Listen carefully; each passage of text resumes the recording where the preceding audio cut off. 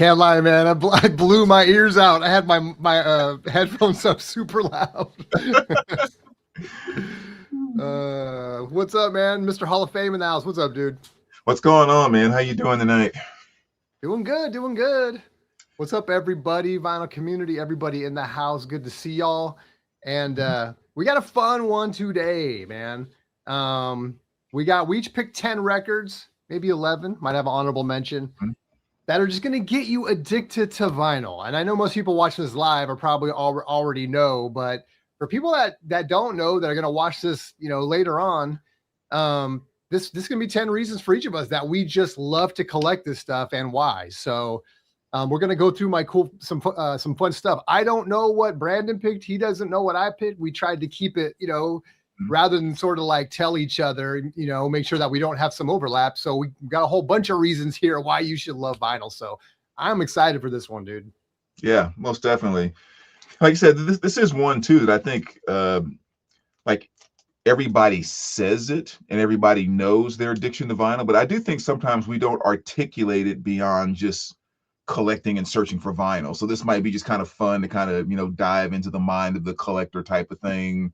Like, whatever we say, whatever our viewers are saying, just it's always interesting to get a little more detail, Yeah, exactly. And I always look at it too as like a reminder, because sometimes I know for me, I readily admit that sometimes you get a little jaded's not the word, but just kind of like desensitized maybe, because you just get in the routine of like buy clean, listen, buy clean, or it just goes on the shelf or whatever. And sometimes we forget just to pick up a record and just appreciate it for what it is, and that's something that I always try to remind myself. So, yeah. So this would be cool. People in the chat, what's up? Also would love to get your comments and feedback in here. Let us know what you love about vinyl. Why are you listening to vinyl instead of CDs or streaming or whatnot? Also in the second half of the show, put together a little game that I guess in a way I'm the host and Hall of Fame is going to play the role of you all to try to guess album covers. And so we're going to reveal it's like a 9-square grid. We'll one at a time remove pieces of the grid and stuff and see how quickly you all can guess these record covers. So it's kind of an augmented version of just the tip. So this will be fun, man. This will be fun all the way around. All right, dude, what do you think? You want to go first here or you want me to go? Yeah, actually, I tell you what, why don't you start? Because I just thought of one that I meant to pull and totally forgot. So I just need like 3 seconds to go grab it. But if you want to go ahead and start, I'll be right back. Got it. Sorry, guys. Yeah, no problem. All right, guys. So first thing up for me that I think is cool about vinyl is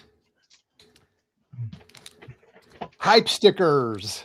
I think it's cool, man. You get the shrink, you get the hype, and price stickers. So here we got like an old price sticker from Tower Records, which is historical and nostalgic and all of that stuff, right? So, this record right here at one point was $6.99. Wish I paid that for it, but and then we got the nice Tears for Fears hype right there, man. Everybody wants to rule the world, shout, mothers talk.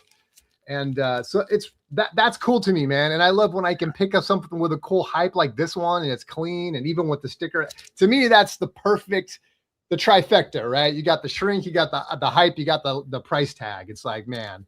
So it's historical, man. It just takes me back to when we would have seen these in the shelves back in the day when we were trying to put together $7 or whatever with our lunch money to try to drop, pick up a record like this. So you don't get this, right? You're not going to get that by streaming it. So I just think that's hella cool. Yeah. Yeah. Definitely one of the big pluses of vinyl right there. What you got? First one on my list. And this is one that's interesting because I heard a guy say this in an interview one time and it was so very true. And what I'm showing here is just a copy of Boston Self-Titled. I mean, very nice copy. It's a, awesome white label promo there. But one of the things this guy mentioned in the interview is he was talking about one of the things that makes vinyl so special is, he was talking about just how different every piece can be, even though it's all the same. So what he said was like, most people, you could go into their collection and grab their copy of Boston Self-Titled and lay it out with 20 other copies of Boston Self-Titled, and they can pick their copy. Right. Kind of saying like, wherever the wear is, like this corner's kind of like this. Mine was a little faded right here, or he was just like all those little details that sometimes we don't even notice. Like your copy is very, very unique, where you can pick it out of a ton of copies of the exact same album. It's like But a fingerprint. yeah, exactly, exactly. But for the most part, with the CD, it's the same jewel case, the same insert. Like you probably can't do that as effectively. And I kind of thought like that really was kind of cool, because it just takes one little thing in one little corner, or one little, this part of mine is a little more flat around this whatever, and you all of a sudden know that's your copy out of looking at 100 different copies of the same album. So I think that's one thing that makes vinyl definitely kind of unique, is it gets a little more personal in that regard. That's a great title to show, man, too, because that jacket gets ring wear and shelf wear. Just breathe on it. So it's Right, it's hella cool that right. you have one that's so clean, man. Yeah, very true. All right, next reason for me, again, and now you'll get this on CDs and stuff, but there's something about the larger form factor that I love about these. And this is going to be Japanese vinyl. And with Japanese vinyl, 99% of the time they were originally issued with obi strips, and so that's what we have here. And it's going to have, the Japanese characters on there. It's going to have some interesting print on it and stuff. And now with Google, you can just hold your phone up to it and translate all that and stuff. And so, but not only are you going to get the obi, which I just wanted to kind of spotlight the obi strip here, but also you'll get inserts that are in Japanese with interesting photos and booklets and just much different things than you will get anywhere else in the world, whether you're talking about UK or Australia or US or Canada, specifically to Japan. You're going to get some really cool stuff. So even sometimes the jackets are different. In this case, I think the jacket's exactly the same as the US copy, but that's one right there, little Dizzy Gillespie. And I just grabbed two because they come in all flavors, shapes, sizes, colors. Sorry, I put the yellow lighting on today just because I was like, I didn't like how I was white on white, just wasn't getting. I look like Casper the Ghost, so it's a little yellow there. But anyway, this is red, and it's just cool, man. And there's a lot of people collect this kind of stuff, right? Specifically seeking out Japanese pressings so they can get these obies. And I know a present company is included in that. There's an idea of like an insert, right? So that's got all the Japanese writings that might be like what do you call it? Notes and stuff like that. That's different from the American version, if or any other version. So anyway, yeah, Japanese pressings with the obi strips. Yeah, definitely an obi fan. Matter of fact, this might kind of bring that into play again, because I would say like another thing that I think makes vinyl very addictive is that I think the variant concept is a little stronger with vinyl. I mean, it's like the example I kind of pulled out with that was a little Billy Squire, where you have like a Japanese pressing there, and then kind of going back to OG US pressing with the hype sticker that you were just talking about. And then kind of the new, IR audiophile, copy of that. It's like, diving in and having multiple copies of an album. I think with vinyl, it's a little bit beyond just the addiction piece, because unlike other formats, there are different variants with CDs and there are different variants with cassettes and stuff like this. I mean, so that for people that are really, really into that, I mean, I understand that's there.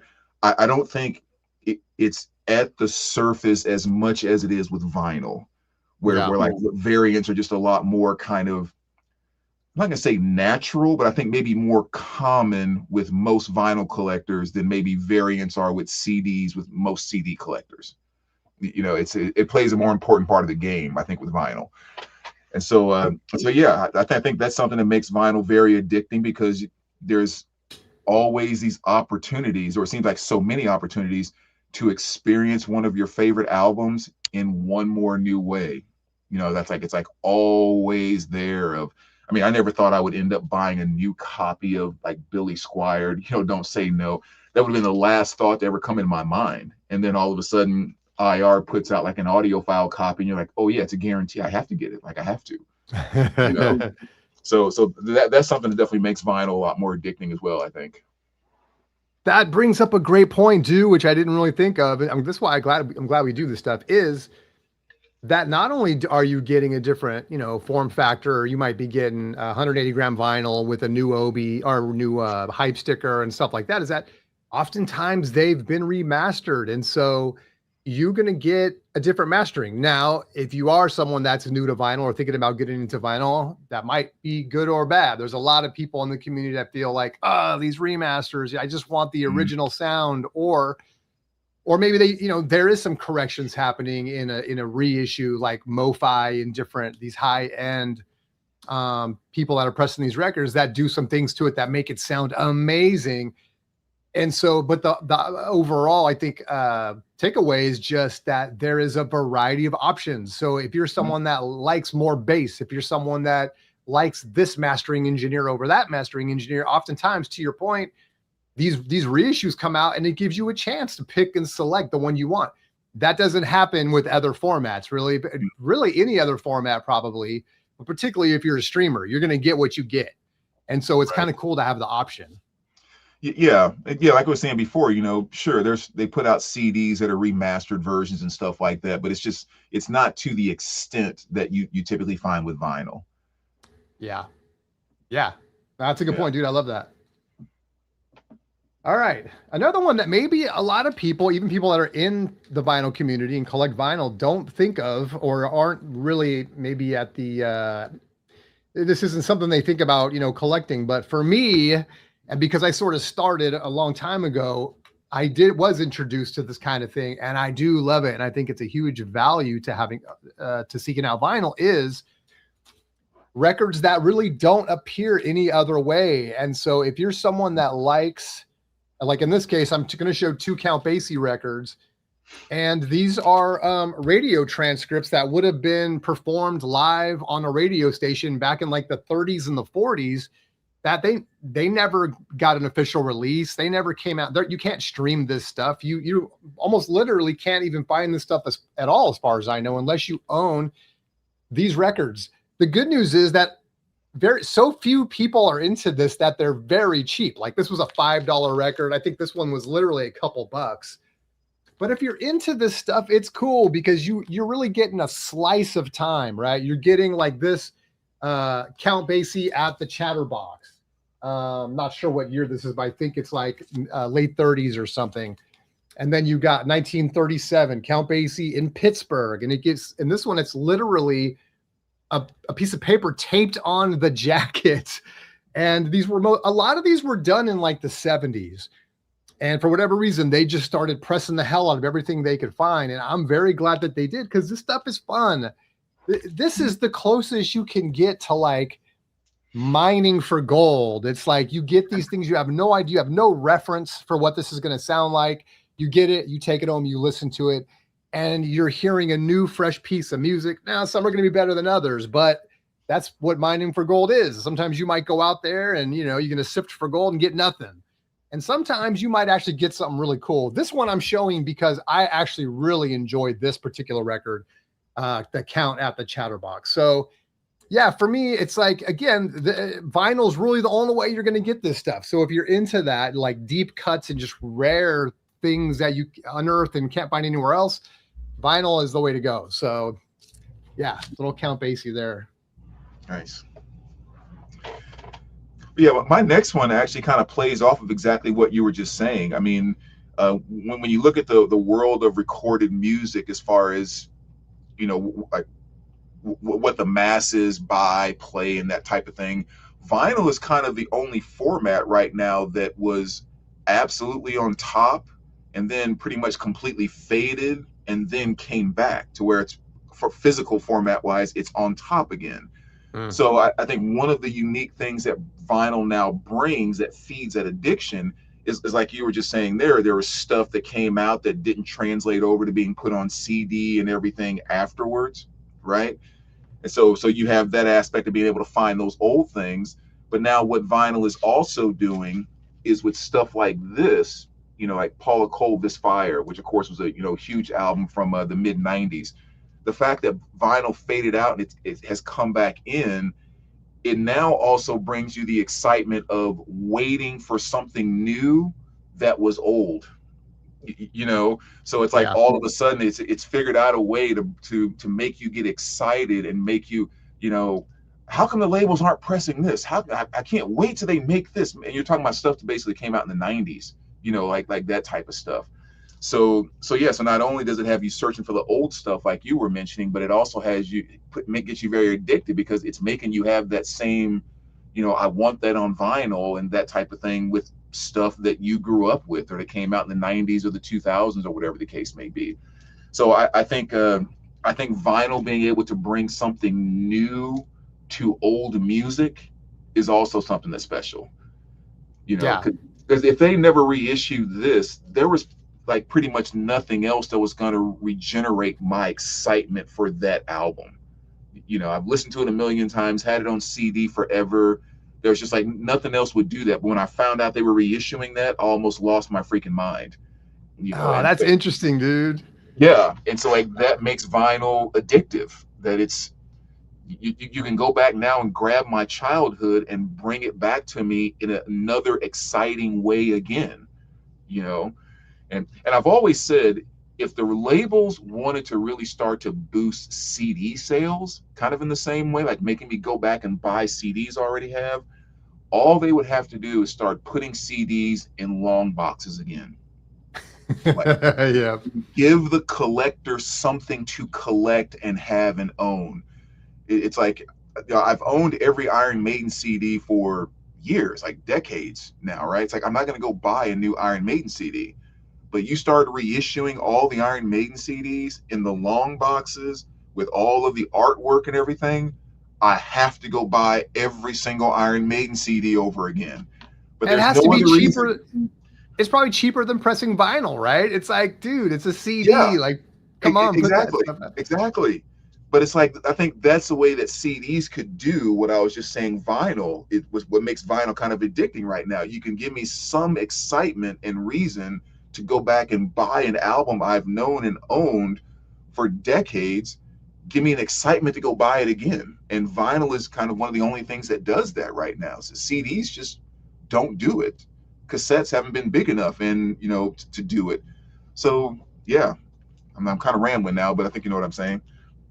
Nah, I love that, dude. And yeah, I remember you saying that about the long boxes, and you're so right, dude. They were so fun to pick. In fact, it was kind of like if you had the choice between a long box or just the CD in that plastic, like Mhm. theft-proofed whatever that they would put on, Right. you're gonna get the box every time, dude. All. Because yeah, Yep. they're just too Yep. cool, man. That's a good one. Well, heck, now okay, I got to play off that a little bit, and this may be going to add an extra layer. So this is a record, The Cure's In Orange, and this is an unofficial record or a bootleg record. That is exactly what you're saying. This is a record that came from a VHS or a movie that was produced of The Cure playing live in 1984. And it never got a release other than a video release. And would it, like I said, in 84. So 40, whatever, I think this may be 2016. So whatever that is, 34 years later or whatever, they just put it out on wax. And it's like, I don't think you can get this any other way. I was searching before we came on, like for cassettes and stuff, and I don't think it's available. So this is something you can only get in vinyl. And I had that same exact feeling and reasoning that you just described, which is I have to have this because I remember the video so fondly, man. I would watch, have the VHS even now, and would watch it every single day, man, and stuff. And so when I saw this thing, I was like, I have to have that. I mean, that was so nostalgic. And yeah, anyway, so I'll leave it at that but just to kind of like extend on what you were saying, you know, in terms of also the fact that this is a bootleg and kind of gives, and I have some other bootlegs, so I won't get too deep into that. But anyway, yeah, it's that nostalgia for something that didn't used to exist in this format, but now does. So yeah. Yeah. Nice. All right, I got another one here. By the way, what's up, Carlos? Good to see you. Thanks for being here. Let's do this. So for the next one here, I mean, let's just kind of keep it very simple and on the surface, you know, not even getting that deep. You know, I have like this, it's like Rush CD box set, And it's a great sounding box set. You know, you get the Rush album and all of that, but it's just simply put the bigger artwork. Yeah. I mean, it's just, I mean, yeah, just the fact that you get to experience the visual element, which obviously is so important to the world of music. I mean, the artwork and how much time they go through figuring out everything from the, you know, track listing to the cover art and all of that. Like, it's something that's important that should be taken in. And the thing I always really notice about this is, like, when you look at the CD, like this Rush is one example. Like, you really do not notice like the different shading, like the dirty of the shading of the different dye along the wall. And there's just like so much detail that you see where you can really get a better idea of exactly what the kid looks like his facial features, you know, like the little grass in the background, stuff like that. So just the, I mean, in general, kind of the bigger, larger artwork. And one more, because I'm kind of playing off that same thing, I'll just show here really quick because it's all the same. The other one I thought about was like with Iron Maiden, Somewhere in Time. You know, it's one of those covers that just has so many details, and they put so many things kind of hidden in the background of the space mall or whatever the case may be. And it's like a lot of that you just don't even notice and see until you start, you know, diving into the larger artwork. Yeah. Like even tiny stuff like, you know, the little black cat that's sitting back there over in the corner. It's like on the CD. Oh, like, yeah. You would never see that. It's not really showing up. Yeah. And so much of the writing and little neon signs that are way off in the distance and people inside the buildings. Yeah, you have to have the vinyl, that big 12 by 12 in order to see it. So that's something else I think that makes vinyl addicting. Yep. Well, I love that you're comparing it to the CDs, but even now, it's like if you're coming up and you're just streaming stuff, you're talking about a digital image that big, right? It's like it's right.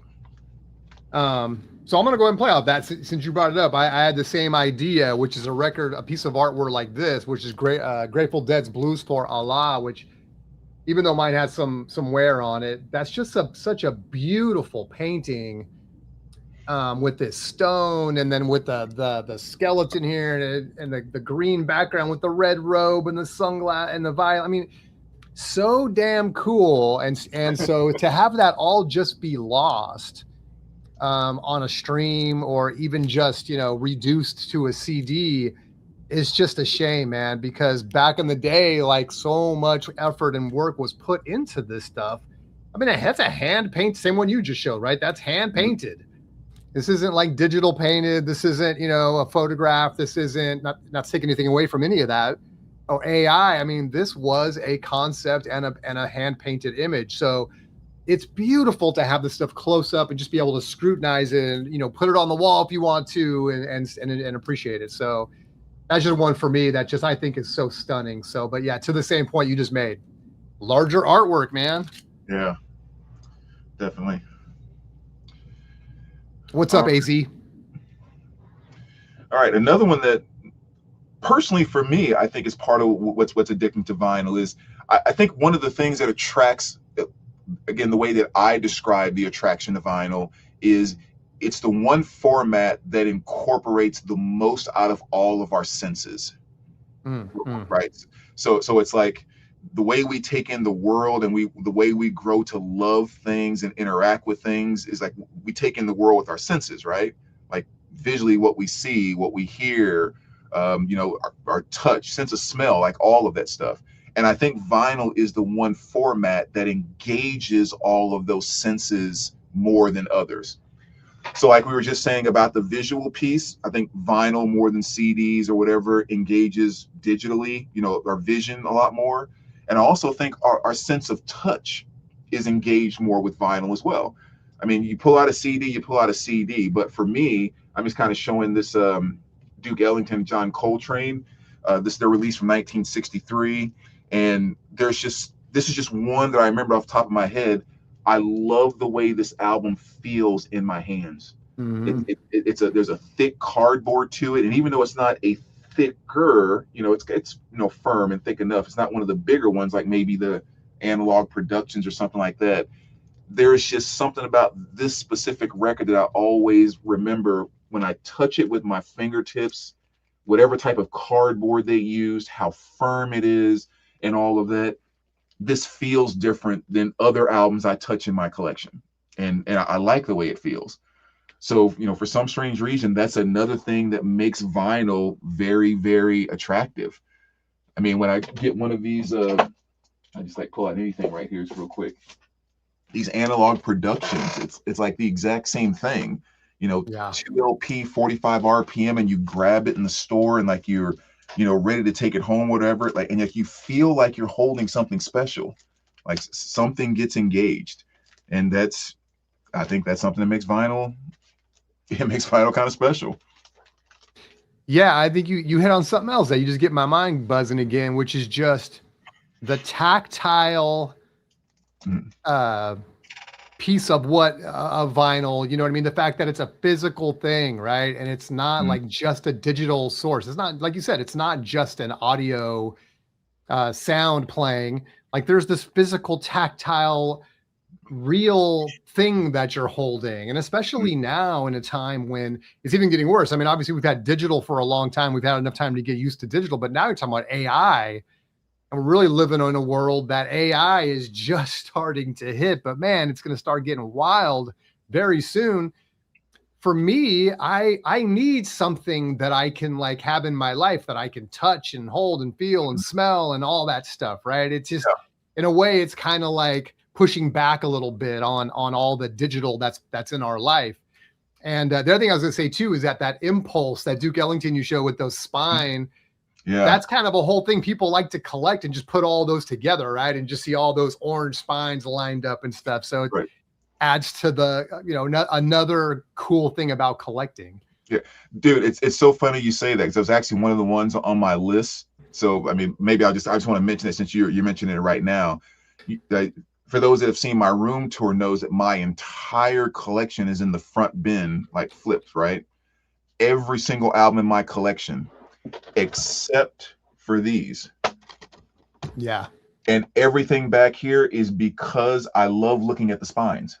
Yep. So these are the only ones that I wanted to keep spine out, which of course like the MoFi, the Rhino Hi-Fi, the Tone Poets analog productions. And it was solely because the spines are so cool on these. I didn't want to put them in front flip bins. But like, yeah, that's a again, you brought that one up. So I guess I go ahead and just kind of pull that one out. But that's very, very true. Yeah. Yeah. I love that, dude. That's what's cool about your background. Your little spines Yeah. matching up, man. And then like on the again, I'm kind of jumping ahead, but just to kind of show this here too, because like if I can get it over there, here I'll just do it like this. Over here, I have all my Japanese pressings, and I would never put those from the side because it's all about the obi. Yep. So it's like there's no way those would ever go into the shelf because the obi is the whole thing that makes those things shine. That's So yeah, awesome, dude. that stuff's important. That's almost, we're almost getting a little mini room tour, guys. All right, next up for me is going to be the historical value of something, right? Or just the historical, whatever you want to call it. The fact that you are holding a piece of history in your hand. And when you hold this Elvis Presley right here, 1956, I think, it's just you feel like you're in a time machine going back all those years, and at this point, 70 years, man.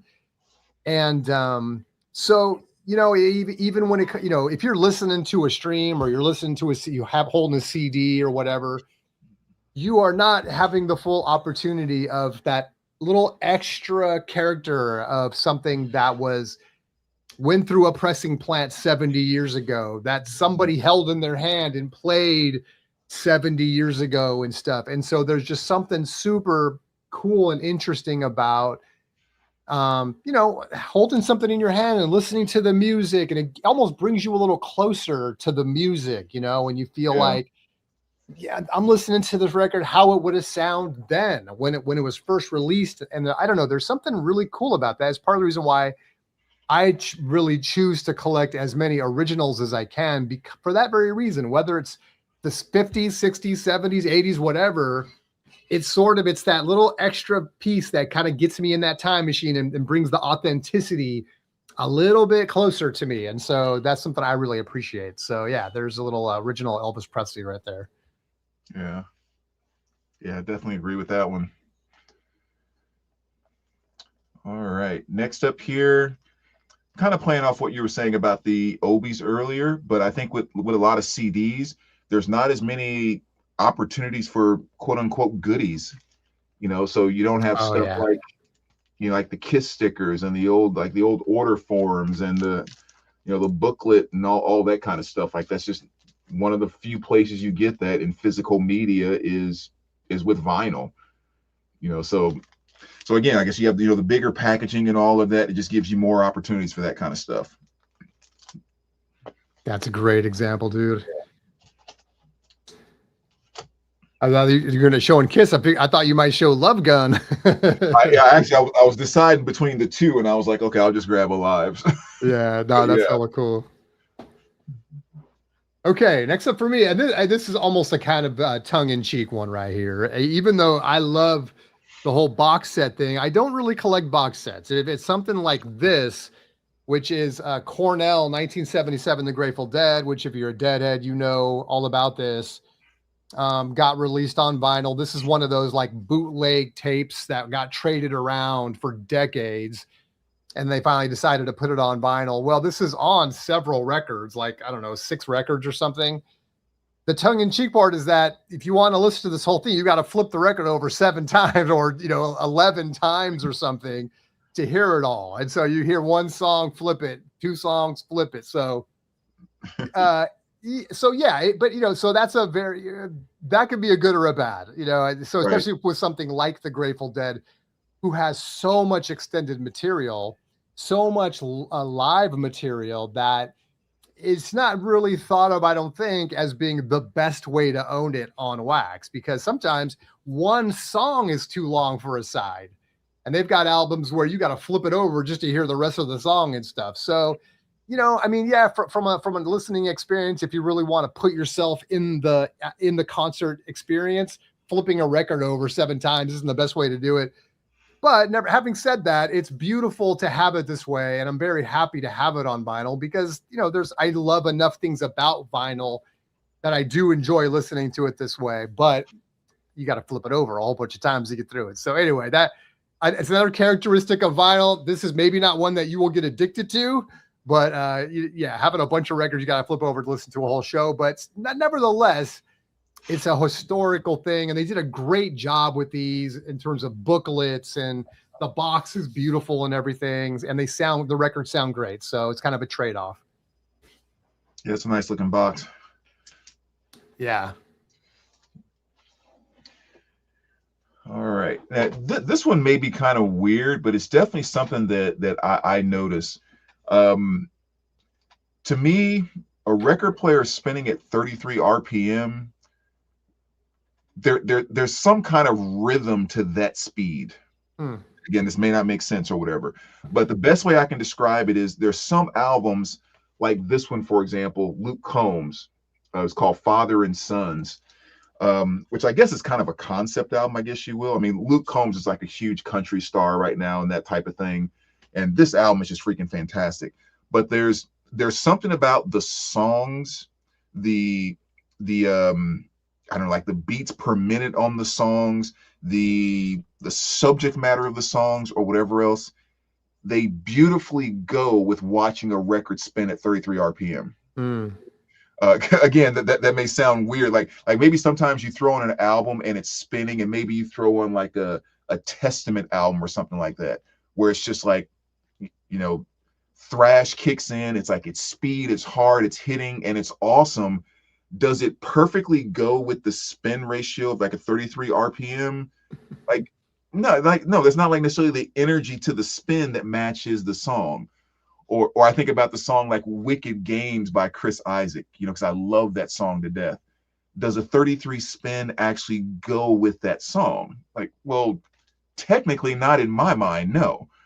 But then there's some albums like Luke Combs, Fathers and Sons, it's just like, yes, that 33 spin is, and I don't know if that's something that makes you addicted to vinyl, but it's just one more weird thing that you might be able to pick up on because of all of your physical interaction with with vinyl, between pulling it off the shelf and taking it out of the sleeve and putting the needle down and watching it spin and flipping it over and blah blah blah.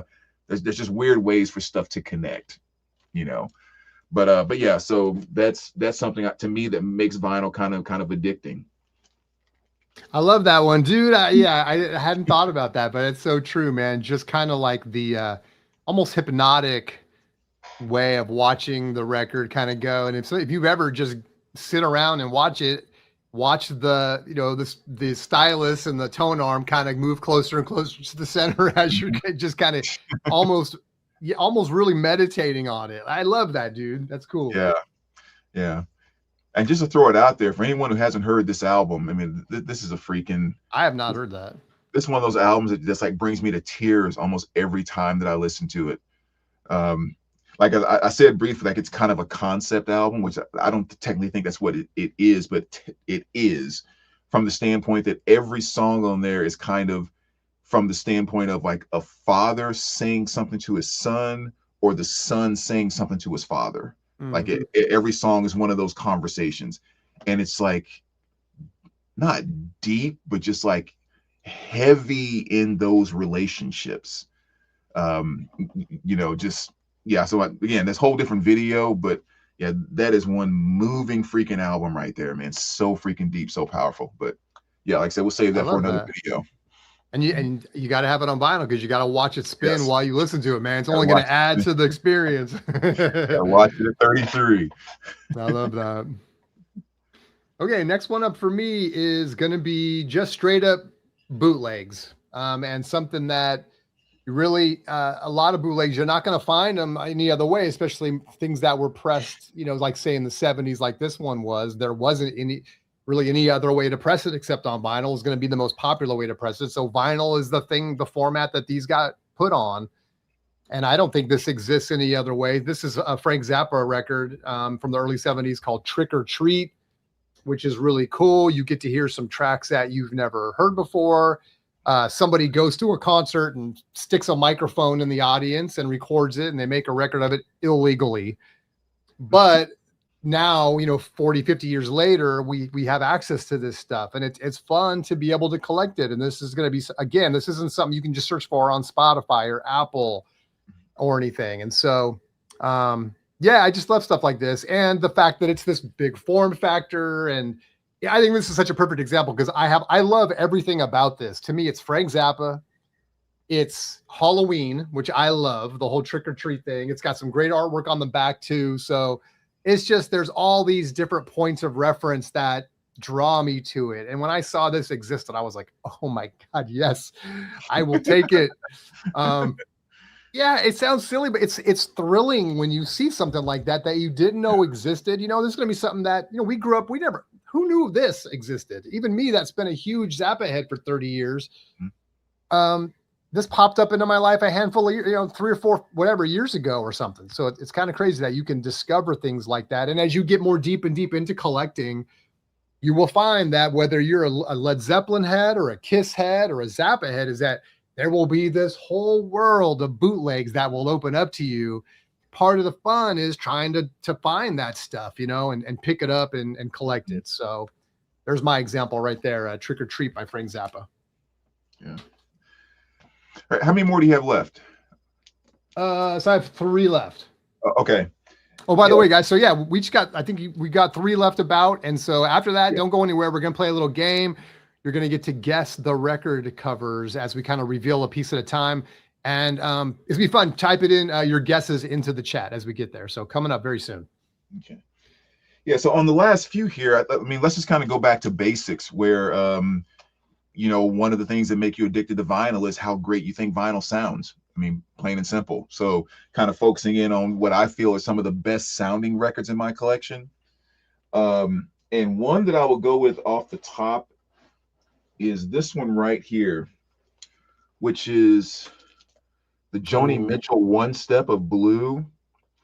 I mean, I'm not a big one-step guy. I mean, I have like all the Eagle ones and the Van Halen, and then maybe 3 others outside of that. So I definitely haven't been one that jumps on every one that comes out. But Billy, you know, my buddy over at Riverbend Records had said some stuff about this and was like, dude, you have to check it out. And I did, and I was just so blown away at how amazing this thing sounded. I mean, it's already kind of just like, a lot of cases just like her and her guitar. So it's not like an audiophile type of performance, or I don't know. Again, it's always kind of hard to describe sound. But the thing that I always said with that album is when I put it on, it brought to life that performance where it was louder or more in your face, but somehow without having a big band and drums here, bass here, and all of that, it still managed to separate out the sound like in space. So anyway, again, hard to describe exactly what it is, but there's been few records in my collection I've been as impressed of how amazing they sound, and this is definitely one. So that's another reason why, in my book, vinyl can be very special to bring such a classic album you've known forever, you've had on different copies of vinyl, you've had on CD, all of that, but all of a sudden something comes out to take it to a whole nother level. Yeah, I think, yeah, that's a great point, dude. Sorry, the dog's going nuts. Our doorbell just rang. How dare you ring my doorbell? It's 2026. You don't just ring people's doorbells. I know. Sorry, hold on 1 second, guys. Some records you want for safe delivery. On that note, you were saying about the sound of the music. I think, and as a big listener of jazz and different, the smaller the ensemble, the less competing frequencies, sometimes the richer the sound.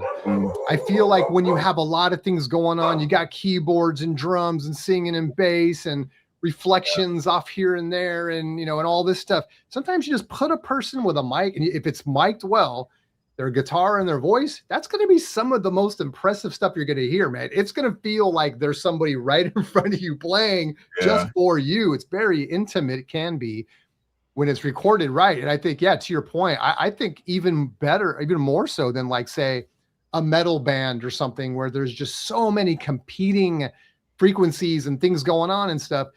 I will pit something like that. You hand someone a guitar and play, and when it's well recorded, it's going to blow your mind how good it can sound. Yeah, I mean, actually, that's perfect. That's better than everything I just said. That's exactly what's taking place with Joni Mitchell. That's spot on. Yeah. Okay, well, now you've inspired me to push this one to the front. And I love that you grabbed a new recording of that album to demonstrate how things can sound great. You can also sometimes have an original recording that sounds better than any other way I've heard it. This is the sounds from the Lion's Mouth, which Axel Foley, if you are watching, you'll know this one very intimately as well. And this is a German pressing. So part of the fun and frustration of vinyl is as you get deeper and deeper into it, you might find yourself not only trying to get originals, not only going for the Japanese obi strips, but you might find yourself really trying to hone in on a very specific pressing, like a German pressing, which I swear by when it comes to early mid 80s vinyl. And this is my second copy of this. I sold my first copy of it, and just for giggles, I played it up against like a nice digital file of it, high res. And I will say a lot of people are immediately going to go, well, of course the vinyl sounds better than high res. It's not always true. Yeah. It's not even close. Isn't always true. There are oftentimes you will play a really good high res file that blows the vinyl away for whatever reason. I'm not going to argue why, but for whatever reason, that pressing of the vinyl is not great.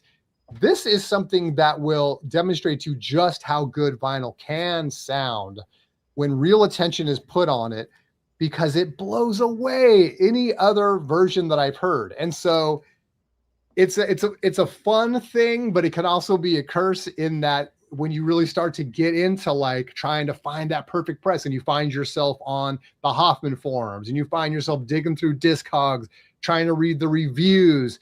And then just the more experience you get buying records from different eras and different areas, different regions, is you will find yourself seeking out very specific pressings. And so that's what I did here when it was time to come back into the collection again. I had to have the German press. And again, it's just so impressive. It's just such a great example of this record. Yeah. Well, and that's one more thing too that I didn't necessarily have as one of my ones. I was gonna use it, but I'll go ahead and use it as one of my picks or whatever. Is I think another thing that makes vinyl addictive sometimes is that you can be just a casual listener, which is perfectly fine, where you go and you buy a record and you have a little Crosley turntable and you play it and you enjoy it. Perfectly fine, and you're one of us as far as I'm concerned. But I think too, sometimes something that can take you into the more addictive realm is vinyl can make you work for it sometimes. Yes. And then you find yourself wanting to do the work or wanting to find the next step or the next level. So like you said, just because you have a record doesn't mean it's going to outperform a high res stream and that type of thing, which I love high res streaming too. I don't knock that whatsoever. But it's like, yeah, you may be trying to find that perfect pressing. And then when you find that pressing that you think is perfect, then it's about, okay, upgrading your stylus. And then it's about, speaker placement. And all of a sudden it's like you're working to try to find that absolute perfect sound or whatever. And I'm not necessarily talking about being like an absolute audiophile. I mean, just kind of vinyl is just something that very frequently can show you there is one more thing that you might be able to do to make it sound even better. Maybe you need to get an ultrasonic cleaner. Maybe you need to get a stylish brush. You need to. I noticed with my system once, actually, even just the placement of my components. Where one time I had my I have a little tube preamp, and I had it sitting on the shelf right above my receiver. And what I noticed is when I did a swap, there was this low hum that I didn't really notice that went away when I just moved it to the other side of my stand. And I was like, is that really what happened or something? So I moved it back over and I was like, yeah, there it is. So even like going through that whole process, like vinyl just makes you work for it a little more, and you can get addicted to always trying to one up yourself, one up your system, one up your pressing, one up your, and that becomes really addicting. Yeah, it can be a real rabbit hole for sure. Right. I would say I've always been kind of like irreverent about the whole like audiophile thing. I'm not an audiophile or anything like that. And I still don't consider myself an audiophile, but now I sort of look at it like a spectrum. I don't think there's just some switch you turn on and it's just binary. You're either audiophile or not. You can be a casual audiophile. You don't have to be super hardcore if you don't have a ton of money, but you just appreciate good sound, and you maybe just, without breaking your back about it, upgrading certain things and whatever, was how I feel about myself, is that like, yeah, if I have an opportunity to upgrade something, I will, but I don't lose sleep over it. And I have a good enough is good enough for me. I never find myself in a situation where I'm like constantly chasing 1% better. Not saying it's bad. I'm just saying that whereas I was very much like, I'm not an audiophile, I'm just a listener, a lover of music and stuff, but I do appreciate good sound. So I guess on some level that makes me a low key audiophile. So, but then that can go, like you said, that can stretch out on a spectrum to, going broke doing it kind of a thing. So. Yeah, exactly. I mean, it's like you said, it is a spectrum. It's just how much or how far or how much you could afford to do or whatever. But like in my mind, I've always established it that anyone who does anything to try to up their sound quality one notch, in my mind, you were in an audiophile mode at that moment. Right. And maybe it's only for that moment, and you don't go back to it. Maybe you do it more regularly, but it's just. Yeah, if you're trying to improve your sound on any level, I mean, as stupid as it might sound, if you go buy a stylish brush and you've never done that before, that's an audiophile move. Like you're making a move to make the reproduction of sound in your system better. It's I mean, I know most won't classify it as that, and I understand why, but it's just like, yeah, for me, it's flirting with the audiophile realm in that moment. Right. Like, I don't care. You're trying to make yourself and your stuff better. That's all that matters to me. Yeah. Yeah. That's a great point. Yeah. And again, where else do you generally get that? I mean, with vinyl, there's so many options, So yeah, it's definitely a media that will have you'll find yourself doing stuff like that. Yeah. Thomas, what's up? Thomas says 60s and 70s German pressings are amazing too. Yeah, I love that, man. I the whole German pressing thing didn't really touch me until I started like trying to seek out Cure records. And I was trying to find good affordable pressings. And even with the extra cost for shipping, I found myself picking up some German pressings. And just by accident, I stumbled on that stuff and was like, holy cow, this sounds amazing.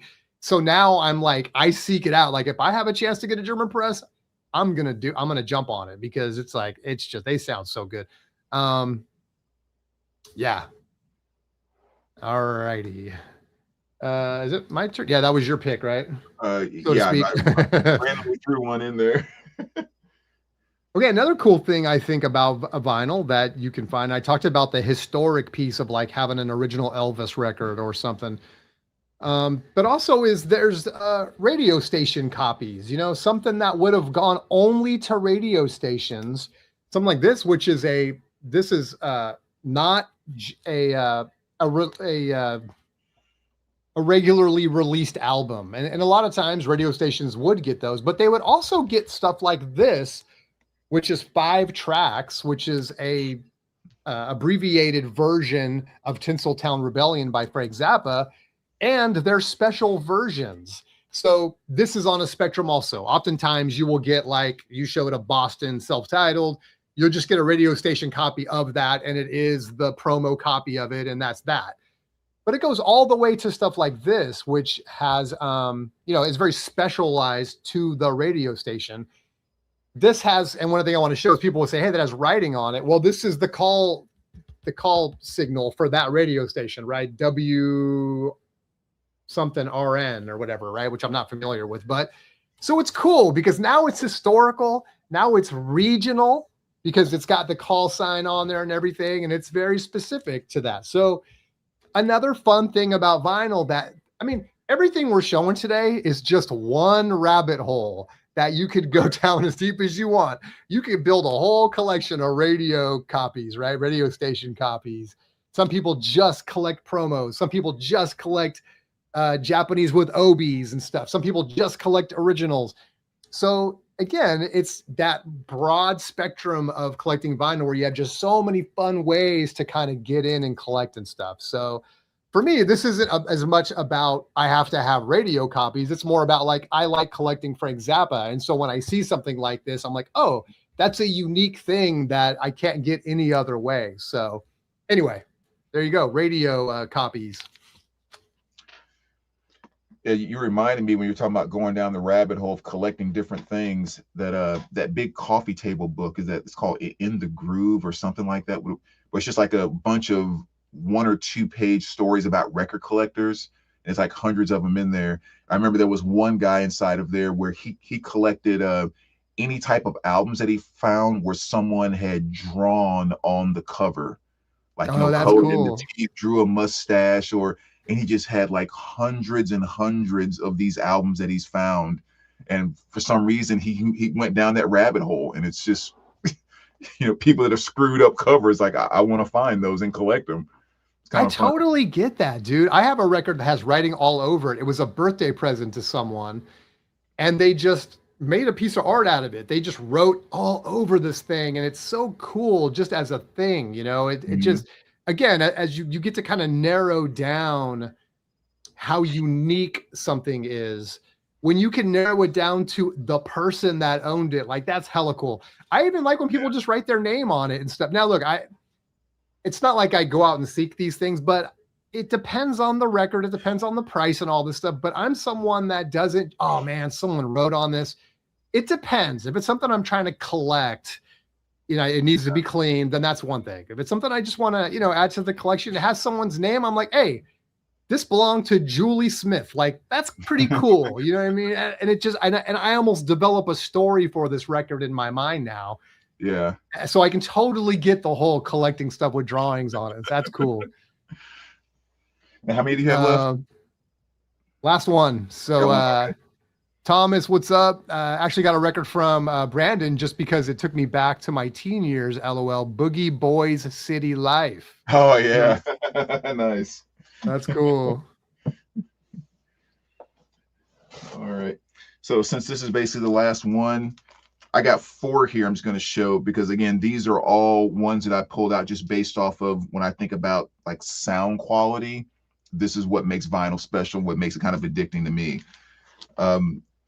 So kind of playing off what I was saying about the Joni Mitchell, this Bob Marley and the Wailers, Babylon Bus, one of the absolute most amazing sounding pressings of an album I've ever heard. This is actually the album that I didn't have this on vinyl. And so when this came out, I bought it. And it totally is what hooked me on these Abbey Road half-speed remastered pressings. This was the very first one that I bought. And now I have like an entire collection of them down there of, you know, Marley, the Police, the Who, and everything else. But it all stemmed from when I bought this one, and my jaw freaking dropped on the ground of how fantastic this sounded. That's cool. Yeah, and then just other ones to flash really quick. And I think almost any pressing of this, Dire Straits, Brothers in Arms, it's just kind of an audiophile album in and of itself. Mm-hmm. And whether it's this one out of the box set, I have a Mo-Fi one back there, doesn't make a difference. It's one of those albums that just convinces people all the time why vinyl sounds so great. And then the last 2 that I'll show here really quick is Fleetwood Mac, Tango in the Night. Again, this is a original pressing. I do have the Mo-Fi. I think this actually sounds better than the Mo-Fi, but this is my album that I use whenever I change anything in my system. And like I'm checking out the new speakers or the new whatever, this is my go-to album as my reference point from what it used to sound like. I freaking love that album to death. And last but not least, I have to throw this one in there too, Everything But the Girl. This is their release from 1996. Another album that from the first time I threw it on was just like, holy schmoly, this just sounds so amazing. And it's another one of those albums that if I'm demonstrating my system to someone for the first time or something like that, this and Fleetwood Mac are usually 2 of my go-tos. Yeah. Yeah, that's cool. Yeah, those reference records, right? I think is with the ones where you pull them out when you're trying to impress someone, or like you nailed it. Like as soon as you add something and you need to like normalize it, you want to see like, hey, did I lose something or did I gain something? Like, or that those are great records to like bust out. Yeah, that's a great one, man. Well, hey, I'm just going to build on what Thomas said to wrap up my list, and then don't go anywhere because we're going to play a fun game. We're going to, you guys are going to guess the record, and Brandon too, try to guess the record cover, see how fast you guys can guess it here as we go down. And there's going to be a visual element that you guys can look at.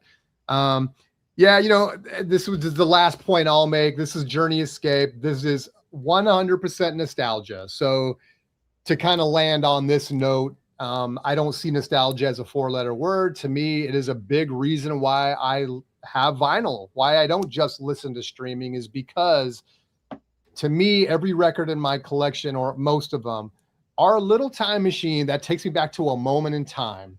Mm-hmm. And I get to relive whatever memories I have from that time. And Journey Escape is a huge one for me that just takes me back to, my mom. She's a single mom raising me, and I'm 9 years old and playing the Atari. I've said it a million times, playing the Atari and all that stuff. It's just everything that was cool about that time comes back up, and emotionally I can see it, I can feel it, I can smell it. I'm 9 again. Like, who wouldn't want to relive that? You know what I mean? Mm-hmm. Music is such a conduit to those memories, but when you can also have the form factor and hold it and smell it and all that, it just adds to it. And straight up nostalgia. There it is, man. Journey Escape for me. So yeah, it's my last one.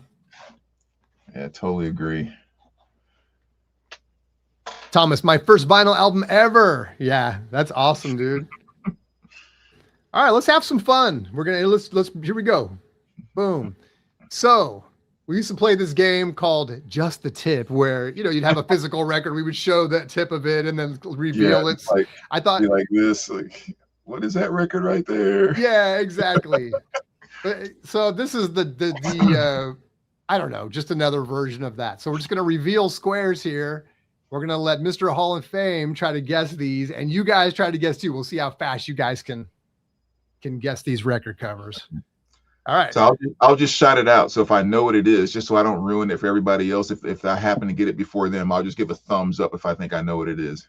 Okay. Perfect. Until you ask me to reveal. Yeah, we'll keep going until somebody in the chat guesses it. Okay. All right, here we go.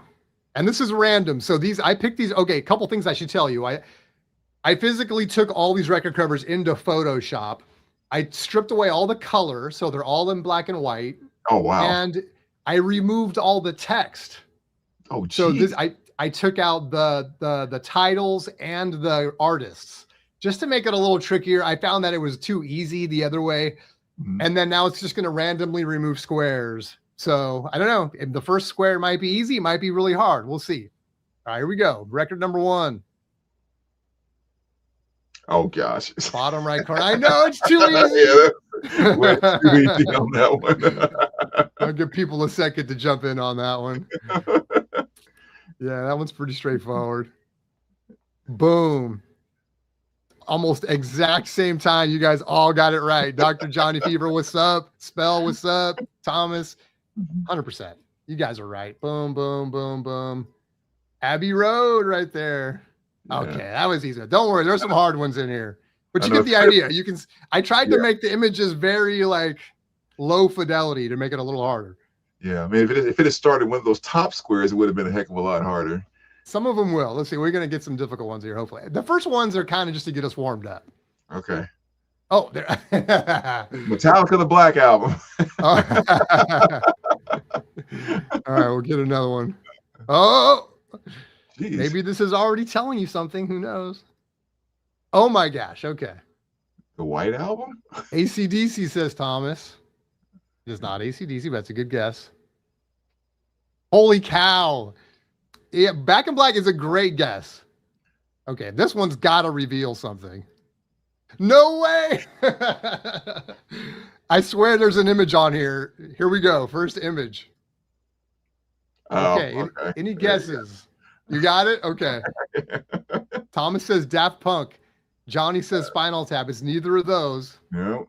Now that we got that one square, does anybody know what that is? Probably one of the most popular album covers ever. Spell, you got it, baby. Dark Side. There you go. Woo! Hey, that's good that you actually got it from that one line. Yeah. Oh man. That's funny.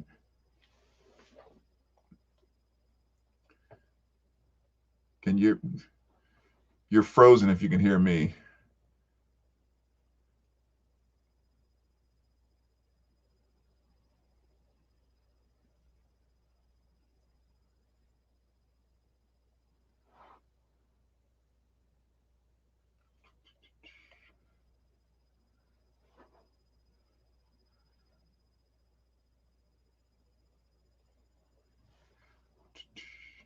I wonder what happened. Why is he frozen?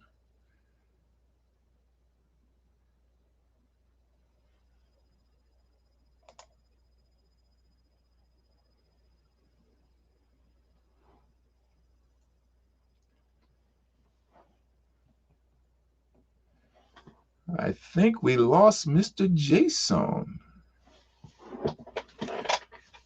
Maybe he'll come back here in a minute or so. But we can't play the game without him.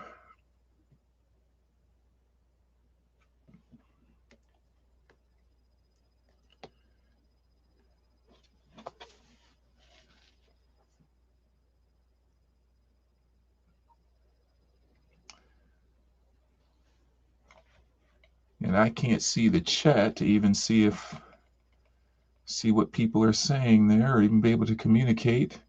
So hopefully just like wait a minute and see if Jason can work his way back in.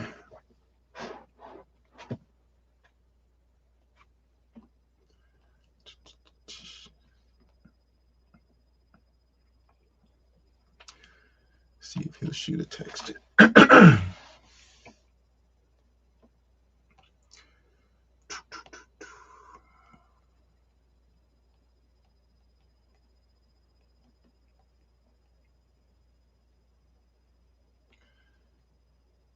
We'll see if he responds to that.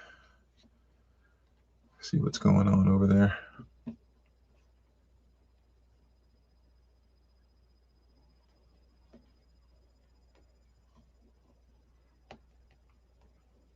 Okay, yeah, he says he's trying to rejoin.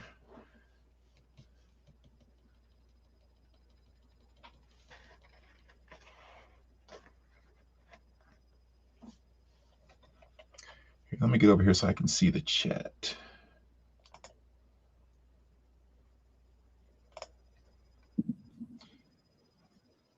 Okay, yeah, here we go. So now at least I can see what you guys are saying there. Let me turn off the volume.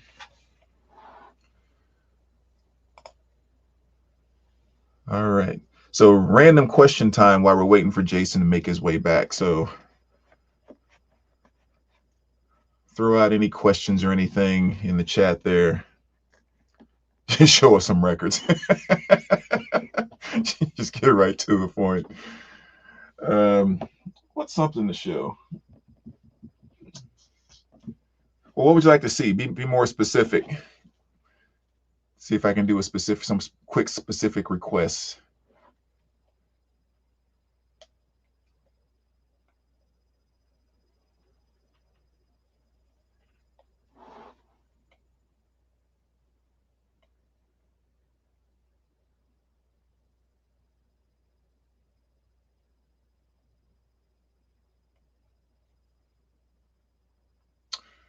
See what I've been listening to lately. Most of that's in the other room, but let's see. This morning I was listening to, they had the best of New Order, the volume 1 and volume 2 that I think just got released this past weekend, and I was listening to the volume 2, which kind of has like a bunch of the remixes from a lot of the popular New Order stuff. And I mean, it's kind of a cool record. I mean, it's New Order, it's the remix. There was a couple things on there that were actually from one of the Blade movies, which I didn't realize it was New Order stuff, which I thought was kind of cool. So I was listening to that this morning. What else? The new Jodeci reissue, Forever My Lady. For those of you that are kind of into the 90s R&B thing, that was something else that I spun over the last day or two. And yeah, it was, like I said, that's probably the last two things that I was listening to. The sound quality on the New Order, I mean, it all sounded about what you would expect. Like, it's nothing that's going to like blow you away, that it sounds like so much better than the Substance reissue or anything like that. But I mean, it sounded good. It's just a normal, solid pressing. And I think volume 1 is 2 LPs and volume 2 is actually 3 LPs. But even then, I think it was like $49 for 3 LPs. So it's, still for the price, considering it wasn't too bad. Let's see. Do I have a Beastie Boys collection? I don't have a big Beastie Boys collection, actually. I have License to Ill, of course, and then I have that kind of that greatest hits comp. But that's about all the Beasties that I really have. I mean, I have a little bit more on CD, but I've never had an overwhelming urge to get a lot of Beastie Boys stuff on vinyl for whatever reason. It's like it's one of those bands that for me was really cool, very unique, so groundbreaking in so many ways, so creative in so many ways, but not one that I just got like totally obsessed with over the course of their career. So yeah, I have an OG copy of License to Ill and the reissue. Let's see, yeah, I have an OG Substance, so I'll probably stick with that. Yeah, the OG Substance is awesome. I mean, I haven't actually sat down and done a comparison, but I have 2 copies of the OG Substance, actually. So I'm actually looking to sell one if someone needs a copy. But I have 2 of the OGs. I have one of the reissues, and then I have that other New Order, best of New Order, and blah blah blah. Going totally brain dead. There was another compilation, and then you had this volume 1 and volume 2. So it's like I have like 6 copies of different New Order greatest hits albums. Yeah. So Yeah, but I mean, they all sound pretty good though. You're not missing. If you have any copies of any of them, they're like there's not a single one that's just like, oh my god, that one is so horrible or whatever else. But yeah, so really good stuff there. What was the other one? Who's the big band that New Order came from? Why am I going totally brain dead? Joy Division. Joy Division. Thank you. There was another greatest hits they made that was the best of Joy Division and New Order, which is like 2 LP, and I grabbed that one as well. And I think overall that's probably the best one. I think just in terms of track listing, because like you really do get all the hits from New Order and stuff from Joy Division. That's a pretty nice 2 LP comp there. So if someone was just going to have one and you didn't care about OG this or that, like the Substance. That best of Joy Division New Order is the one that I would grab. Yeah, I saw you showed that where it had like stuff from like greatest hits or something, but then it also had like a second album. Does it have a bunch of stuff that's not on Substance? It has a couple things that aren't on Substance. Yeah, that's cool. Yeah, the one thing that's not on Substance. Talking about it, or so just really quick here, while you also have that question there, is like, what is your biggest collection of artists on vinyl? I think that would definitely be. I think John Coltrane is the artist I have the most stuff by. Second is probably Kiss. Yeah, probably Kiss would be second.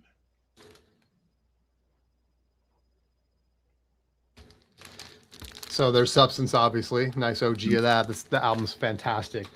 Yeah. But there's a bunch of other singles or B-sides that didn't get released on that, which are released, I guess, on other versions like streaming and CD and stuff. Yeah. The one I have to have is True Faith. Mm-hmm. Because the B-side is 1963, right? That's the song, I think. Yeah. I love the song 1963. It's so good. So for me, if I have Substance, and I always got to have this too to go along with. It's just such a compliment to the Substance album. So let me check that really quick. Hold on one second. I'm gonna grab those.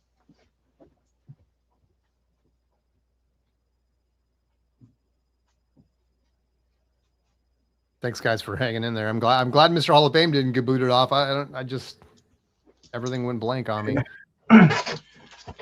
Yes, like we're just talking about, like I said, you're talking about Substance, and then there's the reissue of Substance.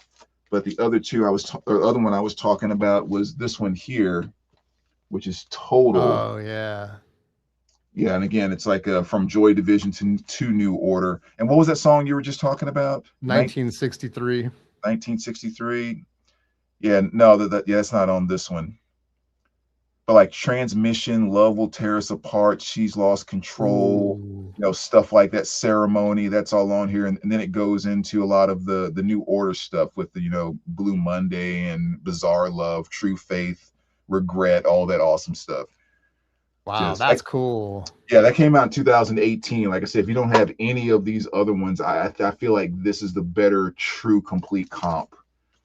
And then, of course, the ones just came out with the volume 1, and the volume 2 is upstairs. So I listened to it in my bedroom this morning. Like I said, if anyone's interested, I have 2 very beautiful copies of this, and I've been wanting to get rid of one. So I was going to send it to you, actually, until you said you had one. Yeah. I just picked one up not long ago because, again, rebuilding. So, yeah. Yeah, I was going through. I assume you answered all these, so I won't bother. Yeah, I think we it's like the OG, kind of like in the bass. Just starting to get into. Where do you get those slab type sleeves? Yeah, those are cool, right? Those top loaders. That's what I showed that Elvis record. That's in a top loader too. I was actually surprised that you had some, because I was like, I'd never seen those before, and so I picked some up. Mm-hmm. And then I saw you had them too. I was like, oh, that's cool. I guess these things aren't unknown, but they are really cool, man. For your the stuff you really want to make sure stays nice. And if you drop it, it's not going to damage it, Yeah. And when we started selling them at the shop, and, I first got mine from Travis, he was the first one to start kind of carrying them in the shop around here. Yeah. And it goes back to kind of the original topic of this stream about like the 10 reasons to get addicted to vinyl, because stuff like that is just kind of one more way to interact with your collection. Yep. You know, it's not like, I mean, I've had some of those records that are in those slabs. I've had them for 20 years. So it's not like I'm gonna, I'm so scared to screw them up now.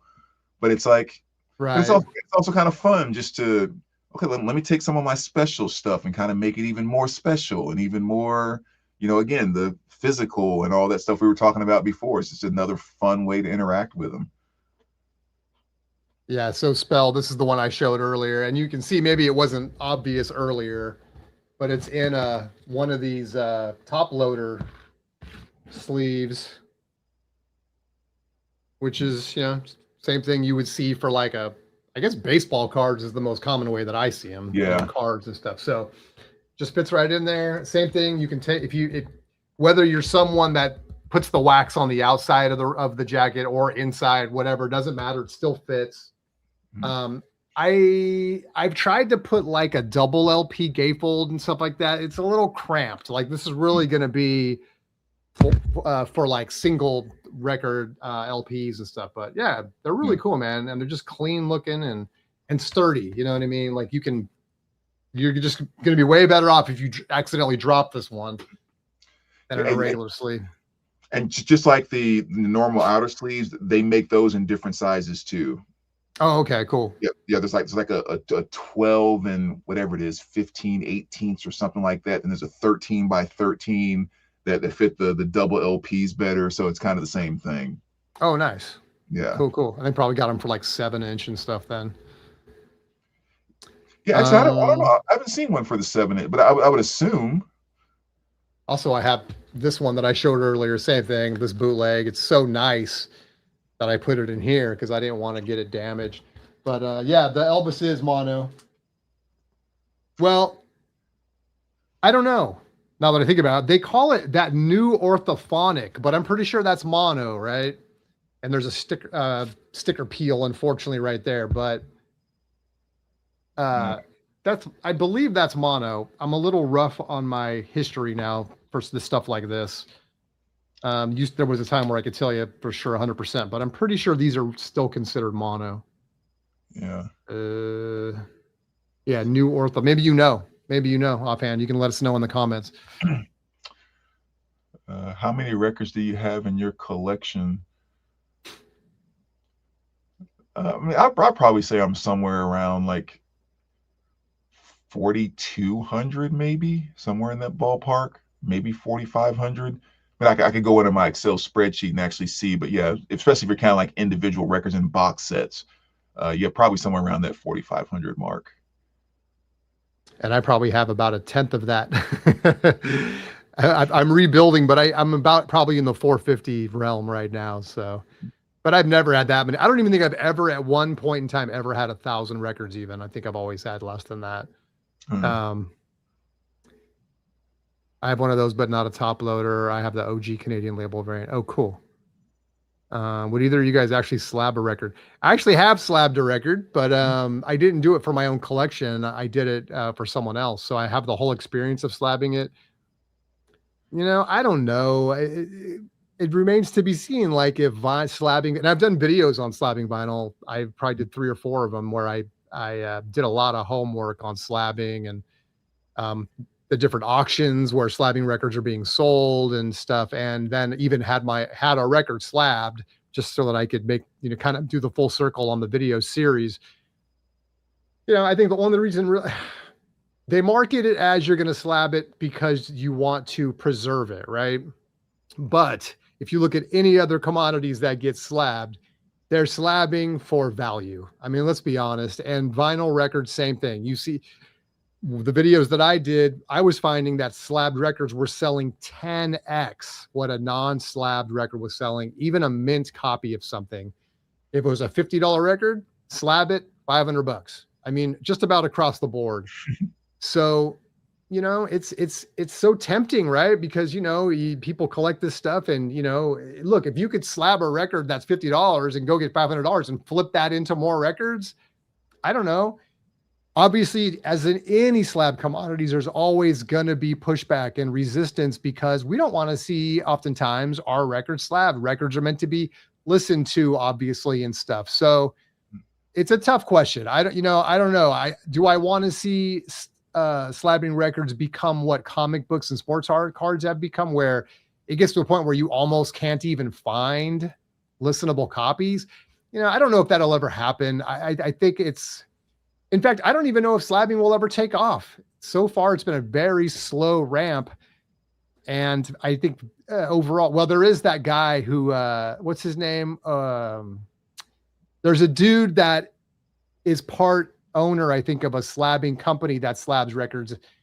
And I can't remember his name right now. Maybe somebody could find him. But anyway, he's trying to popularize it. He's getting out there. He's got a massive following. He's trying to normalize it just like cards and comics and stuff. I don't have a horse in the race, I don't think. I don't worry that much about it. I think when I started doing the series, I was like, uh-oh, look what's coming. But it's been such a slow thing to take off. So I don't know if that answers your question, but I don't think I would ever slab anything in my own collection. But if you said, if I happen to have something and I could go slab it and make a bunch of money off it, it's very difficult to say no to that. I mean, look, we all have families, we all have bills, we all have things we're trying to collect. And if you told me I slab this and go get, $5,000 for it, yeah, I'd be very tempted to do it, Yeah, I think the only thing that I would potentially slab, or the only number one reason I would slab is not even thinking about increasing the value, but just something that would be so special to me that I would want to almost interact with it more as a work of art as opposed to something I actually listen to. Yeah. So like the only album that I have that I've considered slabbing is that white label promo of the Stooges Funhouse. Yeah, like through all the ones I've seen for sale online and everything else, I've never seen one as clean. And it's just, that's one I wouldn't mind taking and hanging on the wall just to kind of admire it as artwork. But the thought of selling it, flipping it, am I increasing the value? Could care less about any of that stuff. So here's a good example of what you're talking about. And like I said, I do have one slab record. There it is. Guns N' Roses' Appetite for Destruction. This is an OG with the original band cover on it with the hype sticker and everything. And it's sealed. And this is something that, look, I would never, this isn't my record, by the way, but I would never open this and play it. Like, this is an artifact in a lot of ways. And it is, I think, meant to be preserved. This is, by the way, these things are freaking bulletproof, man. This thing is, talk about that top loader I showed earlier. This thing is 100 times more sturdy than that. It's heavy. This thing got away like 10 pounds, it feels like. But anyway, that's what it looks like. So I'm not saying I advocate slabbing records, but I do have one. I thought I would just show it because someone asked. But what do you guys think? I mean, is this a good candidate for something like that? I mean, this is an OG with the hype in the shrink with the sealed with the original cover art and stuff. I just felt like this was something that was a good candidate. And again, I was just trying to get the experience. I had a friend that was like, which I don't know, I got to get this back to them. They live out of the States. But anyway, there it is. Again, I don't really have a horse in a race, but it, like you said, it does look cool. And it is like something where if you're never going to open it anyway, and the reality is that the stuff that we collect has value. I mean, Brandon and I, all we talk about is the love of the music and the nostalgia and all this stuff. Mm-hmm. And this stuff has value. It is collectible, and so you got to make your own choices. I'm not mad at people that want to slab or not. If we eventually get to a place where vinyl is being slabbed to the extent that it becomes difficult to find copies or starts raising the price on stuff that you can listen to, I honestly don't see that happening. I don't see that happening. Yeah. Sorry. Yeah, there's the mono. Yeah, that's what I thought. Thanks, Bill. Is the game what messed up the connection? Was enjoying? Oh yeah, no. Slabbing records a waste of money. Just my opinion. I feel you, CJ. It's just a piece of plastic. The music is what's valuable. Yes. Swift-O-Matic. Holy Yeah. cow! I know. But, yeah, it's also kind of interesting too, because I think like I think this is like one of those places where sometimes I think we may have a knee-jerk reaction to limit ourselves as vinyl record collectors. I mean, I know I've used that example before about like the stamp collectors and the baseball memorabilia and stuff like that. It's like, it's it is about the music. I mean, that's how we got drawn into records.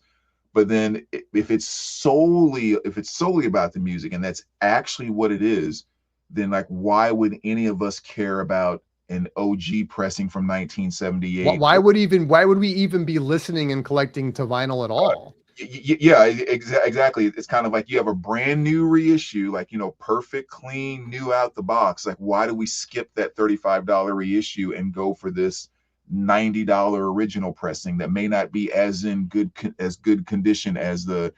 So yes, the music brings us to this hobby, but there is a collector side of us that is participating inside of this hobby. So I like to me, I've always said it's just all about what brings you joy and value. Like that is all that matters. And if it's slabbing or if it's burning every slab you see, like whichever one of those makes you happy, that's what you roll with, because that's the collector side interacting, and that's going to be so different for all of us. And I guess that's what I mean when I say I don't have a horse in the races. Everyone's gonna have their own thing. Like I don't take sides.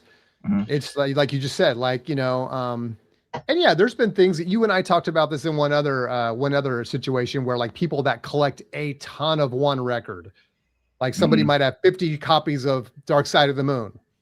And I said there was a little part of me that kind of goes, it's like I can't find a good copy because you have them all, which isn't really true, but you're right, 100%. Like that's just me. Who cares? Like go do your thing, And I guess the older I get and the more experience I get in different things, or whatever, I don't know, whatever you want to call it. I don't want to call it an experience thing because that sounds like I'm saying that my way is the right way. It's not. But I've sort of that's the path I've gone down, is to try not to trip off it. It's whatever. Like just let people do what they want to do. And because that is the counter argument 100% is like, let people do what they want to do with their money. Right. And it's like, there's always been just a little part of me that's been like, yeah, but there really is no, yeah, there really is no, yeah, but that's just my crap coming up. So, why I only got a 7th grade. Yeah. Swift. It looks so good that's why I sent it in. I assumed it was going to get a higher grade, but when they scrutinize those suckers the way they do, and I'm someone that follows that stuff. Like, I know that a baseball card, it doesn't take much to like ding those suckers up. And even if they look mint, oh, it's off-centered.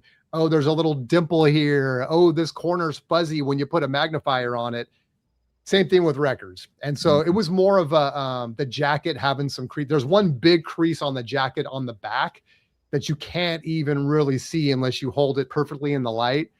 And honestly, having it be in shrink made it even more difficult to see that. But they're looking at all that stuff. So that was kind of the one thing that held that one back a little bit. Michael's in a no slab zone. CJ, I'm here to play records, not slab them unless it was a gold record. Spell, when I focus on value of things, my focus isn't on the music, just my experience.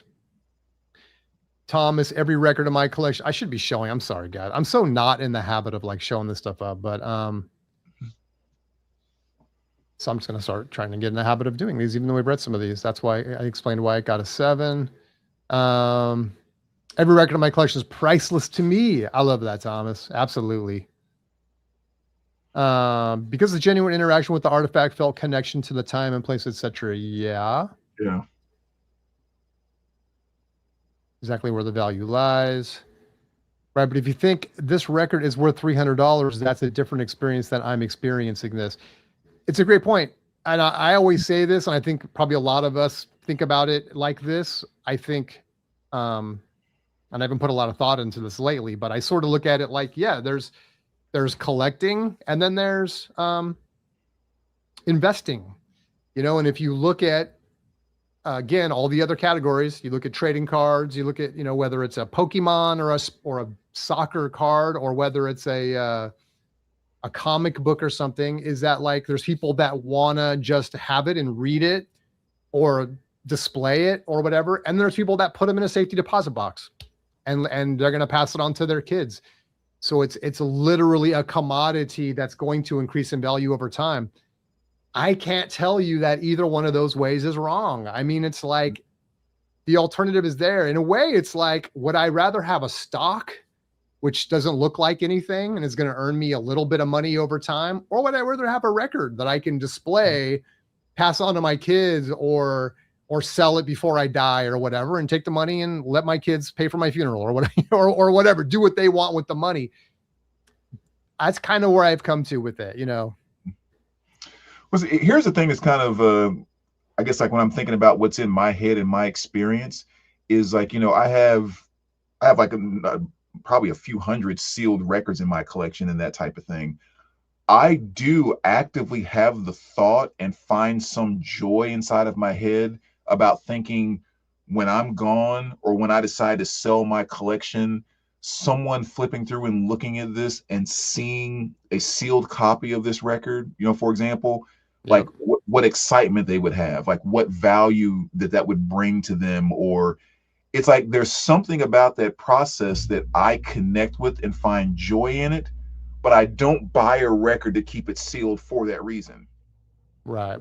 You know what I mean? But again, I think just sometimes, like as collectors, or maybe I should speak for myself, as a collector, I've been able to experience those moments and have found so much joy of that time when I'm flipping through something and I find something in like a whoa type of moment. It's almost like I'm automatically connecting with the next person who's going to do that with this stuff in my collection, and I'm finding some joy in thinking about that moment. Yep.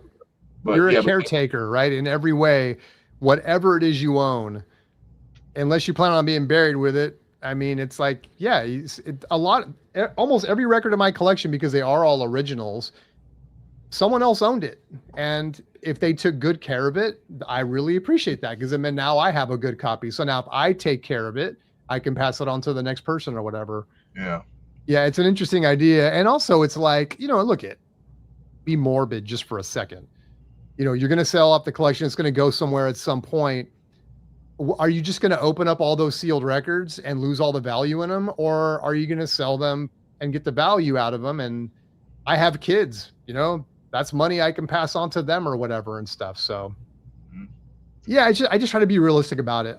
I'm as nostalgic and love music and love this stuff for that reason, because I play my records. I don't have a bunch of records I don't play. I love everything in my collection, and all that stuff is true. And I get that there's money here, and there's going to be people that have massive collections that are trying to keep them in good condition. And if it means that they can pass more money on to their kids by getting them slabbed, again, I just, I don't know. Everyone's going to have their own moral compass on that stuff. So, I got a sealed copy of the 50th anniversary of The Dark Side of the Moon. Got it from Target for $13.99 clearance. I could flip it, but I'm keeping it sealed. Be worth more down the road. Not slab it. I do frame duplicate as wall decorations. That's cool. Yeah, records look really good, man, hanging up. Michael, who is grading these albums and what makes them the authority? It's gimmicky. I call it BS.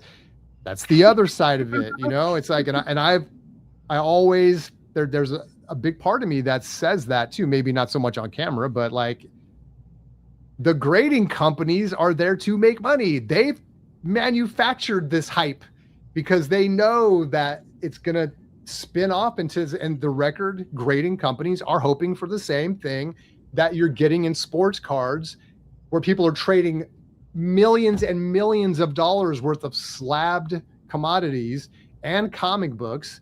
They want the same thing to happen so they can be the next, whatever. I'm blanking on the companies that slab this stuff for the comics and stuff.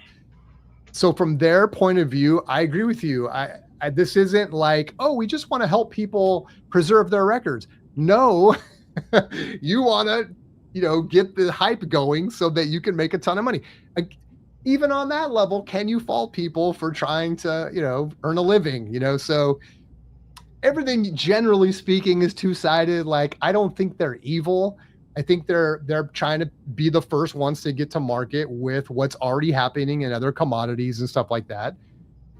But even if you want to see them as like an evil participant in all of this, there are people that have made their careers doing what they love, which is handling records or comics or sports cards and being able to be in that environment and to build relationships and to earn a living doing it and stuff. Like, I think that's cool, man.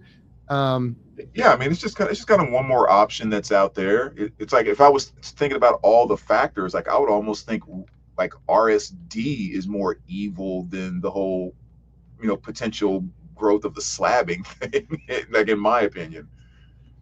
Yeah, there's always going to be players in everything, right, where there's money to be made, and it sucks when they take shortcuts to get it, right? And that's where we start saying things like money grab and stuff like that, So, I think if you're getting something quality for what you're dropping your money on, then great. If you're not, and your people are trying to rip you off, then not great. And yeah, to your point, RSD can feel that way, I think, sometimes, for sure. All right, where were you? I usually sell sealed records, typically stay away from buying them. Too high of a warp rate. That's a good point. I know a lot of people have issues with warping. I'm not going to sit here and say I've opened a ton of sealed records, but I have opened some, and obviously newer records, but I've even opened some older ones that I picked up. I've been very lucky. I haven't had an issue with warp necessarily in that situation. Like, I don't see a higher risk of a sealed record. I understand why it is a higher risk, but I guess I've just been lucky in that situation. Yeah, the only one I've ever heard any consistent feedback, I should say, on is that Kiss Alive, and I guess Kiss Alive 2, whatever the ink was that they used inside of the gatefold is very, very prone to sticking together when they've been sealed for all of these decades. And almost everyone that is open, I shouldn't say everyone, the number of videos I've seen on YouTube of people that have opened them have found those things stuck, and it ended up just ripping the gatefold all the crap. But that's been like the most consistent thing that I've heard with that album. Yeah, some inner sleeves also, depending on what happens. You could have over time, those things can start to stick to the records and stuff. And I've seen where like a paper sleeve will just almost be glued to the vinyl, or even like a plastic. Let's say it was a plastic inner sleeve or something. And that's the thing, is like, no two records are created equally. Right. But if it gets hot, maybe it wasn't hot enough to warp the record, but it might have been hot enough to melt that plastic a little bit. And now you got another problem. So yeah, there is always going to be a little higher risk with trying to, deal with older records when they're sealed. Yeah, I've always just had kind of one simple rule. It's like, when I have a sealed record, it's sealed because I'm enjoying having a sealed copy of it. Like, there's some pleasure I'm getting out of it. And the exact minute that pleasure turns to, I want to listen to that record or spin that record, I open it right then without even thinking about it. It's just like, That's a whole other thing, right? It's like, sometimes it's just fun to like, it's like, yeah. we're gonna relate it to another category, which is sports cards. Sometimes they wanna preserve it and slab it and know its value, and then sometimes they buy old packs and they just open up the old packs because it's just fun to have that experience and be a kid again, or whatever. So like, yeah, with the records, I can see that too. It's like, maybe I have maybe like 3 sealed records, which are records that I can listen to some other way. So I don't really think about opening them. But maybe one day I would just be like, you know what? I want to get that feeling like I'm back in 1983 again and go ahead and open this sucker up, Yeah. And then it'll probably be warped and everything. So I mean, I bet I have 250, 300 sealed records but like you were saying, I have some copy that I listen to, whether it's on vinyl or CD. So like I've listened to every single album in my collection. Yeah. But yeah, just as far as copies of things, I probably have a good 300 sealed albums at least. Wow. CJ said, it all depends if you pass it on. Do they have the same passion? Some people have no clue what you have or what it's worth. Yeah, you're making me think of like, or some people have a clue. This is bad things can happen when you pass away and didn't deal with your collection ahead of time, because then your family is left to figure it out, and then there's real opportunity to get taken advantage of there too. So I think, yeah, with I don't know, we don't have a getting morbid. We don't know when the end is coming, but I think we all have to get to a point where we say we deal with this. I always hate hearing horror stories about like, well, let my kids deal with it or whatever. It's like, well, guess what? Your kids probably don't want to deal with it, Mhm. or they don't know how to deal with it, and stuff. And then you're really, to me, it hurts them, because go sell your damn records and give them a check for the value, because they're never going to get that value out of it after you go. Um, sorry. Okay. But, that's one of the things too. Like I said, not only is it about the organizational thing, but like on the back of every single one of my records, Yeah, I that's noticed that. That's awesome. one of the reasons why I have that. If nothing else, if my mother comes in and knows nothing about vinyl, she can take one look at that and say, at the time Brandon passed away, he thought this was worth about $28. And there's but I think even on an easier level, if there is a record shop that you live nearby, or it's like, go ahead and have that conversation with the owner. It's like, well, what are you waiting for? If you're hanging around there all the time, going in all the time, buying records, just have that conversation. And like Billy, the guy that runs Riverbend Records, obviously, we've had that talk before, and I've talked about it with my mother too. And it's like, if something happens to me, you can do this consignment with Billy. We've talked about it.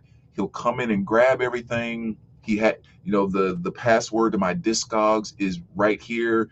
He'll sell it. He takes 30% commission off of it, and then he gives you all the rest. And it's like it's that easy, if you will, to get that set up in place and give your spouse or whatever else just some idea of, oh, I'm going to go down to whatchamacallit, and this is how much stuff is worth, and he should take about 30% of that. So that's about where things should fall. But I don't feel like waiting around for that moment to come after you've passed, when you can take such simple steps to bring a little bit of clarity. Right. You Yeah, know. most of us aren't going to go that far, right? But first of all, you bring up a great point. It's an amazing discussion to have, and a great point for people. The reality is that a lot of people are going to like die with their stuff. We've all probably had to go through it. Like I've had to deal with like my parents' stuff and everything, in the past and everything, and it's a burden, especially if it's something that you don't really care about. And probably a lot of our kids don't care about records as much as we do.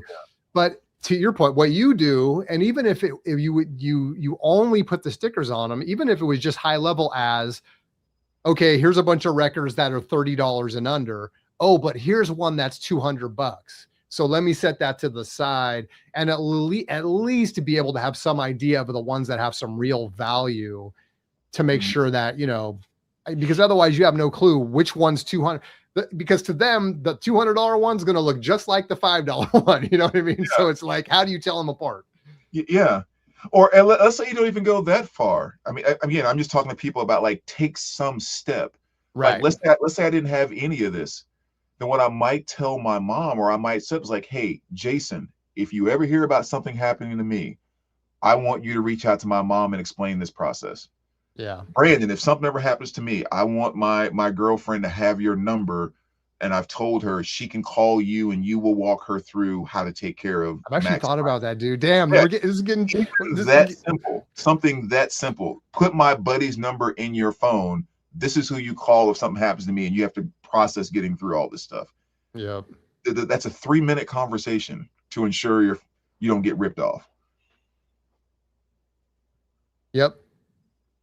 Spell eventually unslab would be worth more than slabbed as they get more scarce. Thomas says, can slab records be unslabbed easily? I don't know about easily, but they can. I mean, these records, I'm telling you, the one that I have is freaking bulletproof. So I don't know if you'd want to mail it back to the company and have them do it. I've seen them do it with like comics and cards and stuff, Yeah, I was gonna say. and they're always going to be a little bit of a risk. But I mean, if you know what you're doing, it seems like you can do it if you have the right tools and stuff. But I'll be honest, man, I wouldn't mess with the one I have. So I would probably want someone that has some experience to do it.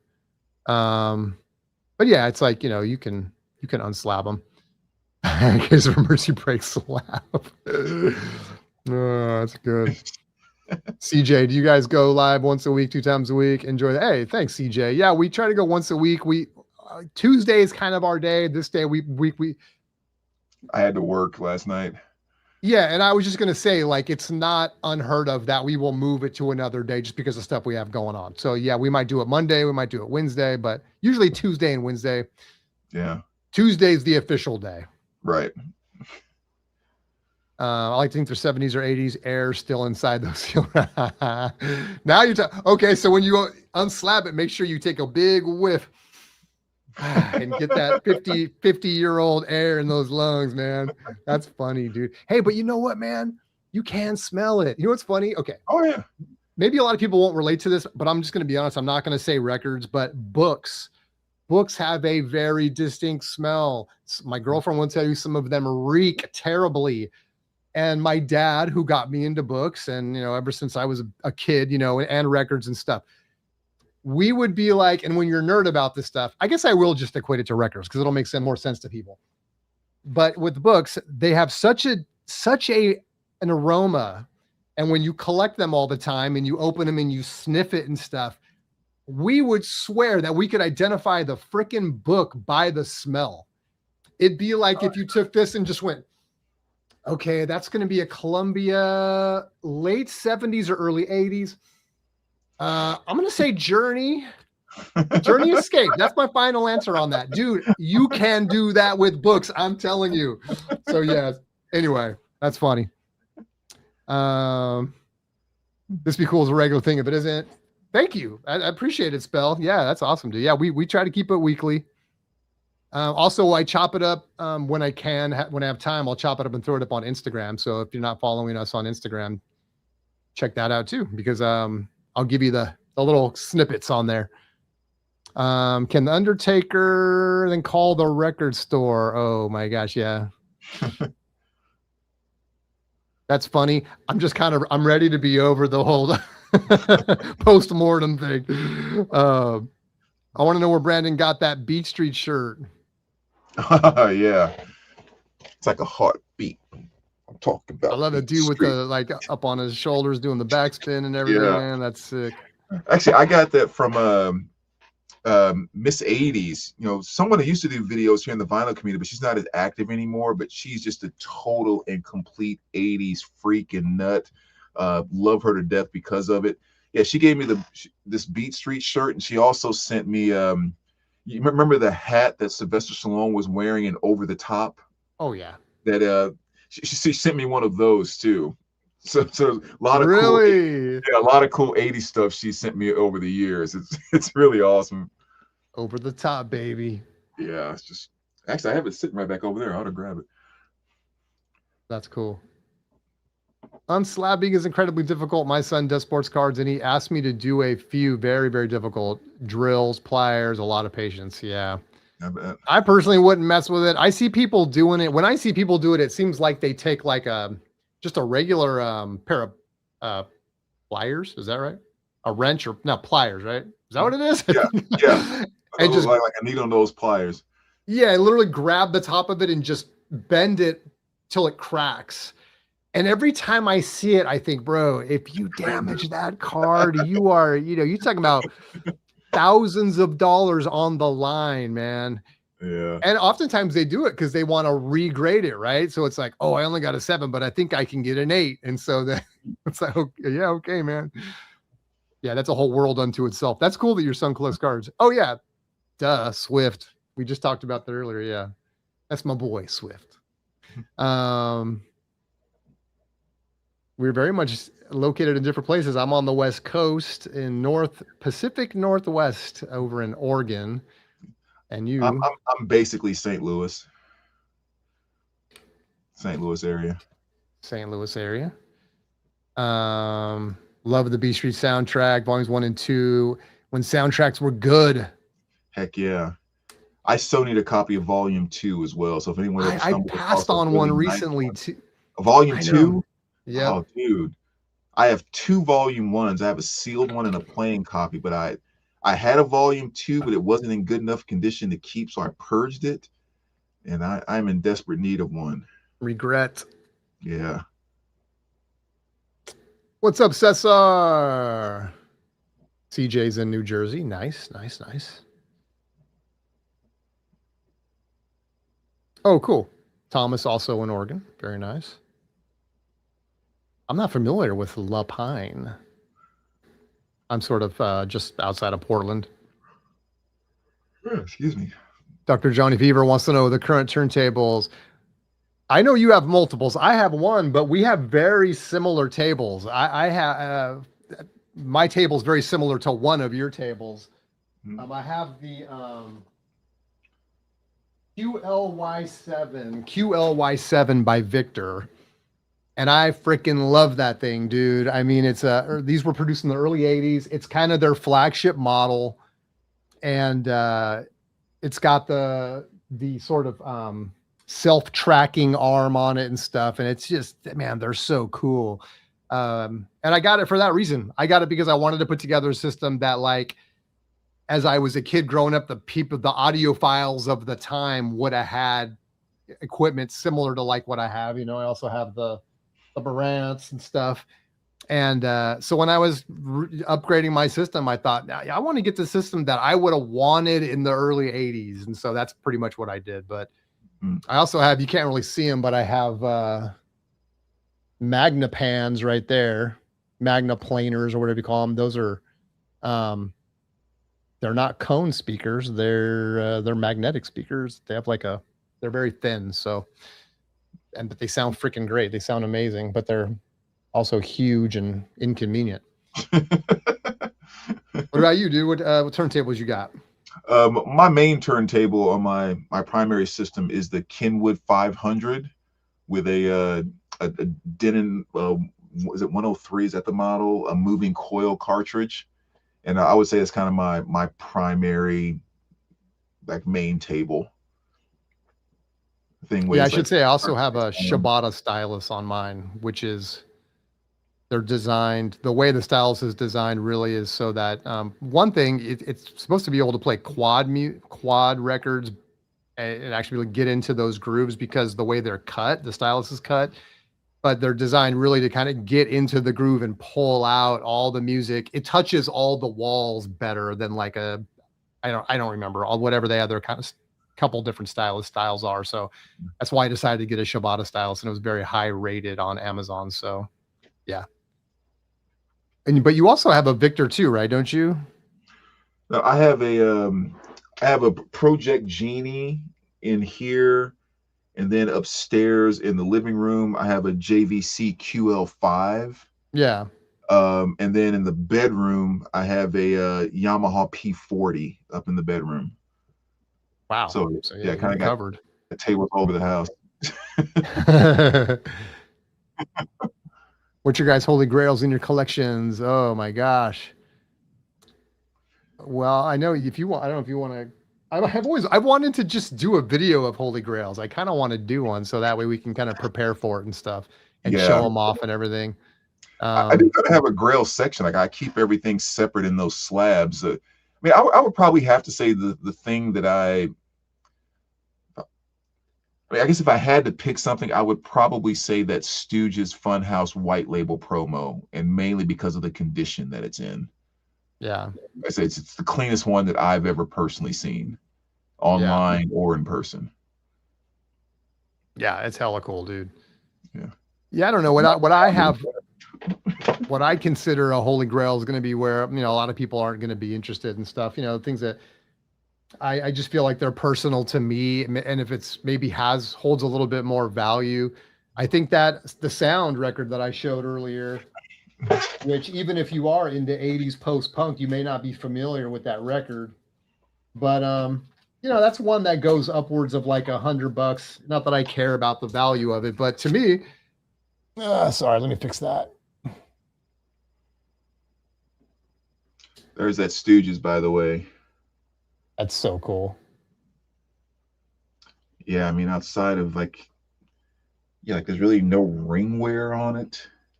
There's no seam splits.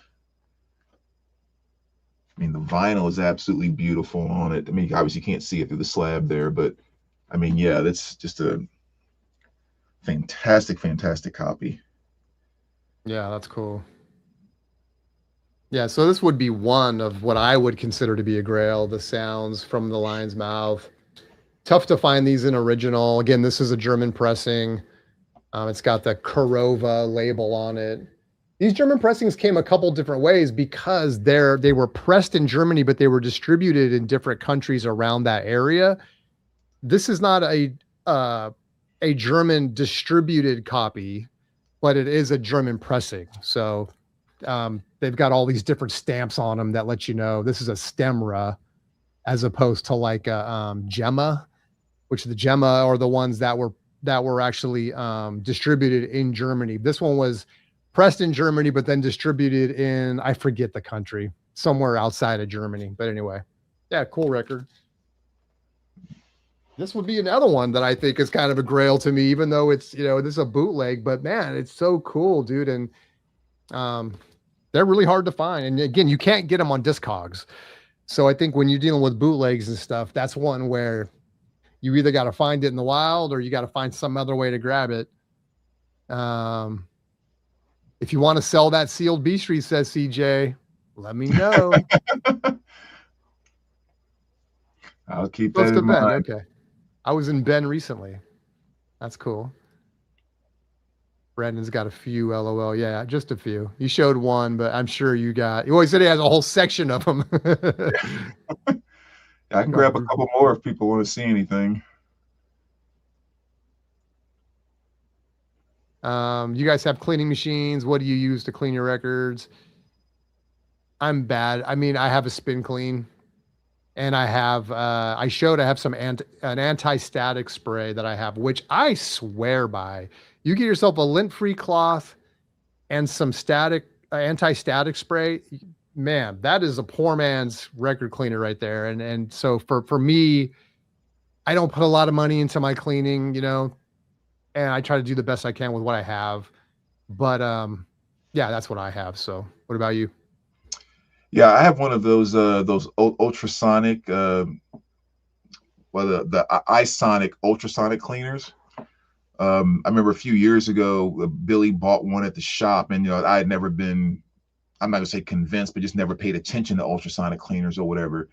And I'll never forget, he grabbed this Monkees album that was down in the discount bin because this was like our way to test it, and we put it through the spin clean twice, and then like we listened to it.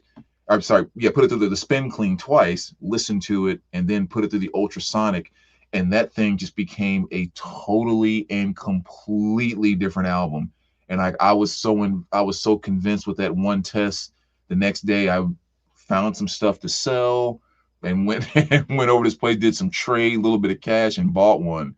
So yeah, every single album in my collection has been run through that iSonic ultrasonic cleaner, and I definitely swear by that thing.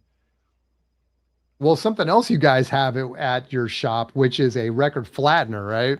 Yeah. And I was telling Brandon, man, I picked up this record and it was a copy of Hot Rats, a clean OG copy of Hot Rats, which sounded freaking great, except it was warped to hell. I mean, I don't know if you probably didn't try to play it in advance until, I don't know if you did, but. Yeah, I did. Oh, you did? Yeah, just to see. My stylus was, you got the stylus and then you got the cartridge. The cartridge was damn near rubbing against the record as it went like this. It was terrible. And I actually ended up getting a full refund for it. And the guy said, just keep it. So I'm like, okay, I don't want to buy another one. This thing sounds phenomenal, but it's super warped. I sent it to you. You put it on the flattener and sent it back. And the sucker is flat. I cannot believe it, dude. It's like this thing was worst warp I've ever seen. And the fact that you returned it to me like a brand new flat record, I mean, blew my mind. I'm so grateful, by the way, because yeah. So anyway, a little side note. That flattener is nice, man. It's like $1,000 machine. Like I would love to have one, but even if I could get the money together, it just don't have enough warp records to justify it, kind of thing. Well, and But if you guys, it's a good tip, just like you guys have one at the shop. So if you yeah, guys have a local shop that has one, it might be good to ask because I am living proof. And I never, I didn't know if it was going to work or not. I was a little, I don't want to say I was skeptical, but I was just curious. And man, I am telling you, it took a record that had a terrible warp on it and turned it into a new record. It's crazy. yeah, it'll take any record that's warped in any way and make it better. The only time that you may struggle with getting something back to flat is when it has a lip warp. Like Okay. if it's one of those big waves, it works really well Which with that. that one was. Yeah. Right. But if it's at one of those things that has just like over a 1 inch, like, space, like just a little big warp right there, those are the hard ones to get out with that thing. That those are kind of just like you can make it better, but oftentimes those are still there. Okay. Yeah, that's a Yeah. good point. Not And we all only, warps are created equal. right. And we only charge $10 for it too. So if you don't have a record shop in your area that'll do it, I mean, again, here in the VC, if you want to mail it to me and I can take it to the shop and do it, like I said, that just for people doing it randomly, he charges $10 for it. It's a 4-hour process. And I mean, I'll be happy to do that for anyone here in the VC. So just let me know. Very cool. Yeah. Johnny wants to know what you have in the bathroom. I think he's talking about turntables. You said you had a turntable in every room, it sounded Oh, like. So he wants to know, well, what are you rocking in the bathroom? yeah. In the bathroom, we're just doing we're just streaming through one of those powered speakers in the bathroom. But we're That's still funny. rocking in the bathroom for sure. Still rocking.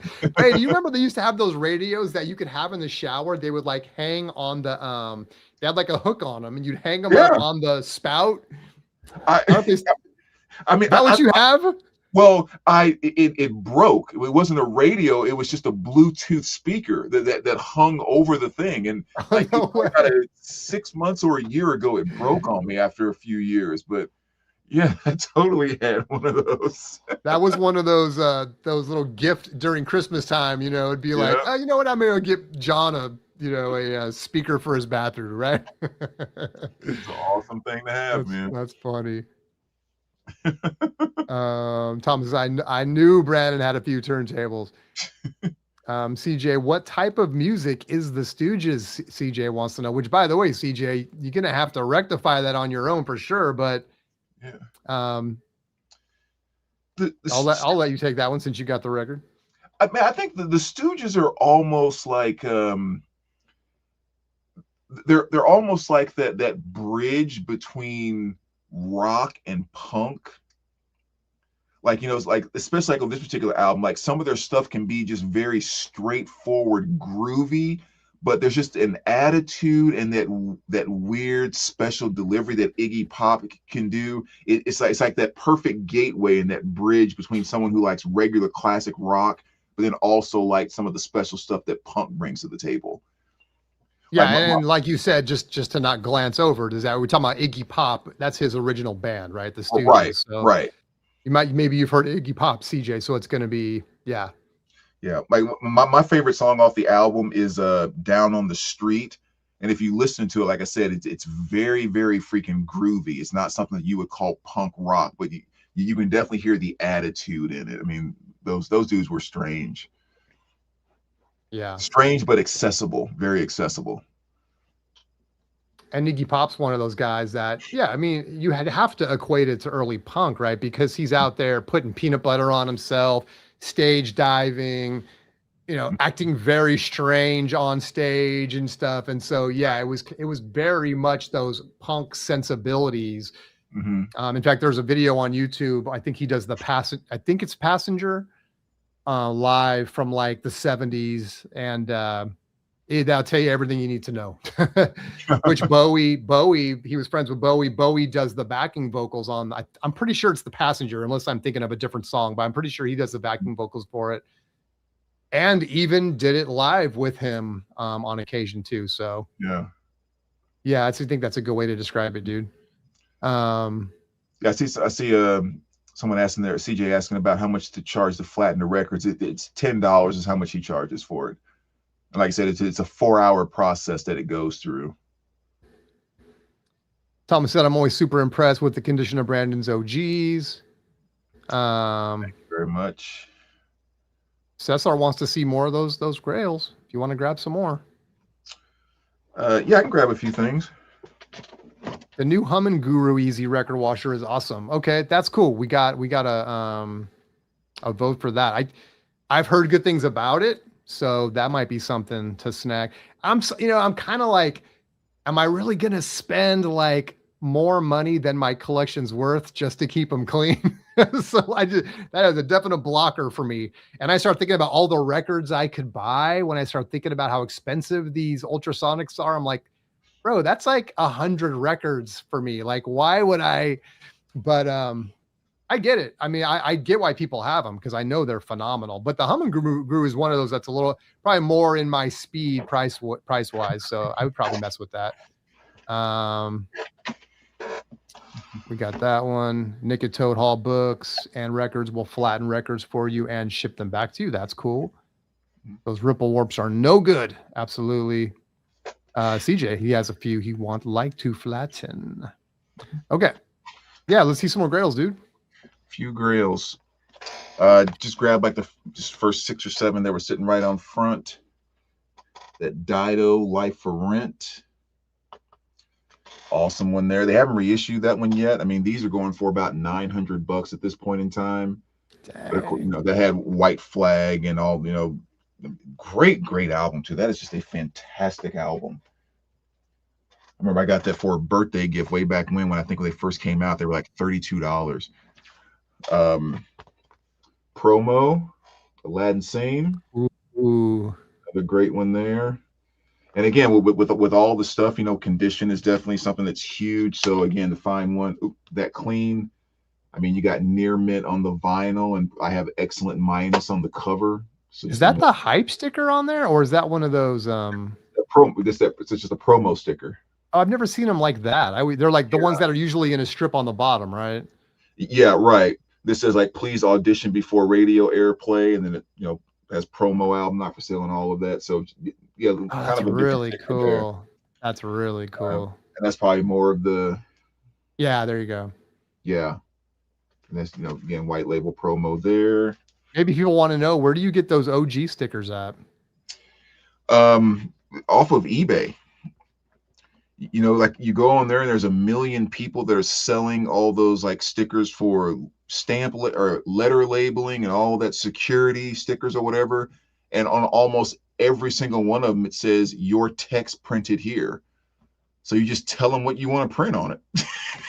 Just throw an O and a G on there, baby. Right, exactly. Like most people are writing, sale, discount, or whatever else. And it's like, no, I want OG with a big OG and then pressing written underneath. They're like, sure. Same thing with the price things I do on the back. Those are just those address things you put on in envelopes. And I just said, could you put this? And they're like, yeah, sure. So one of my prize ones right there, man. I mean, ooh. OG. Dang, that's clean too, dude. Yeah, clean as heck. And there was actually someone here in the VC that hooked me up with this, which was so awesome. And you could not have a better buying experience than this was being purchased for my birthday. And so I was looking for one and found it. And it happened to be someone who watches my videos and knew my channel. Oh, that's cool. He was like, yeah, I know how you are about condition. I know how you are about this. So I can tell you blah, blah, blah, blah, blah, blah, blah. And I was like, that's freaking fantastic. And it was everything that he said it was. Just beautiful, beautiful copy. A love supreme. A love supreme. How about a promo copy of Danzig? I'm glad you brought that one out. That's so cool. Another beautiful one there with the gold stamp down there. Again, really clean, no ring wear, anything. And then got 2 more here. A leather pressing of Motley Crue, Fast for Love. Can you talk about that one a little bit? What do you mean leather pressing? Leather pressing is definitely I guess kind of like the label. It was the ones that Crue put out before they really got signed and went to, was it Atlantic or whatever? So there's 3 different kind of when they were first coming up. There's a first one, which is a white one, a second one that's a white one, and a third one that's a black one. And then after that, it was all Atlantic or whatever label they were. I think this was Atlantic. So yeah, this is one of those. So it's a little harder to find, especially again in good condition. And JC at the flip side actually hooked me up with this because he got one at Purchase Street Records out in Boston. And he told me about it. And I was like, dude, I got to figure out a way to get that thing. And because it was just so freaking clean. That's so cool. And the last one I'll share really quick is this one here, was just a Led Zeppelin 2 RL. I mean, again, kind of a nice clean one. Doesn't really have any ring wear. A little bit of crease on that corner down there, which you can barely even see. But I mean, again, a very, very clean copy of that. Which clean copies of that are like so freaking desirable. Right. You'd have to say that's probably the most commonly desirable record in the community, right? I mean, if RLs that are clean, name your price pretty much. Yeah. And I mean, and considering how many albums out there that have RL in the Matrix, just by the fact that you say RL, everyone knows you're talking about Led Zeppelin 2. Right. You know, it's like so synonymous with the album. But yeah, beautiful copy of that. And condition always matters to me on all that stuff. So if I see something like that, and as excited as I may be about it, if it's just not in good enough condition, I'm just like, I just need to pass on it until I can get something that is. I know that. I've been trying to find a record for you for years now, and it's like I just can't quite find that one that's clean enough for you. Michael says the Bluetooth toilet. I think talking about when we were talking about speakers in the bathroom, probably. Easy record washer, more like the Spin Clean, but far better and easier. Okay, I'm gonna make a note of that.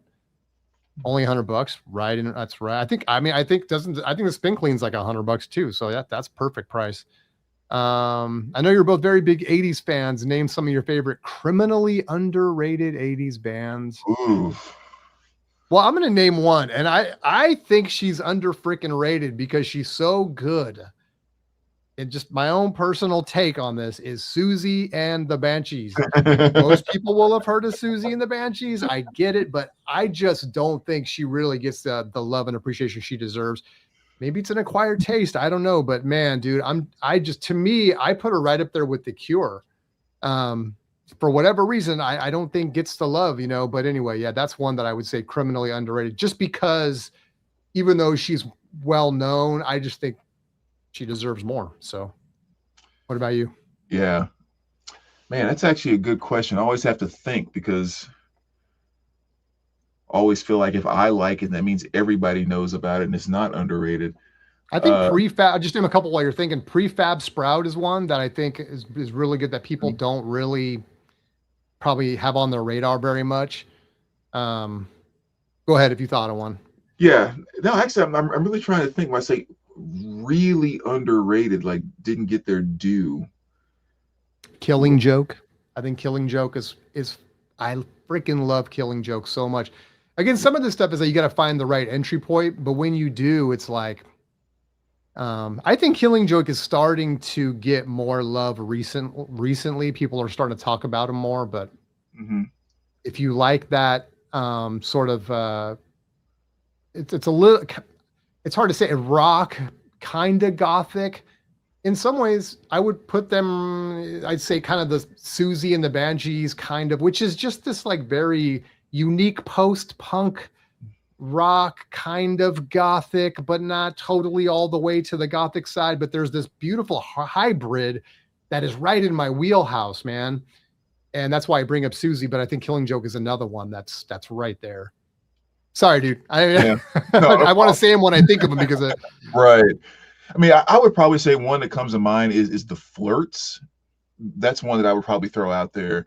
I think that they were just like so like right in prime with that female pop thing and maybe didn't quite get as much notoriety as they should have. I mean, the song, Don't Put Another Dime in the Jukebox. I don't want to hear that song no more. Like, that one kind of made some popularity within movies and stuff like that. But really none of their other songs, I don't think really ever kind of made a lot of, whatever. So I think they were definitely a very underrated band. And I would say some other bands too, like Quarter Flash.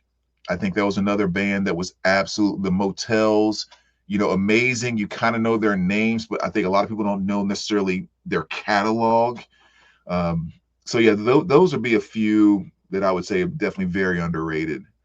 or should have been bigger than they were in their place in the 80s. Yeah, those are all good ones. Yeah. Then we got Johnny says King's X and Church were pretty underrated. Oh, yeah, the Church. Oh, Yeah. yes. Definitely on the list. Thank you very much. That should have been the first one out of my mouth, actually. So yes. Swifty has a Smithereens on the list. That's another great one. Mhm. Missing Persons, says Thomas. Yes, Yeah, I love that's a that. good With Terry and Dale Bozio, man. Of course, Terry Bozio out of the Frank Zappa band. So yeah, man, very high quality stuff. Yeah. Um, Boy Meets Girl. That might be another group that I don't think got enough props. I got another one. Let's see right here. And even their behind the scenes props, because they themselves, the two of them, had a couple of different hits that they put out with stuff like Waiting for a Star to Fall and stuff like that. But then I think a lot of times people forget that hits like How Will I Know and a bunch of other stuff like Whitney Houston and a few other artists were also written by Boy Meets Girl. That was their songs. Yeah. So they had a pretty big foothold in the 80s that didn't quite get recognized. I'm sure their bank account got recognized, but not them. I put this record up there. This is kind of a cult favorite. This is actually difficult to get right now. Book of Love, self-titled, is very strong, man. And a lot of some stuff that went on the radio, but I don't think to me this is. I'm guessing they did more than this. To me, this is the one to get. With Modigliani is on here. Boy is a favorite of mine, and then also I Touch Roses. All fantastic songs, and it's a kind of a be on the lookout of Bolo right now in terms of being a cult favorite. I think they're underrated, but also a little pricey because people that know are snagging them up, and they're kind of tough to come by. Well, you see what Thomas said there? He said they just reissued Book of Love. Oh, really? Oh, that's cool. Yeah. Well, there you go. People that Swing want Out to reissue by CJ. That's a great one too. Heck yeah. With Breakout and all that good stuff on there. Yeah, you guys coming up with some good ones. That's such a great tune, dude. I love Breakout. It's so good. Yeah, definitely has that positive 80s energy feel to it. I just picked it up not too long ago. Oh, really? Yeah. Now I gotta look at my playlist. Some of the stuff I'm not gonna be able to think of, but I have an 80s playlist, which I will share with anybody that wants it. It's fantastic. Don't start, man. You're gonna start diving into the phones. We'll be here all freaking night. I know. I don't know how many of these would be considered underrated because some of these are going to be more like one-hit wonders, honestly. But like Ministry, they did one of their early songs is called Work of Love, which is phenomenal. They became a much different band later, but I think people sleep on their early stuff. Scritti Politti.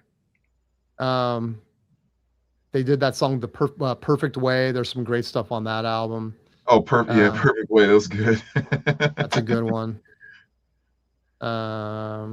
Yeah, I don't know. Flesh for Lulu, dude. I know you and I are both big Flesh for Lulu fans. I think that's another one.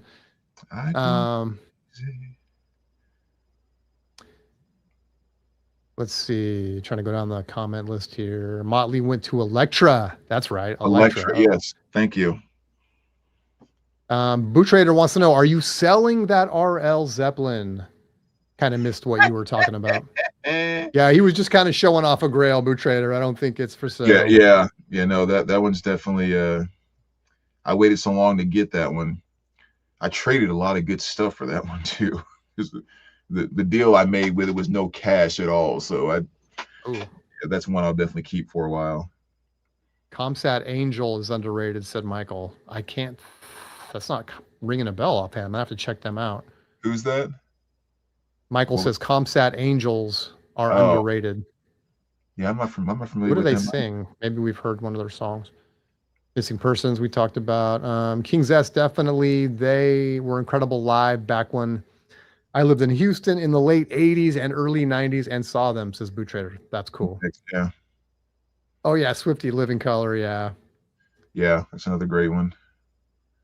I mean, if we start going that route, well, yeah, them. Yeah, absolutely. But it makes me think of hip hop, even though their music is more of a hybrid. But yeah, there's some great hip hop stuff that's underrated too. Vane, very underrated. Should have been huge. Came out a little later. Oh yeah, my buddy I'm actually going to hang out with tomorrow night. He's a freaking vain freak. He's been looking for their self-titled album for so long. Oh, really? I wish I could find one just to shut him up because that's all he talks about is that freaking album, wanting to get that album. And Uh, if you want to accept the bootleg, like it has to be an OG, like then. uh-huh. Gotta be an OG. Those crazy OG people. Matter of fact, I have to tell this story about him just because we're doing random stuff here. His name is Tim, really, really awesome guy. He plays in a band the whole nine.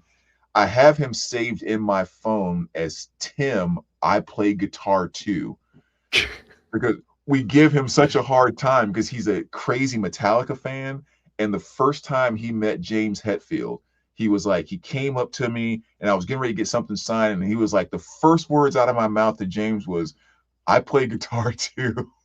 No way. Oh my gosh. That's We were funny. like, that's the first thing you said to him. I was like, I play guitar too. He was like, I just froze, man. It was the first thing that came out of my mouth. I was like meeting my hero. So now we just call him I play guitar too. That's hilarious. Yeah, what do you say to your heroes, man? That's Right. a lot of pressure in those moments, man. Like, I play guitar too. Like, oh, really? So I guess you guys are on the same level. That's hilarious. Oh, really? You too? You're the other guitar guy? No You're the way, other way. dude. So crazy that we meet each other randomly. Yeah. Mighty So, Lemon Drop said, Michael, yeah. they just reissued Book of Love. That's good news. I recommend that to people. Check it out. And if you like it, I'd say grab it because it's really cool. Aztec Camera was underrated. Yeah, I forgot about them. Underrated late 80s, early 90s band. I love Ultra Vivid Scene. Whoa. I check them out. Am I the Same Girl? Swing Out Sister. Love that one. Mm-hmm. And then Ministry's album was Sympathy is a groove album, denied by Alan Jorgensen himself. Oh, okay. Yeah, I, without really knowing that earlier stuff was Ministry, when I started to listen to it, I said, how is this Ministry? That's a totally different sound. So yeah, it was kind of cool to, I really like the song. I just said it. Which one is it? Oh, Work for Love is a cool song. Very 80s. Berlin. But again, I hate to name just one hit wonders, but No More Words is a great song. Yeah. There might be a reason some of these bands never became much. Yeah. Are you looking for something, dude? I don't want to. Oh yeah, I'm just kind of. Are you looking for more music? Sundays underrated. Yeah, I'm just kind of strolling. So Sam, I know I have some other great stuff on here. Naked Eyes, always something there to remind me. That's such a great song. Promises, man. The freaking the groove of that is just, yeah, that entire album is fantastic. Wow. They did a couple. They did I Want Candy, but they also did that song, Do You Want to Hold Me, which is fantastic. Yeah. And of course, that comes out of Adam Ant's original band. So that's a really cool sound right there.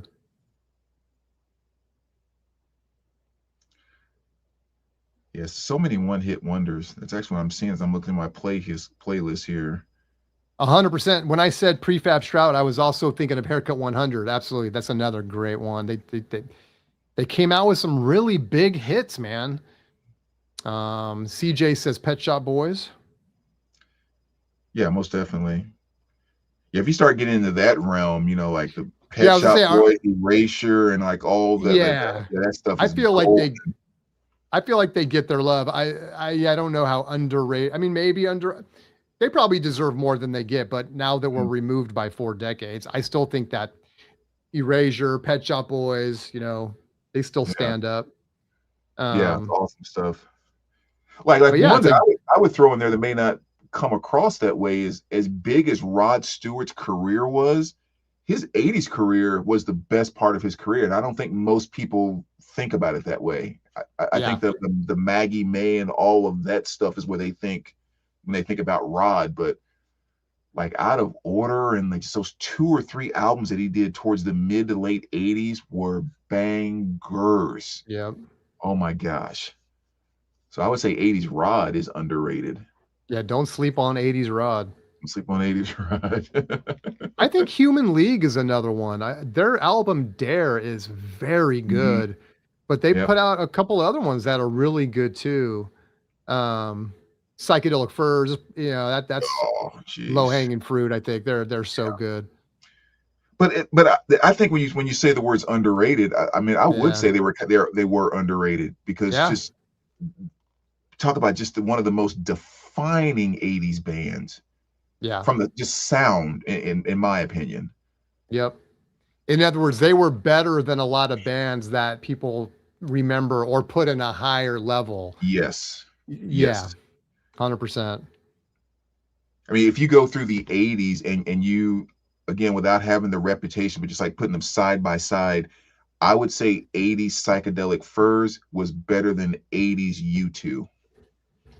Ooh, I said it. that Yes. that's a strong clip it, clip it. I said it. Definitely gonna get make a short out of that. No, dude, I mean, you're not wrong, dude. I just think, I mean, very different music, but just Mm, so good, dude. yeah. Or And hip, should have been just as yeah, powerful. Maybe I'll put it that way. because they were hit writers. I mean, I hate Mhm, to say it, like I don't. I think it's no secret that we like popular music too, mhm. and I don't think people that wrote a bunch of hits. I don't look at that as a bad thing. I mean, they were good songwriters, and I think when you talk about and very original. So psychedelic furs, man. Yeah. Don't sleep on psychedelic furs. All right. So Thomas said madness. I love that. Now we're getting into Yeah. ska territory. I mean, if you want to say madness, I would put English beat on there. I'd Yeah. put yeah, madness is I have the yeah, there's a great madness compilation that came out in the 80s that is so good and I have it. I love it. I saw the Sundays there too that Sam Yeah, said there. Sundays. I mean, yes, Sundays are, there's certain songs that I listen to that literally I know has a physical effect on my body. Mm-hmm. Like I know that like there's some songs I listen to that for whatever reason I know will stop me from breathing for a moment. Like it'll make me hold my breath without paying attention to it. And for whatever reason, that song "Summertime" by the Sundays is just mm. one of the most beautiful. Her vocal delivery on that with those horns over the chorus. I mean, that is just a beautiful piece of art. And that freaking song, man. I love it so much. I think Dead or Alive is underrated. I was just listening to him when we started up, and everyone knows "Spin Me Round," but I mean, they a ton. If you like that, it's more dance music. But Yeah, I love Dead or Alive. I think Pete Burns in Dead or Alive is really good and kind of gets missed. Thomas Minute Work. yeah. Um, Oh. I think CJ opened the door. oh, He all said right. Let me get down there. he, he said Climax and the Jets. We've opened 80s R&B territory now. Oh, okay. Bluty and the Hofish. That totally under is totally underrated. This is Michael. Um, Young Turks, bro. See, now you're digging deep. We got Falco. Yeah, that's Rock Me Amadeus, right? With Yep. Falco, if I'm not mistaken. Human League, Spandau Ballet are always in the budget bins and are great. Yeah. Yeah, that's cheap Those are heat good. right there. Those Pet are Shop good. Boys, huge. They're not underrated by any means. Yeah. The Furs is greater than you too. I guess that, yeah, I would agree, Swift. Yeah, there you go. Climax, The Jets. Is that the one you were talking about? The Yeah, Jets? that's opening the Woo! 80s R&B door. I got mine. I got mine. And because now I we got to love the start bringing up Jets. I love the Jets. Cameo and Loose Ends and SOS Band and on and Mm-mm-mm. on and on. Ready for the World. Yeah. Johnny Kemp, Alexander O'Neill. 80s were just fantastic. Decade was so good.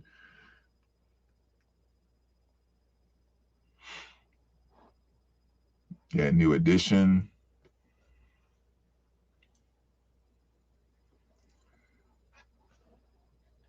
Jason froze again.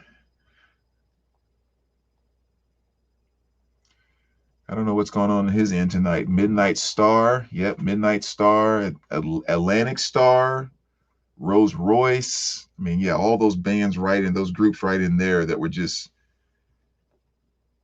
yeah, that perfect 80s R&B groove.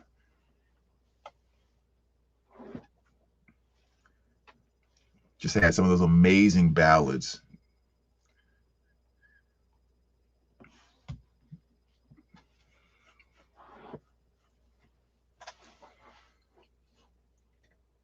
So now I'm kind of running down that whole list in my mind. You also have stuff like Cheryl Lynn. Remember, she had a couple of really big albums. Evelyn Champagne King, you know, that's another one, man. One of the ladies that kind of ruled the '80s R&B genre as well.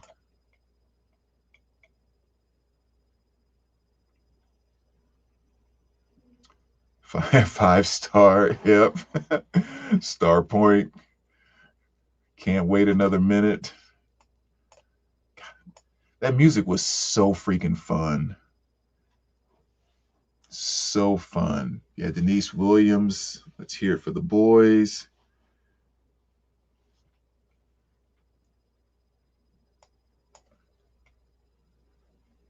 I said, I think Jason already mentioned like Ready for the World. That was another one that he mentioned there. Cool in the Gang. Definitely one. And I think the Cool in the Gang 80s stuff to me is also pretty cool just because of how much they changed from what they were before the 80s came about. Like especially before just kind of JT came around and all of that. Because all of the early Cool in the Gang stuff was just such like big band, horn driven groove and all of that. And it's almost like they really did not necessarily a 180 going into the 80s, but definitely became a totally different band and had their biggest years, you know, over a decade after they started. I mean, just great stuff. And JT with his vocal delivery, he was never actually a great singer. I mean, as much as they made great music, when you listen to him, he's not going to all of these crazy notes and, you know, doing all this crazy stuff.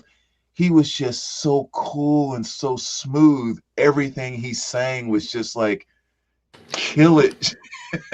Absolutely kill it. Yeah, he made so much great stuff with Cool in the Gang. Yeah, Jesse Johnson Review. I just wanna be your man, baby. Oh. That cheesy stuff was so great. So good. I'm gonna fire my ISP provider, by the way. It's like I cannot keep a signal. Oh man. I heard you say Cool in the Gang, man. I was just watching that clip again where Cool in the Gang is doing Ladies Night and MJ's in the audience singing along and stuff. It's a nice little clip, man. Dude, Cool in the Gang. Yeah. Okay. I don't know. You still talking underrated because they're I don't care how much love they get, they're underrated. Yeah. Lisa and the Cult Jam. Yeah, that's another one. Another great one. I already did those. Oh, Midnight Star. You guys already talked about this. New edition, Midnight Star, 100%. Freakazoid robots, please report to the dance floor. Boom. Now, a cool story about Lisa and the Cult Jam. Billy Crayoni, who's also here in the VC, you know, he has a number of records he's put out over the years, and he tours on that 80s scene. So he's friends with a lot of, you know, Tiffany, Debbie Gibson, like he knows all of them. So every time he's going to do a show with one of them, he'll have me send my records and he has them sign them for me. And what he'll really do, which is cool, is he'll shoot a video of them signing them and like, you know, saying hello to me and stuff like that. And so when he was with Lisa, I sent my stuff out and I put a letter with it and just kind of, you know, Lisa, love you to death. You've always been such a huge fan and love you since I was blah, blah, blah. And she's reading it on screen. And I asked her at the very bottom, I was like, if you happen to have some lipstick by, would you mind kissing my record for me? And so I see her reading it like after First of all, that is a brave ask right there, dude. It's like after she signed it, she's reading the letter and she goes, oh, wait, where's that record at? And she brings it and she kisses it and goes, "That's for you, Brandon." Like, I have it on my wall now with her signature and her lipstick. It's like, if you'd have told me when I was 12 years old that Lisa was going to personally blow me a kiss, whew, I would have lost my little mind. It's one of my favorite autograph records. Yep, Cherish and Fresh, two great tunes. Yeah. Jesse Johnson too, baby. The one song, my favorite song of his isn't on the his album. It's on a single. It's what is it called? Wait, it's a something world. What's that song called? It's a great song, man. It's and it's mine. Somebody help me. I forget what the heck is the name of that song. But yes, Jesse Johnson review. Awesome. I wish that the single was on the album though. It's kind of annoying. Here we go. Boy Dog Pondering. Oh, there it is. There it is. Right. Those are Lisa's lips. Whoo! Look at that. Love That's it. so cool, dude. That is so cool. Awesome. That is so awesome. Johnny's going to see Lionel and Earth, Wind, and Fire next week, bro. Are you going to take pictures while you're there, man? That is so cool, dude. I've seen Lionel 3 times. You talk about never disappointing. That dude is so good. I didn't realize he was still touring. Holy cow. I need to see if there's something close to me. I know. I didn't even know Earth, Wind, and Fire was still touring. That's crazy. I saw Lionel Richie open for Tina Turner. What? Oh, I think he told me, dude, that's crazy. I forgot about that. Talk about a show. Oh my God. Holy cow. Did you say they did a song together or something like that? Not on that performance. That's still, that's so crazy, dude. Oh no, I think what I told you about is the second time I saw him when he was teasing us that Diana Ross was there and was going to do Endless Love with him, but she wasn't really there, and it kind of pissed me off. That's messed up, dude. Come on, Lionel. I know. He teased it for like 90 seconds where he's like I was hoping to have Diana here, but she said she couldn't make it.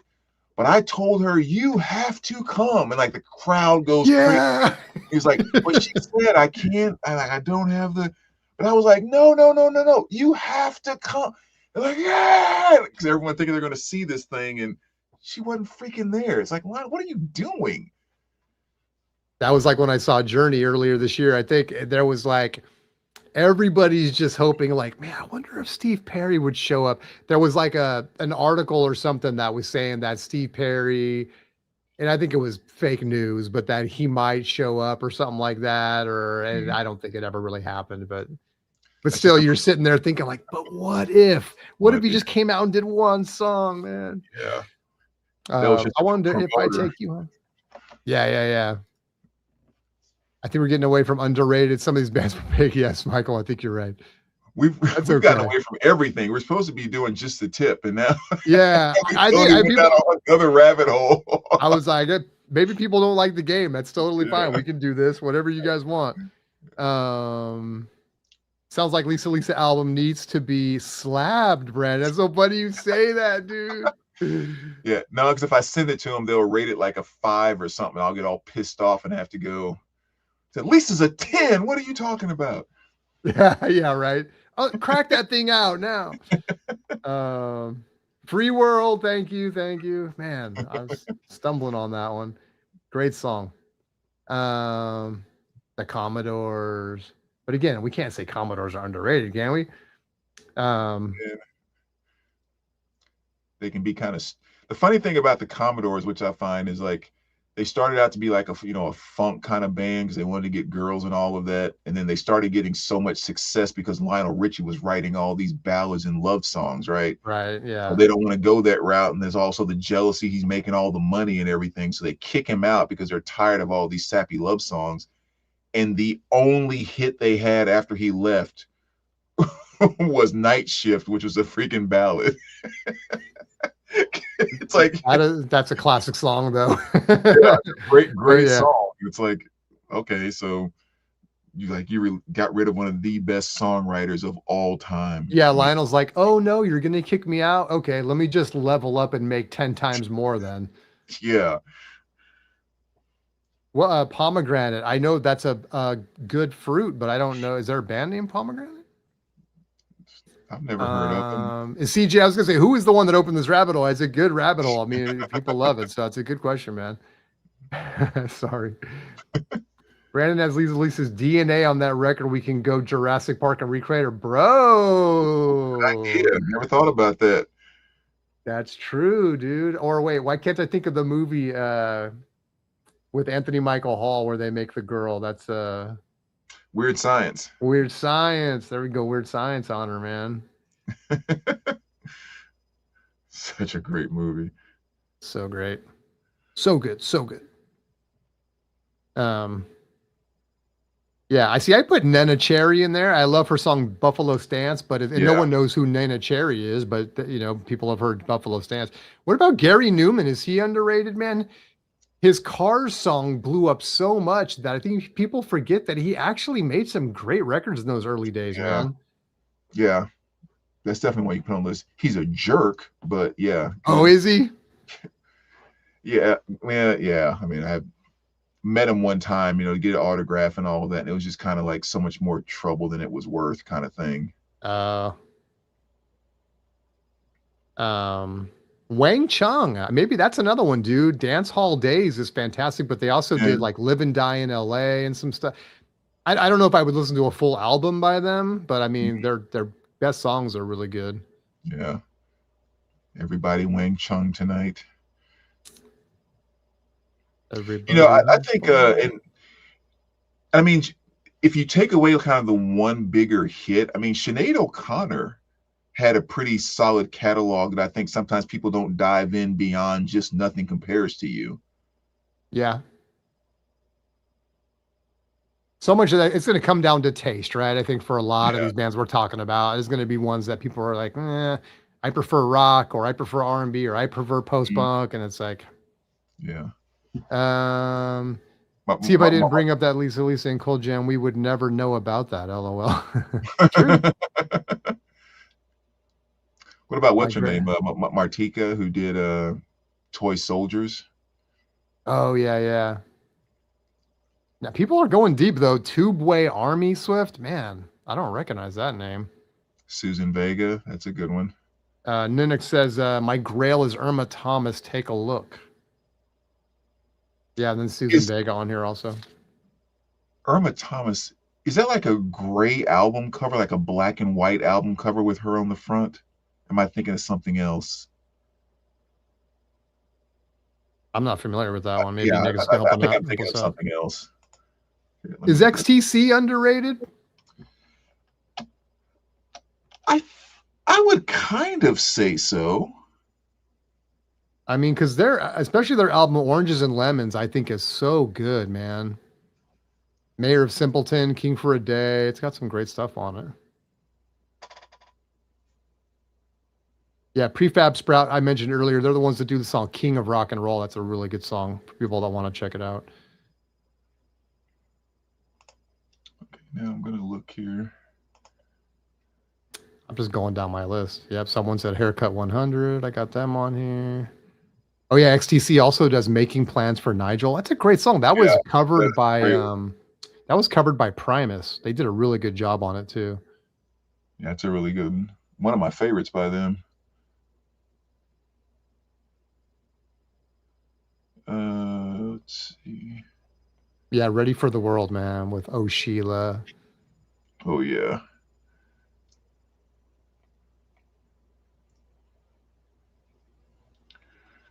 Let's see. Sorry, guys. Now I'm just staring at my phone. What about Orange Juice? Remember that? Whoa, the band? Yeah. Remember? Was it Rip It Up? Yeah, that was the name of the album. That's funny because that's the name of that album right there. I don't know. Not offhand. I don't remember that one. Tubeway Army was Gary Newman's band. Outstanding stuff. Okay, I would check that out. That's cool. What is one record you would never sell, Brandon? Well, we talked about one earlier, I think. Yeah. If you're just talking about value kind of thing, I think it goes back to that white label promo of the Stooges. That's definitely kind of the, even though maybe it's not my most valuable album in terms of actual cost, it's definitely the one that I think like I will never come across another one of these in my collecting years. Yeah, I mean, I really recently went through the whole like selling off things that I regretted. And usually just comes down to scarcity. I mean, I think there's records that are extremely hard to replace. And while I don't have a lot of them, yeah, those are ones that I would not part with Yeah. again. Because there's stuff that's really easy to replace, even if it's pricey. If it's available, it's like you just got to put the money together. It's the stuff that's just not out there. Right. That's the stuff that hurts. Yeah. Arrested Development, The Rain.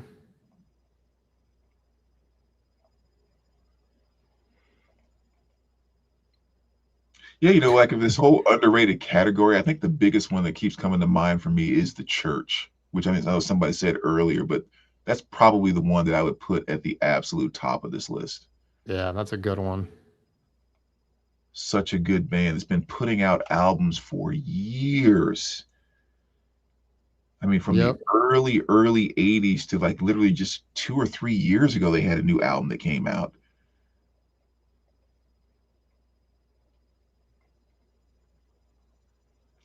Yeah, there's a bunch. I don't know. I'm just seeing all my playlists. I don't. Yeah, like a lot of these are not going to be. They're like sort of like one hit wonders, I think. But like I'm just looking at this like Information Society. You know what's on your mind? You remember that one, dude? I love that song, dude. Pure Energy. They just reissued that too not too long ago. Oh, really? Yeah. Pure Energy. Missing Persons was a good one. Whoever brought that one up, that's a really good one. Human League, I think, is good. Yeah, there's some solid ones. Psychedelic Furs.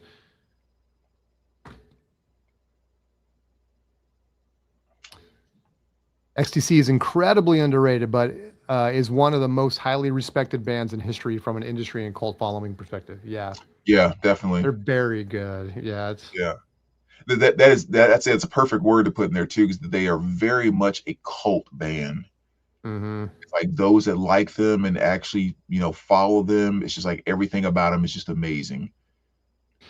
What's funny is that like, and again, it's a different time. I was much younger, so I looked at things differently and everything. But back in the day, in the 80s, when you're listening to this stuff, it was like everything. They got played a ton on the radio. They got very mainstream airplay and stuff, and a lot of it. So it's like it's just funny that they just kind of like fell off a cliff. CJ mentioned Paul Hardcastle. Yes, that's a great album, dude. Yeah. That's one that I need to get again that I kind of regret. I need to pick that up because it's so good. Yeah. I was going to say Flock of Seagulls, but it's kind of like, yeah, I guess they are underrated. The thing is like 80s music in general, unless you're talking about like Madonna, MJ, Prince, go down the list, is you know, whatever. It's lost some traction these days. Yeah. But yeah, it's almost like with the 80s, you have to question, is the band underrated or are they just competing against so much amazing stuff? Yeah. You know, Wall of Voodoo. I almost forgot about them. Oh yeah. Mexican Radio, dude. I mean, that song, dude. That is still a great song. Because it's catchy and singable and funky and also very original. Yeah. Some of the sounds that they use in that song are like, how the hell did they even make that sound? That always impresses me when you hear something and you don't know how they made it. Right. But Flock Seagull's a great one. And you and I have talked about it before, right? They're much more than the Iran group. Oh yeah. So much good stuff. Definitely. I mean, if you want to go that route, I would say like Thomas Dolby is, you know, becoming, even though I think he's maybe still touring, but I don't know, man. I think he gets lost as kind of the blinded by science guy or whatever, right? I mean, it's like, but there's just so much other great stuff. Malcolm McLaren had some incredible stuff in the 80s. I'm gonna have to look him up, CJ. Swifty said, hate to keep pimping Tubeway Army, but listen to their live version of Our Friends Electric. That sounds familiar. If you like 80s synth, this is one of the early influences. I'm gonna check that out, Swifty. Hmm. Actually, when you say Our Friends Electric, that sounds familiar to me. Oh, what about Ice House? What did they do? Remember Electric Blue? All right, I'm gonna try to play it without getting a copyright strike. Yeah, I say Oh, maybe. Our Friends. Oh yeah, dude, I totally recognize that record. Sorry. Yeah, Yeah. Gary Newman. Right. That's right. Okay, sorry. That's why I know about that song. Okay, sorry. What did you just say? Oh no, Ice House. They had that big hit, Electric Blue. I think it was probably their biggest hit. That sounds familiar. Yeah, you've definitely heard it. You just probably don't remember it by name. Oh, as soon as you hear it, dude. Of course. Yeah, exactly. It's like 2 notes. Like, oh yeah. Electric Blue. Howard Jones, another great one. Yeah. Both Dr. Johnny and Thomas are in sync. What about Rick Astley? Howard's fantastic. Have you been Rick-rolled lately? Mike and the Mechanics. I mean, considering after he left Genesis, it wasn't quite as big of a name, but I mean, like stuff like Silent Running and Living Years, and I mean, they had some pretty good stuff that came off those first 2 albums. I would have to hear it to recognize it. Can you hear me? Oh yeah, that's right. Hear me right? Oh yeah, I actually went down the Mike and Mechanics rabbit hole recently. Yeah, that's some good stuff on those albums. Yeah. Ice House had another hit, Crazy. Yeah. Mr. Man, you guys are pulling out some good ones, man. Yeah, Mr. That's a good one. Red Rider. That's crazy you said that. Were they underrated though, or were they rated correctly? Lunatic Fringe, and I mean, if it wasn't for Vision Quest, I don't know if I ever would have heard about Red Rider. Yeah. That's where I discovered him. Mr. Hall of Fame, I love Ice House, Electric Blue, Crazy were great off the album Man of Colors, great album. Yeah. I love that album cover too, the simplicity of that Man of Colors. It's really cool. Michael says Gary Newman is beyond underrated. He's an electronic musician icon. He influenced every synth pop band out of the UK at the time. Ask Human League, OMD, etc. All credit Newman as a great groundbreaker. Yeah. I mean, because Newman was also doing it when people were bagging on the synth. Like it wasn't cool and no one else had made it cool. And he was still like, screw it. This is just what I'm feeling and what's coming out of me. His song Cars was a massive hit. I think people don't understand that if you were there when that record came out, you heard it constantly, and it was very different than anything else you heard at that time in terms of getting radio play. I'll never forget hearing that radio as a kid in the car and stuff, man. It was just, what is this? Yeah. Frankie Goes to Hollywood. Yeah, that's another good. Oh, The Vapors. Remember them? The Vapors. That sounds familiar. Turning Japanese. I think I'm turning Japanese. Oh, yeah. Are they underrated, though, Brandon? I mean, it's like one of those first initial songs about masturbation from the 80s. So, I mean, I guess they kind of made, maybe they didn't quite make the Filthy 15, but they were making a play for it. I feel like we need underrated songs and then rated artists. Right. Joe Jackson, maybe? Oh, Stepping Out, my first 7-inch. Is she really going out with him? John Waite says CJ. Yeah, John Waite was great.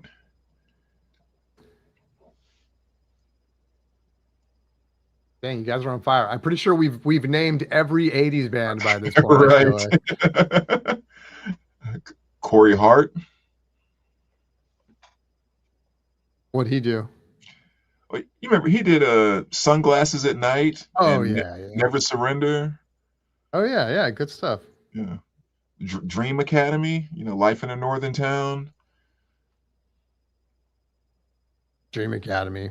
I was going to mention them, but then I felt like maybe they weren't really underrated. That maybe they, I don't know. I think what do we consider underrated? It's so what do you hard. have to do to reach that threshold of you should be remembered as a band, as opposed to maybe you're right where you belong? Mm-hmm. Do you have to have 3 hits? Would you have had to have some kind of impact on that era?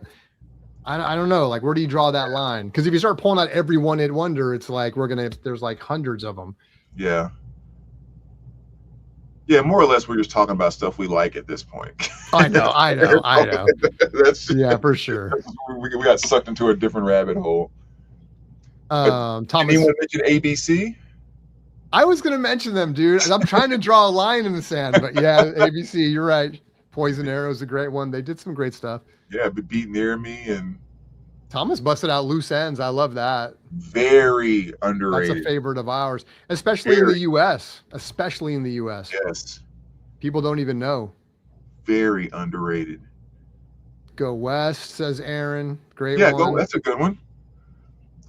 I wish they would reissue some of that Go West stuff on vinyl, because it's just like the only album you can find is, in my opinion, like one of their worst ones. Oh, but stuff really? like King of from Wishful Thinking and stuff like that, you can't find it on vinyl anywhere. Or what was that other hit they had? It was King of Wishful Thinking and what was that other big hit that they had? I don't remember. That's the only one I remember. Somebody will say it here in a second. It's totally slipping my mind. Johnny said, Mr. CJ's got Come On Eileen. Yeah, that's a good one. Wait a minute, what's it? Swifty busted out the Tubes. I would say the Tubes too. I've been listening to the Tubes more recently. That. In fact, the reason is because I saw a live clip of the Tubes in their early days that was freaking fantastic. And I was like, holy crap, is the album version as good?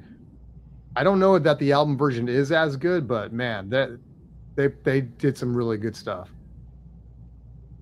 In fact, they're kind of making it into my my wish list at this point. Here's one that I would say is very underrated, and I'm saying it primarily because I have not even seen them make an effort on any level to reissue any of his stuff on vinyl. Stephen Bishop. Okay.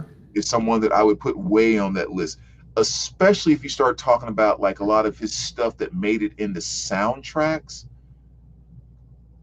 I mean, just amazing stuff I have never seen. Even trying to find some of his greatest hit CDs, you're looking at 15, 20 plus bucks just to get a greatest hit CD, a used greatest hit CD. I feel like he's someone that doesn't quite get the props because, Heart is So Willing to Follow from the Money Pit. It might be you from Tootsie. I mean, so many just amazing hits that he had after all those soundtracks.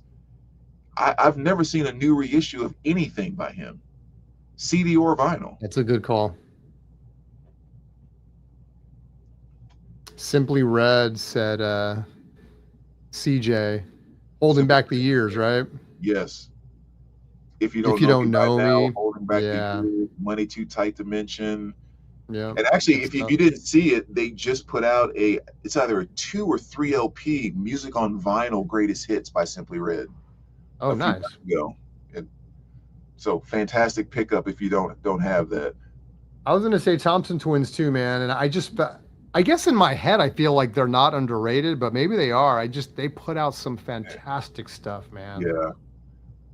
More just new wave hit writers, man. They just songwriters just know how to write great music. Yeah.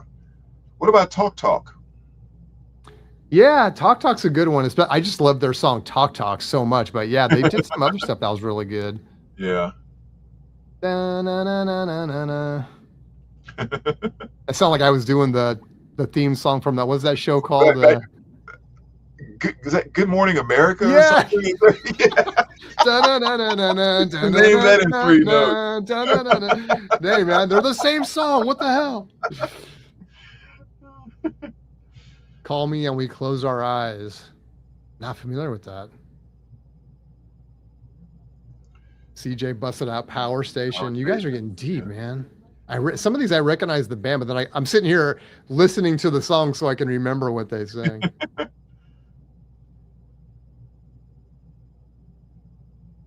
Oh, Some Like It Hot. That's such a. Oh yeah, they did that. They did that one record that was really good. That's right. Yeah, that's. When the heat is on. You know, and this might be one that maybe you don't say underrated because of what one of their hits did, but if you take away Eye of the Tiger, I don't think Survivor got as much props as they should for their other stuff that came out beyond just Eye of the Tiger. Mm-hmm. Like, you know, I Can't Hold Back, and you know, like all that. I mean, just some great big rock type of stuff that even if Eye of the Tiger never came out would have been fantastic releases. I got to give them more another listen because yeah, I just don't know their other stuff. Johnny corrected us. That was the theme song for Entertainment Tonight. Entertainment. Yeah, that almost brings back a feeling just thinking about that. But yeah, that's right. Oh, we could do that too. 80s theme songs. You know, sometimes I do that. I go down the rabbit hole of like television show theme songs. You know what I mean? And go back and listen to like Silver Spoons and those are awesome. Just all that stuff. You know, one of my absolute favorite ones, that just arguably one of my absolute favorites from the 80s, is that freaking Falcon Crest theme song. Oh my gosh, I love that thing. Falcon There's so Crest, many good ones, dude. Knots Landing, Dynasty, Greatest American Hero. That's a popular song. I can't, but yeah. Family Ties. I always like the Family Ties song. It's like so like it's kind of a tearjerker, man. Yeah. Some of those shows are like that. There's like, oh my, especially now you start getting nostalgic. It's like, oh, I remember that. So good, man. Swift says White Punks on Dope. I remember that. I know the band name, but I couldn't tell you what the hell they sung. I'll have to look that one up. Terrence Trent D'Arby, who was I almost thought about bringing that one up. He was famous for a minute. Yeah.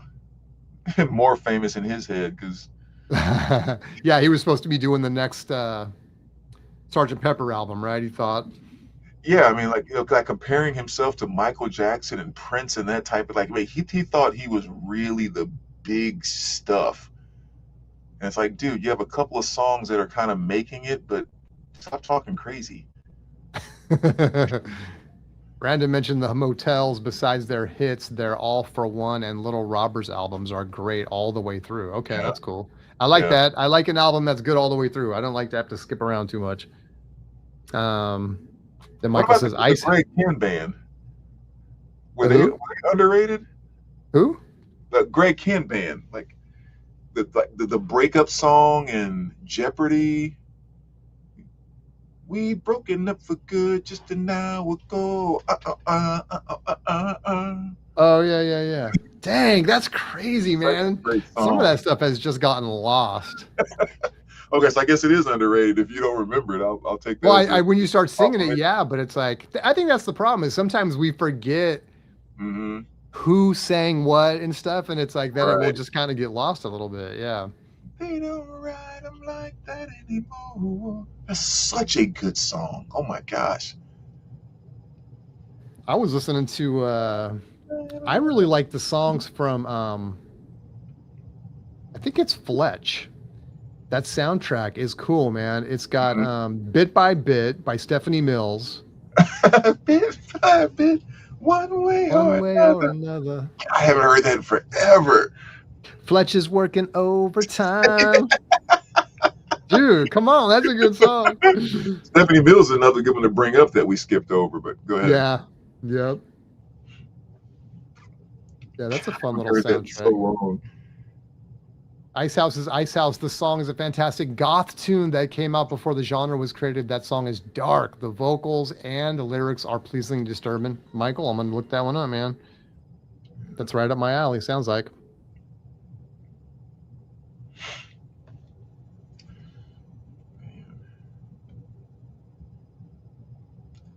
Oh, okay. Here's one for you. Who remembers Planet P? Oh yeah. I have one of their records. Yeah. Remember that? They had Yep. that song, "Why Me?" I have to hear it. Okay. Which I remember, made that had like a video and got radio play back in the day and all of that. But yeah, but Planet P was like a band was kind of under the radar a little bit. Yeah. I'll have to check that one out.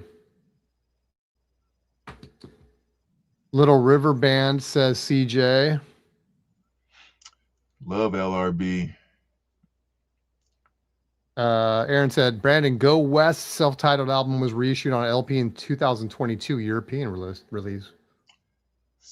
Is that the one with here, let me go look that up really quick, see what that track listing was. Jay Giles Band. That's a good call, CJ. Yeah. Freeze frame. Dun, dun, dun, dun, dun, dun, dun, dun. Dude, that's a good. I mean, that's all. I've only heard their few hits, but man, they were so good. My memories have just been sold. The angel is a centerfold. Absolutely. Entertainment Tonight. Yes, thanks, Johnny. White Punks on Dope is a killer tube song. Oh, bro, I think that's the song I'm talking about, actually. Oh, wait. Okay, I'm sorry, didn't interrupt. The song I was thinking about from Go West was damn it, I just lost it. What You Won't Do for Love. They did that cover of What You Won't Do for Love. Oh, really? Yeah. By what's his name? It was like a jazz kind of song, but is that the guy everybody thought was black and it turned out to be a white guy? Yeah. I thought he was black and he was white. They did a cover of that. Oh yeah, so King of Wishful Thinking. We Close Our Eyes. Yeah. Yeah. So which album, or was it ever on an album? What You Won't Do for Love. Yeah, right here. Yeah. It's on. Oh, dun, dun, dun, dun, dun. Hey, sounds like the theme song to Entertainment Tonight. Yeah, Indian Summer is the name of the record. Indian Summer. Okay, that's the one that I would like to have them reissue. Yeah, I guess that was 92, so I guess that kind of figures why it probably hasn't been pressed on vinyl. And yeah, White Punks on Dope, dude. I'm pretty sure that's the one, Swift. It's really good. Golden Earring says Thomas. Radar Love. And then Pointer Sister, CJ. You're speaking to the choir, baby. Don't get started on that one. I'm just burning, doing the neutron dance. It's about to get automatic up in here. Or my favorite jam by them is Dare Me. That's my. Come on, Dare Me. Yeah, that is a jam. You're right. It is a jam. It is a jam. Oh. I mean, so never did anything like neutron dance and jump and all of that, but that is their jam of all jams. Dare Me. You're right. It's so good. Dude, I got a lot of spinning to do tonight before I go to bed. And we're talking about the reinvented Pointer Sisters, right? In the 80s. I mean, they had a whole career before that. Yeah. Yeah, it's always amazing with groups like that have like just a gigantic success, like pretty much at the end of their career. Yeah. You know, like Kool and the Gang we were talking about earlier, like when you were knocked off for a second, it's like the same thing. I mean, they had great stuff. Don't get me wrong. I mean, they had Jungle Boogie and Open Sesame and all of that awesome stuff. But it was a whole different thing. Yeah, a whole different thing when JT came along. Mm-hmm. They just like shot through the freaking roof.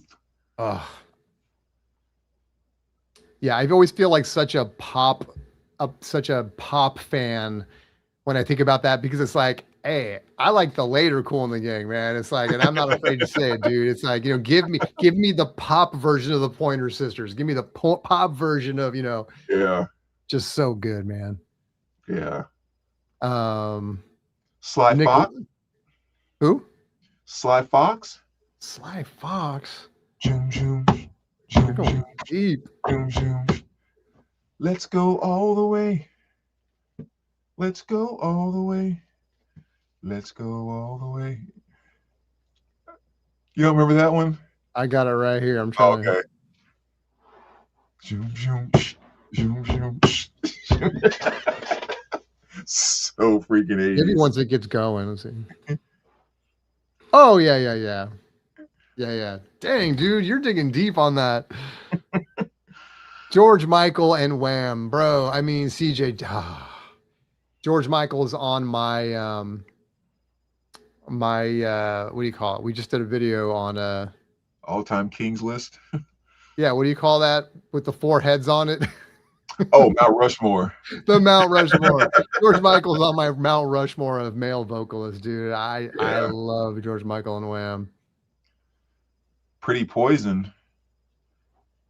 Pretty Poison. Mhm. Dang, dude, I can't. I'm not getting these band names. Well, Catch Me, I'm Falling. Oh yeah. Dun, dun, dun, dun, dun, Yeah, dun, dun, Pretty dun. Poison. Oh, that just reminded me of another song, dude. Now I'm not gonna be able to find it though. Let me think about it for a minute. Okay, I'll think about it while I'll let it marinate. Maybe it'll come to me. Yeah, man, that's such a great dance track too. What's up, Chris, man? Hey, you know what, dude? You can always scrub back, but yeah, we're just vibing out. We're trying to figure out who are the most underrated 80s bands right now. Yeah, which is more or less turned into who are our favorite 80s. Hey, baby, just turning and trying to name every 80s band. Yeah, exactly. That's not even favorite. Name every one of them. Sheila E. Yeah, dude. Yeah. Glamorous Life, but Love Bazaar, that's probably my absolute jam by her. So good. Which of course is basically Prince anyway, but yeah. It's one of the things that always irked me about Beat Street is when not Beat Street, I'm sorry. Crush Groove is when she performs Love Bazaar and like she's doing it live in a club and the guy who's the saxophone player is doing Prince's parts. Oh yeah. And it's like, why? Yeah, you're not. Come on, like why? As if everybody and their mom does not know who that is. Just let it happen and just you don't need anyone there. But like it literally pisses me off that he tried to imitate Prince. It's like everyone knows that's Prince. Shut up. All right, so George Cran's Din Da Da. I'm guessing that's dim da da dim do do dim da da. Oh yeah, don't. Oh, so bro. Good. Okay. I love that. CJ Will to Power. Dang, dude. I almost brought them up a few minutes ago. Hold on. I'm literally just sampling these as we go. Oh, Baby, I Love Your Way, of course, dude. Yeah. All with mixed in with the Free Bird. Expose is fantastic. What about Styx? Never Get Over You Loving Me. I mean, fantastic ballad. What do you think about Styx? That just popped into my head, dude. Is Styx they're worthy of underrated? I mean, Mr. Roboto, they did that other record that was really good called I can't think of the name of it right now. Are you a fan of Styx at all? Yeah, I mean, definitely. And again, I think that's one of those things when you start talking about underrated 80s, that is kind of one of those bands where you could say they had so much success in like the 70s or whatever that was their 80s career really is notable. And can you say it's underrated? Like, I think that's kind of fair. Oh yeah, Expose, of course I know. Yeah. I have green check marks by all these songs, so I know I've heard them and liked them already. I just couldn't remember. Yeah. Oh yeah, Come Go With Me. Let Me Be the One. That was a great hit. Yeah, those are all good. Yeah. Michael says the Plastics are incredibly underrated. Great Japanese punk band. Yes, the Plastics. I would have never heard about the Plastics if it wasn't for Devo. There's a video where Mark Mothersbaugh talks about him, and so I went out and got their record, and it's like, yeah, it's cool. What's crazy about the Plastics is that they sound almost derivative of a lot of 80s stuff. You would say like, oh, I hear a little this, I hear B-52s, I hear Devo. The crazy thing is like that record came out in like 1980, I think. So it's precursor. All that Devo stuff didn't exist yet. So yeah, it's kind of crazy to listen to that. Yeah. It's so funny that Michael says like the plasmatics with Wendy O, incredible live shows with chainsaw and blowtorches. Because I just moved that picture over here. I have a gigantic poster of her like totally naked, except for the tape across her nipples, and she's got a freaking chainsaw going over that guitar on No stage. way, And dude. I wish it was still up there now. Like literally, it wasn't even 2 weeks ago when I took it off the wall. Yeah, when Wendy, man, that chick scares me. I love that poster. That's a She, cool looking. I've seen that in yeah, your room. so awesome. Walk like an Egyptian. Um, Yeah, Darren saying just came in. Not sure if you mentioned, but Baltimore Tarzan Boys Purity. That's a good one. yeah. I discovered that from the Teenage Ninja Turtle movie. Then I went out and bought the single. Oh, really? That's cool. This is a good one. Oh, yeah, from Ferris Bueller. Oh, yeah. Also from Ferris Bueller, a little 6'6" Sputnik. I don't, Yeah. you know, I would say they're underrated. And I mentioned this to you before. I was like, I wonder if you would like the 6'6" Sputnik. I never know what kind of post bunk to recommend to you because I feel like I just never know if you're gonna like it or not. But that 6'6" Sputnik album is cool, in my opinion. Yeah, I've actually heard that one before. That is a good album. That one you showed that time. Okay. Because you know that book, 1,001 albums you should listen to before you die. Uh-huh. There was like quite some time where I was going through that and actually wanting to check every single one of them off. So I would like stream it and that type of thing. And that's the first time I listened to that 6'6" Sputnik was by seeing it in that book. Cool. I need to actually get back to that. I don't know. I haven't thought about that in a while. Wonder if anyone's mentioned Meet Danny Wilson, Mary's Prayer, says Aaron. Thought about that one earlier too. That's a good one. That's a great song, actually. I'll have to look that one up. It doesn't ring a bell offhand. You remember? Well, again, yeah, I know it's definitely one you've heard. You just have to. Yeah, as soon as I sample, I'm like, oh yeah. CJ says Seduction and Emotion. Oh yeah. You are an obsession. The worst video ever. The Bell of St. Mark by Sheila E. should have been a massive hit. I'll have to go back and listen to that one. Yeah, I don't remember that off the top of my head either. Cover Girls, said CJ. Cover Girls, yeah. One last one. I'd say it's late for Swifty because I know Swifty's over there on the East Coast. Roxy Music, that's a good call out, dude. Yeah. Well, we talked about we talked about Roxy Music with what's the name of that song? It's the name of the album. Oh, Avalon. Avalon. Yeah. It's such a great song. Ooh, so good. Peter Wolf. Yeah. Dance in the Dark. Romantics, another fantastic band. Good one. Set It Off. I mean, CJ's busting out Stray Cats. That's talking my language. Yeah, they're freaking unbelievable. I mean, and everything by Brian Setzer, man. After the Fire. Oh yeah. Don't turn around. Oh, there commissars in town. That's a great one, dude. 80s were so freaking good. That's an 80s lyric.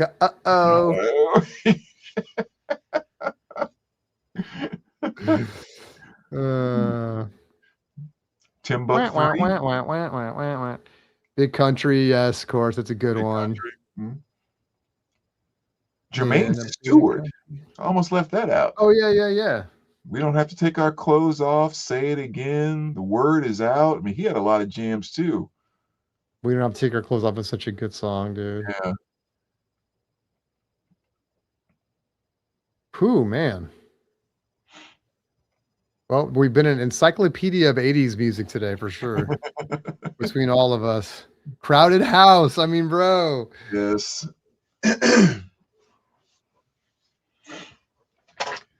We didn't even touch hip hop. I mean, I guess we're at like the 3-hour, 18-minute mark, so better not open that door.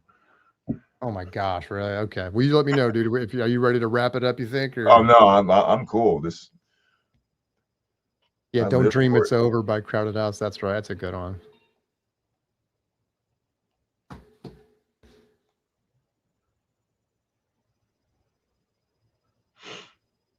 You want to go back to that record cover thing while we're talking and see if we can get people to. We just barely touched the tip of the iceberg.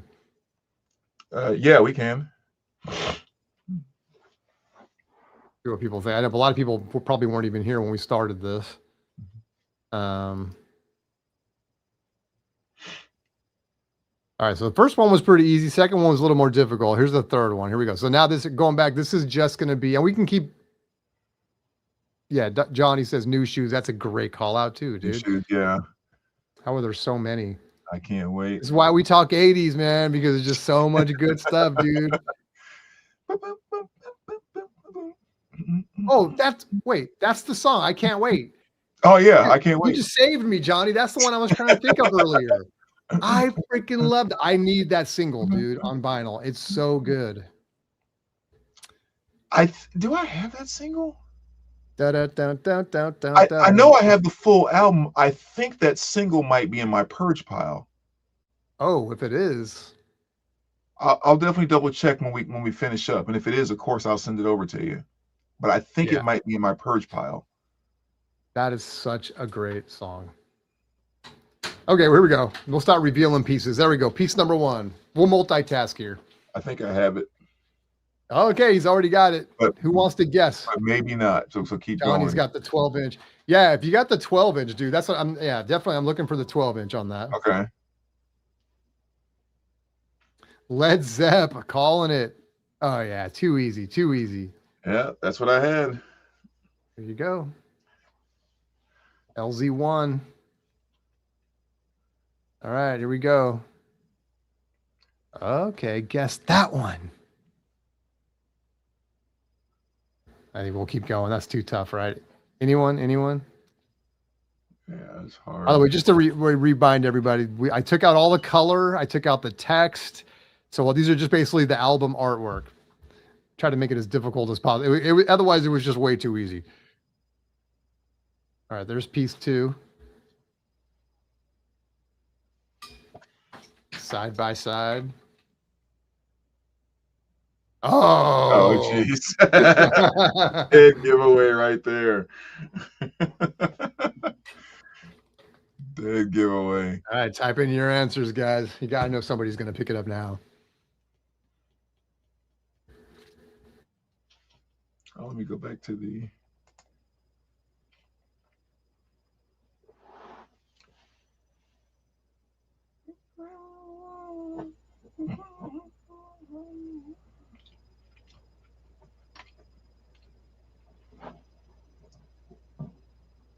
I think Thomas got it.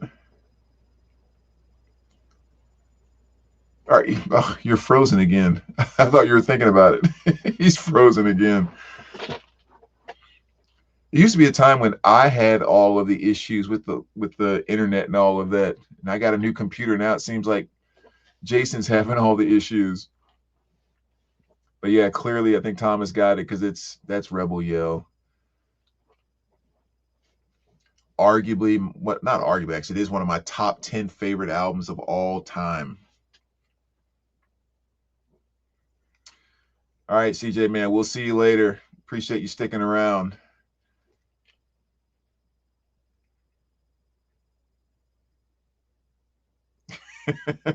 I know, it's like, looked like he was in very deep thought.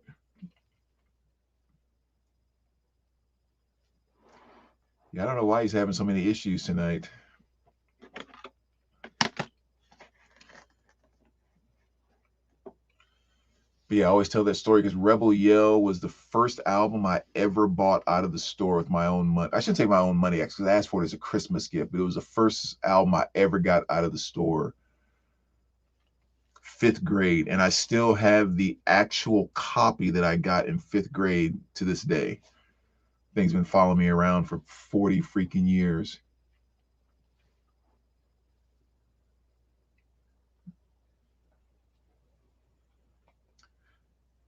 I'll think about the Beat Street.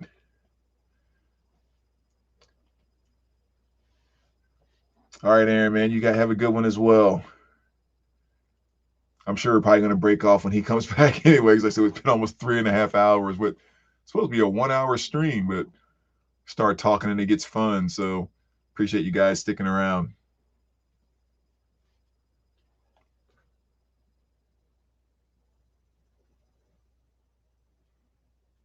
I appreciate it, man. Appreciate you always stopping by.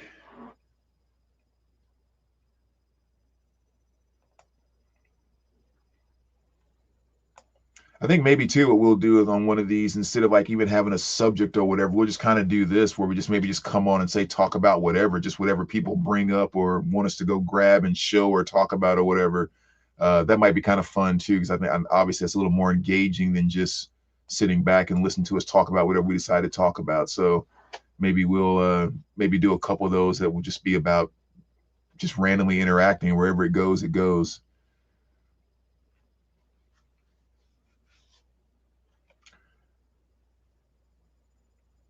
Let's see if he makes it back on anytime soon.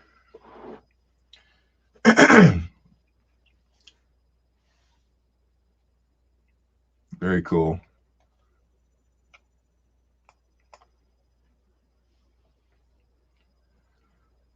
Well, does anybody have any specific questions for me until Jason comes back? Although we've already talked about everything under the sun, it seems, tonight, at least 80s.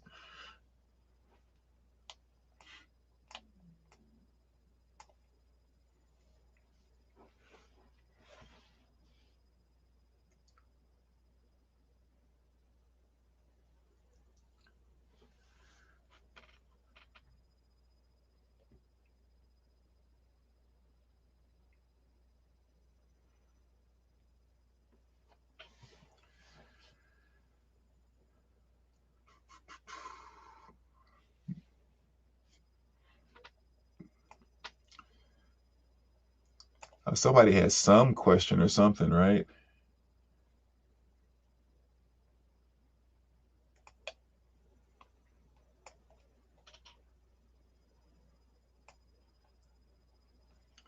Or again, maybe over this 3.5 hours, we have actually asked them all. Let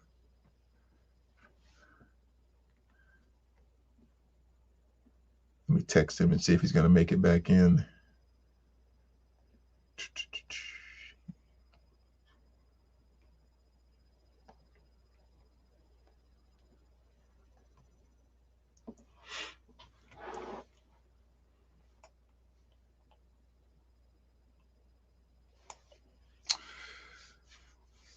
Favorite Stones album?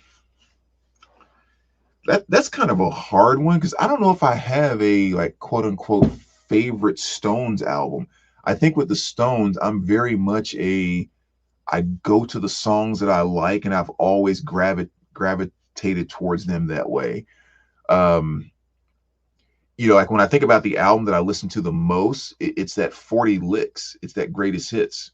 I mean, whenever I think about the Stones, I almost automatically go to that album and spin it. And they just reissued it too, like about a year or so ago. It's like a 4 LP. But I'm definitely kind of a hits guy with the Stones.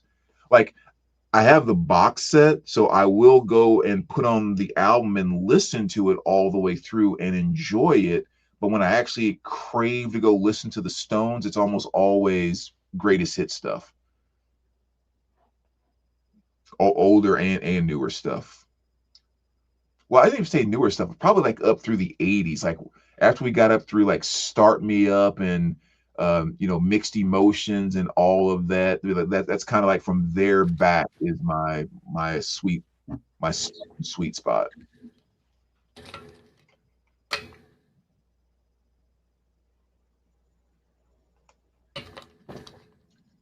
Good night, CJ. Yeah. I mean, sorry, I keep getting bounced out. I'm sorry, guys. Yeah, Sticky Fingers, Let It Bleed, Tattoo You. I mean, that's definitely pulling some of the stuff that I love off of those albums. I mean, Stones just has so much great stuff. I mean, it's like, geez.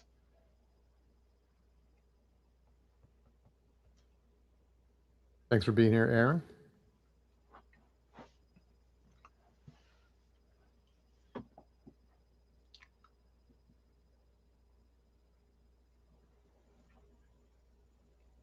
Yeah, Johnny Fever was asking like favorite Stones album.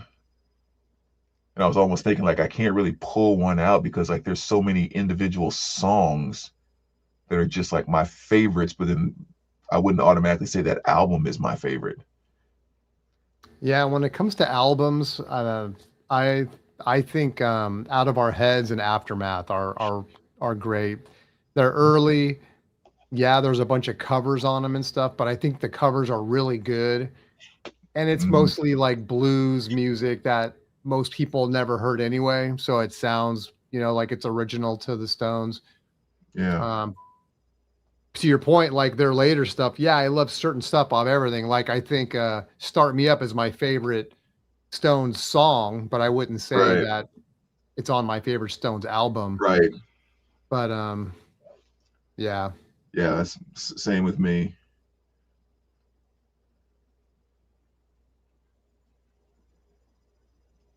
That's why Yeah, I was well, saying it's that 40 Licks album, that greatest hits. Like when I think about Stones, most of the time that's what I go to listen to because it's just all the best of the best off of all those albums. yeah, Sticky Fingers and Tattoo You are both such Mm. great songs. I mean, albums. Mm.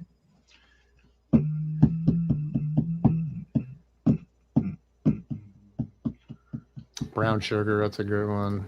Bitch is a good one up there. I remember the single. We had the 7-inch of Brown Sugar, which has Bitch on the B side. When I was very young, my parents were still married, so I must have been like 5 or something. And I just love it. Da-na-na-na-na-na-na-na-na-na. And I remember flipping the record over and seeing that it had a bad word on it. And I was like, can I say that? And my parents, being the hippies that they were, and that they had a record by the Rolling Stones with the title on there, they were just like, I mean, I guess so. So for like the next 3 hours, dude, I was just like, bitch, bitch, bitch, bitch, bitch, bitch, bitch, bitch, bitch.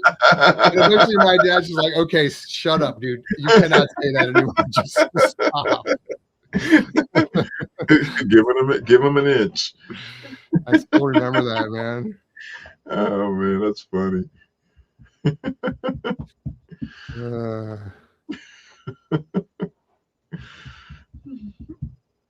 those were the days, though, man. Did you Yeah. have any shows in your area that had shows like we had this show in the Bay Area called Creature Features?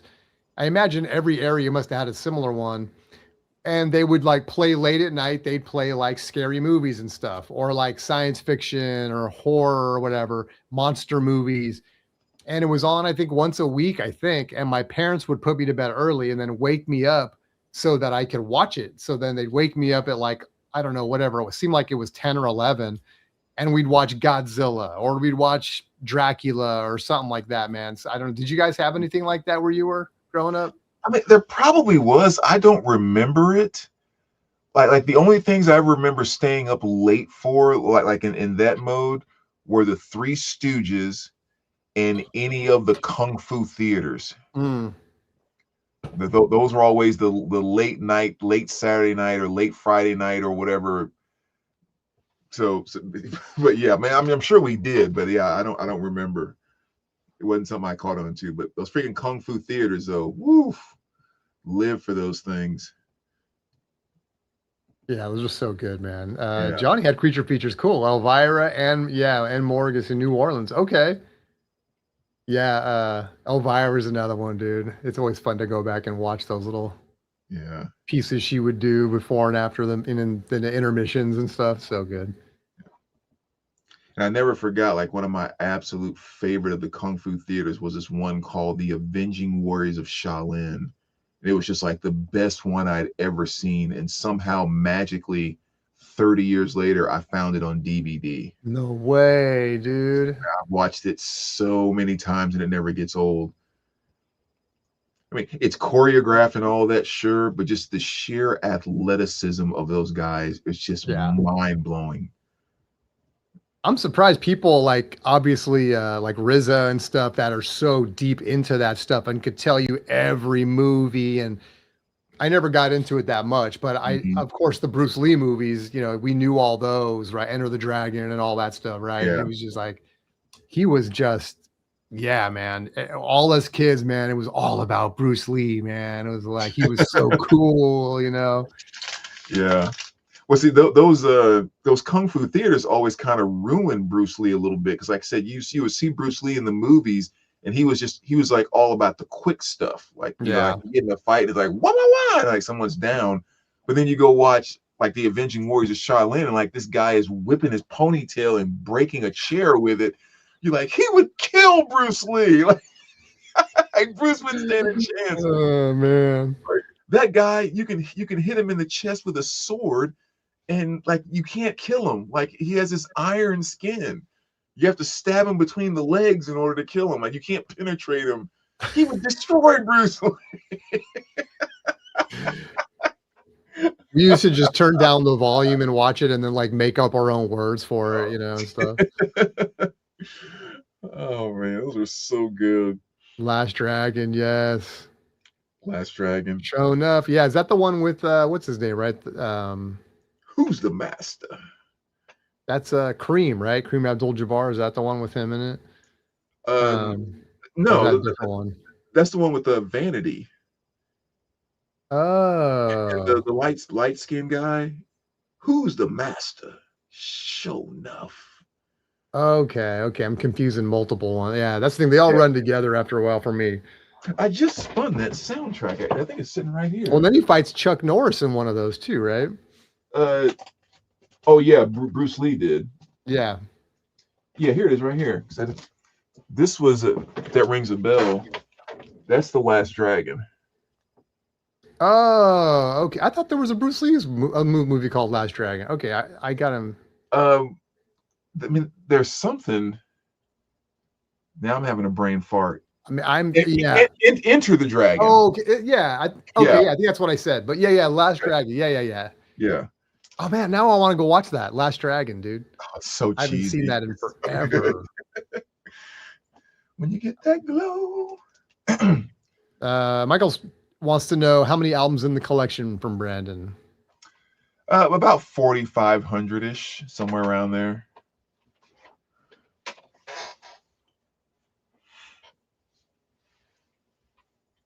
Not bad. Yeah. Lifetime of collecting, that's for sure. Yeah. That's what happens when you never let anything go, right? And you hit it at the right time. Yeah. Yeah, so most of my collecting came in the days where if you asked me to pay $6 for an album, I'm like, what are you talking about? Are you stoned? Like albums are $1 or $2. That's how much they cost. Yep. All right, man. What do you think? Is it time to call it? I'm afraid I'm going to get kicked off again. I need to like fix my internet issues before. Yeah, I mean, I guess 3 hours and 40 minutes is a long enough stream. Not a bad. Oh man, well you got Shane in here. He's all, hey, what's up? Does that mean we got to keep going? We can't let Shane down. Shane can't sleep. Well, we can do a couple more questions. We can like maybe five more minutes, 10 more minutes or whatever. I'm fine with that. I'm just gonna go finish watching Little House on the Prairie. So thanks, Johnny. You got that Last Dragon again? Can I look at that again, dude? That was cool. Oh yeah. Yes, that's right. When you as soon as you showed it, I'm like, well, it's got DeBar's Rhythm of the Night on it and stuff. Yeah, I mean, if I can get that, there we go. Oh yeah. Nice. Noise.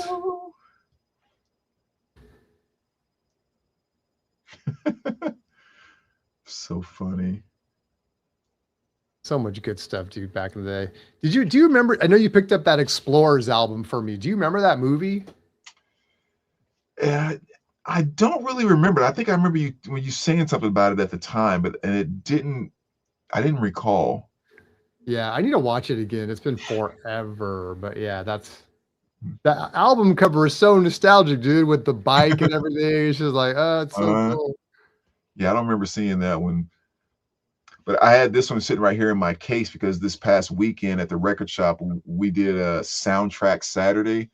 It's like all three of us only bring in soundtracks today. Like the whole day nice. The soundtrack. So we played all kinds of stuff from like Eddie and the Cruisers to just Better Off Dead, just made all kinds of stuff. The Return of the Living Dead. Ah, It was fun. I still got to see that. Spins Vinyl Marathon. Let's go 24. There we go.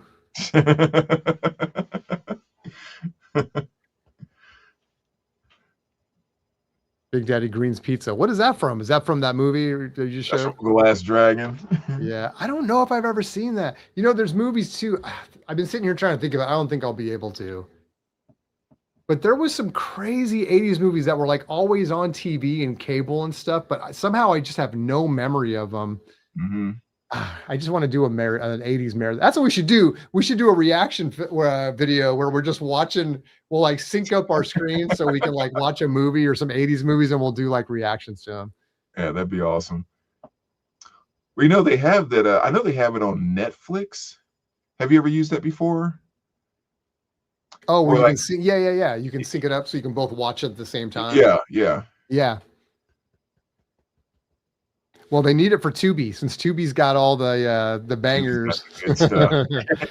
Yeah, John, I was trying to think of it. Yeah, Mystery Science Theater, 80s. Yeah, exactly. Yeah. Exactly. Yeah, Tubi has all of those great B and C level 80s movies. They're just fantastic. Dang it, I wish I could think of that movie right now. I think it's the one where they're riding motorcycles that like shoot missiles and stuff, and they keep jumping, and they're like, I don't know, they got like flying motorcycles or something like that, and they shoot rockets out of them. What was that called? Movie? It's an 80s movie for sure. It's called, maybe someone will know. I know that's a terrible description. Maybe someone will remember.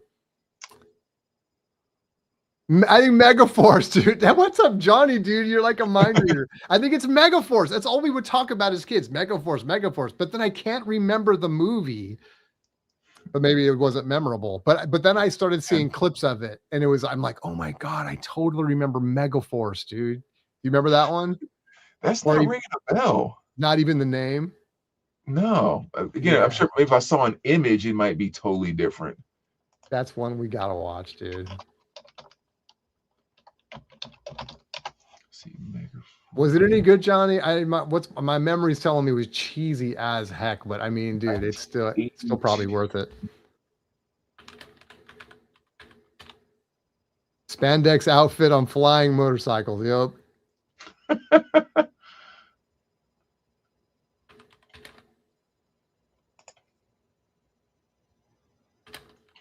I'm watching like a little 40-second clip of it here to see if I remember.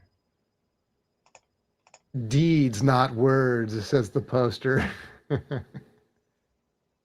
Jeez, there's never been a superhero like Ace Hunter.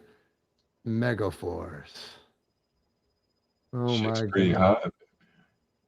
Oh, it does look cheesy. Oh, dude. When I saw it, it's so cheesy. The clips that I see.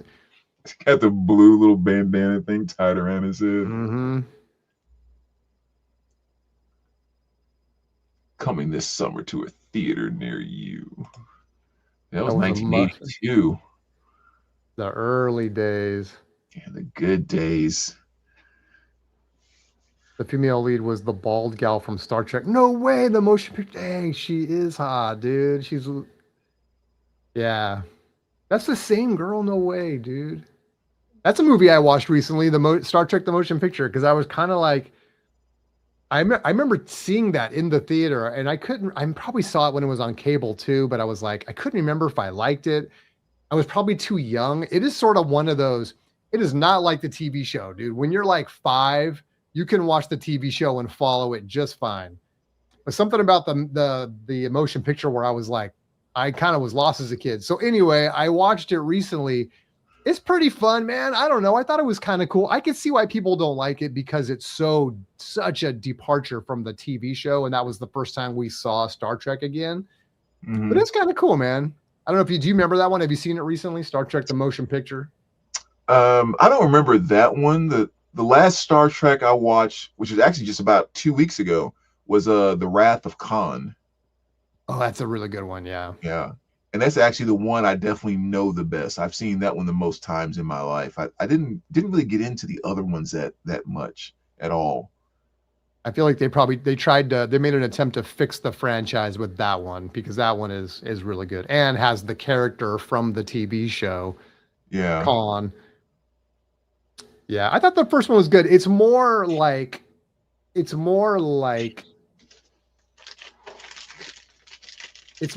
reading a science fiction novel or something in that it's not all this adventure. I don't know. The movies are really ramped up in terms of like the adventure aspect and all this, whereas I feel like the motion picture was more like something you might read. Like it was more literary in a way. It was kind of more, I don't know how to really describe it. It takes something that's kind of factual and projects it into the future, as opposed to there being like aliens and I don't know, whatever. I don't know what I'm saying anymore. Megaforce was a huge flop from Hal Needham, who did Stroker Ace. And Smoking the Bandit and Hooper. Dude, that's why I love doing this show, man. Johnny's all over it. Stroker Ace, dude. Persist Combata. I went back and watched both of the Smokey and the Bandits because I couldn't recall the movie at all. And I just thought, hey, they're both right here on Netflix or whatever it was. So I watched Smokey and the Bandit 1 and 2. Did you? Like, oh my God, this is so horrible. This is the worst plot ever. Because all you ever remember is Burt Reynolds and the awesome freaking Firebird. But it's like, wait, the plot is what? And that's the one where Jackie Gleason plays the cop, right? Yeah. He was freaking fantastic. That was the one thing that was impressive about it, is going back and seeing the amazing job he did playing the cop. He was so freaking funny. Yeah. By the way, if I get kicked off again, I'm probably not going to come back. I just want to put it out there. It's been 3 times now, so we'll call it a night if so. Yeah. We got to get this truck, of course, light to Florida. Right. Oh, that's awesome, dude.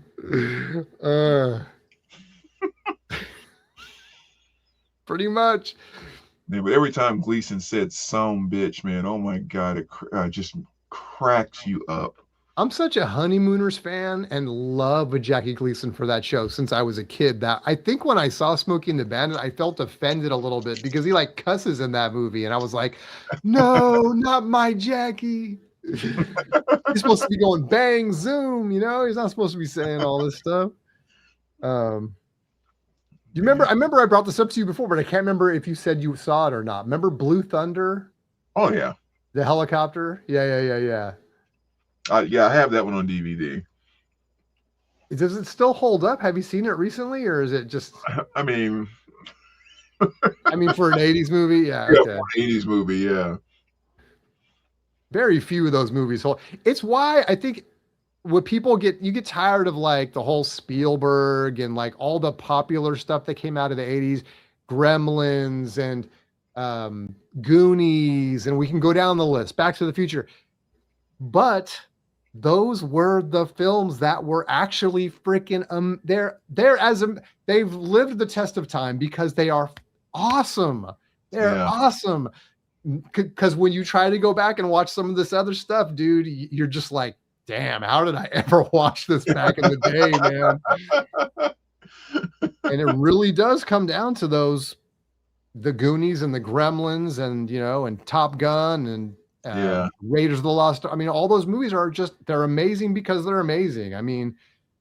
The other stuff just whatever. It's fun to kind of go back and revisit that stuff, but yeah. The movie and the TV show. The show had Bubba Smith. That's right. I don't know why when you said that, it made me think of the A-Team. Did you watch the A-Team? Oh, yeah. Mr. T. Well, they had the dude from Battlestar Galactica, too. I can't remember his name. And he plays Starbuck, I think. No, or is it the other guy? I forget which guy he plays, but did you watch Battlestar Galactica when you were a kid? That's going way back.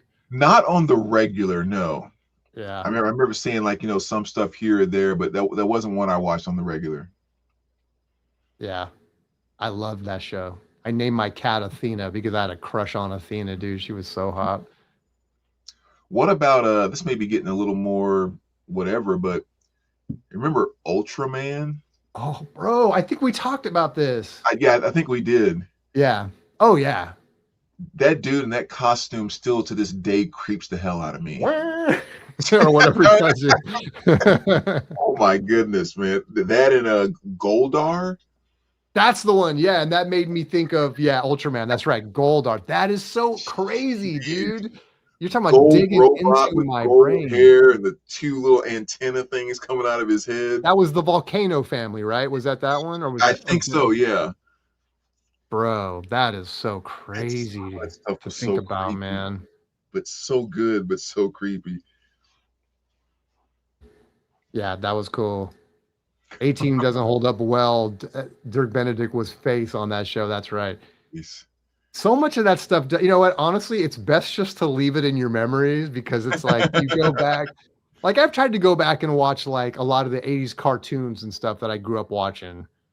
You know, and I watched the cheesy ones, but it'd be like Inspector Gadget, He-Man, I mean, you name it, dude. G.I. Joe, Transformers, go down the list, and it's so hard to try to go back. It's just like, you know what, man? 10-year-old me absolutely loved that era. I'm so glad that I got to experience it, but 50-year-old me doesn't want anything to do with it, man. It's like, yeah, it just ruins it. The only cartoons that hold up are Looney Tunes and Tom and Jerry. Yeah. Those still hold up. They will have you laughing. Old ones. That's what's so crazy. Just as hard. You'll be laughing just as hard today as you were 40 years ago. Yeah. But yeah, like that He-Man and G.I. Joe stuff. Like that's really when it was kind of like, I think like the whole push the corporate thing. Like get the cartoon out. We want to sell the action figures. They weren't as put together and as well thought out, if you will, as the Tom and Jerry stuff. I never saw like a Tom and Jerry t-shirt or a Tom and Jerry doll or like anything like that you bought back. You watch the show, plain and simple. That's the only product that was there. And I remember around 2000 or 2001 or something like that, I thought I'm going to revisit my childhood, and they had just come out with like a DVD or a DVD box set of like He-Man or something like that, or the best of He-Man. I'm like, oh, I'm gonna love this. Popped it in, watched the first one. I'm like, man, that was hard to watch. Let me try one more. Put on the second one. I'm like, okay, it's just not gonna happen. Yeah. Whew. It was rough. Jay Fever said Voltron. I remember that one too. Oh yeah, Voltron, dude. Mm-hmm. Yeah. Oh, man, those days were so fun, dude. They really so were. Trying to think. The world's just gone to hell. Yeah, where's 2026 Voltron? Come on, man. Man. It's funny, dude. That's maybe a topic for another show. I don't know, but do you think there's something to the fact that modern contemporary, I won't say music, but like movies and TV has improved over the decades, and that's why it makes it hard to watch that stuff? Or do you think modern stuff suck? Where did it get ruined? Is it just our age?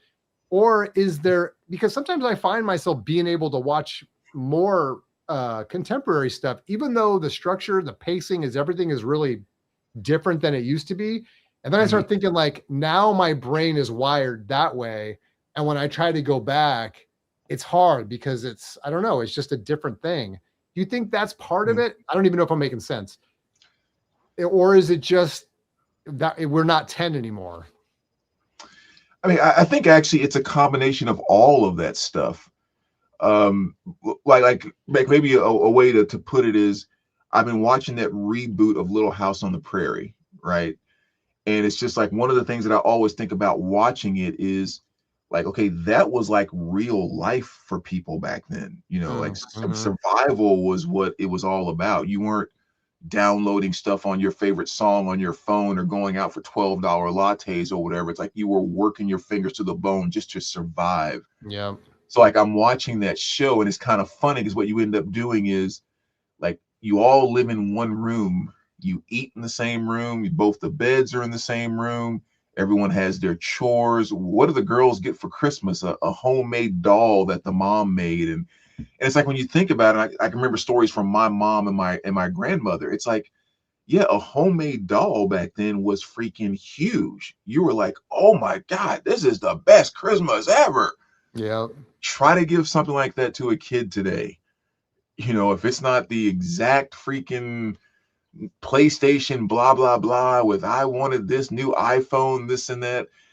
So I think there is something lost where we've gotten so desensitized, and it takes so much more to get to the same level that yeah, I don't know. It's just things that maybe were a bit more cheesy could actually still bring that joy to you, where now you expect the moon, and on top of that, all the ideas have been kind of used up, and they're trying to run through it so fast just to get you to the next one, and it's all about the dollar, and blah blah blah blah blah. Just I think a lot of things have kind of ruined it.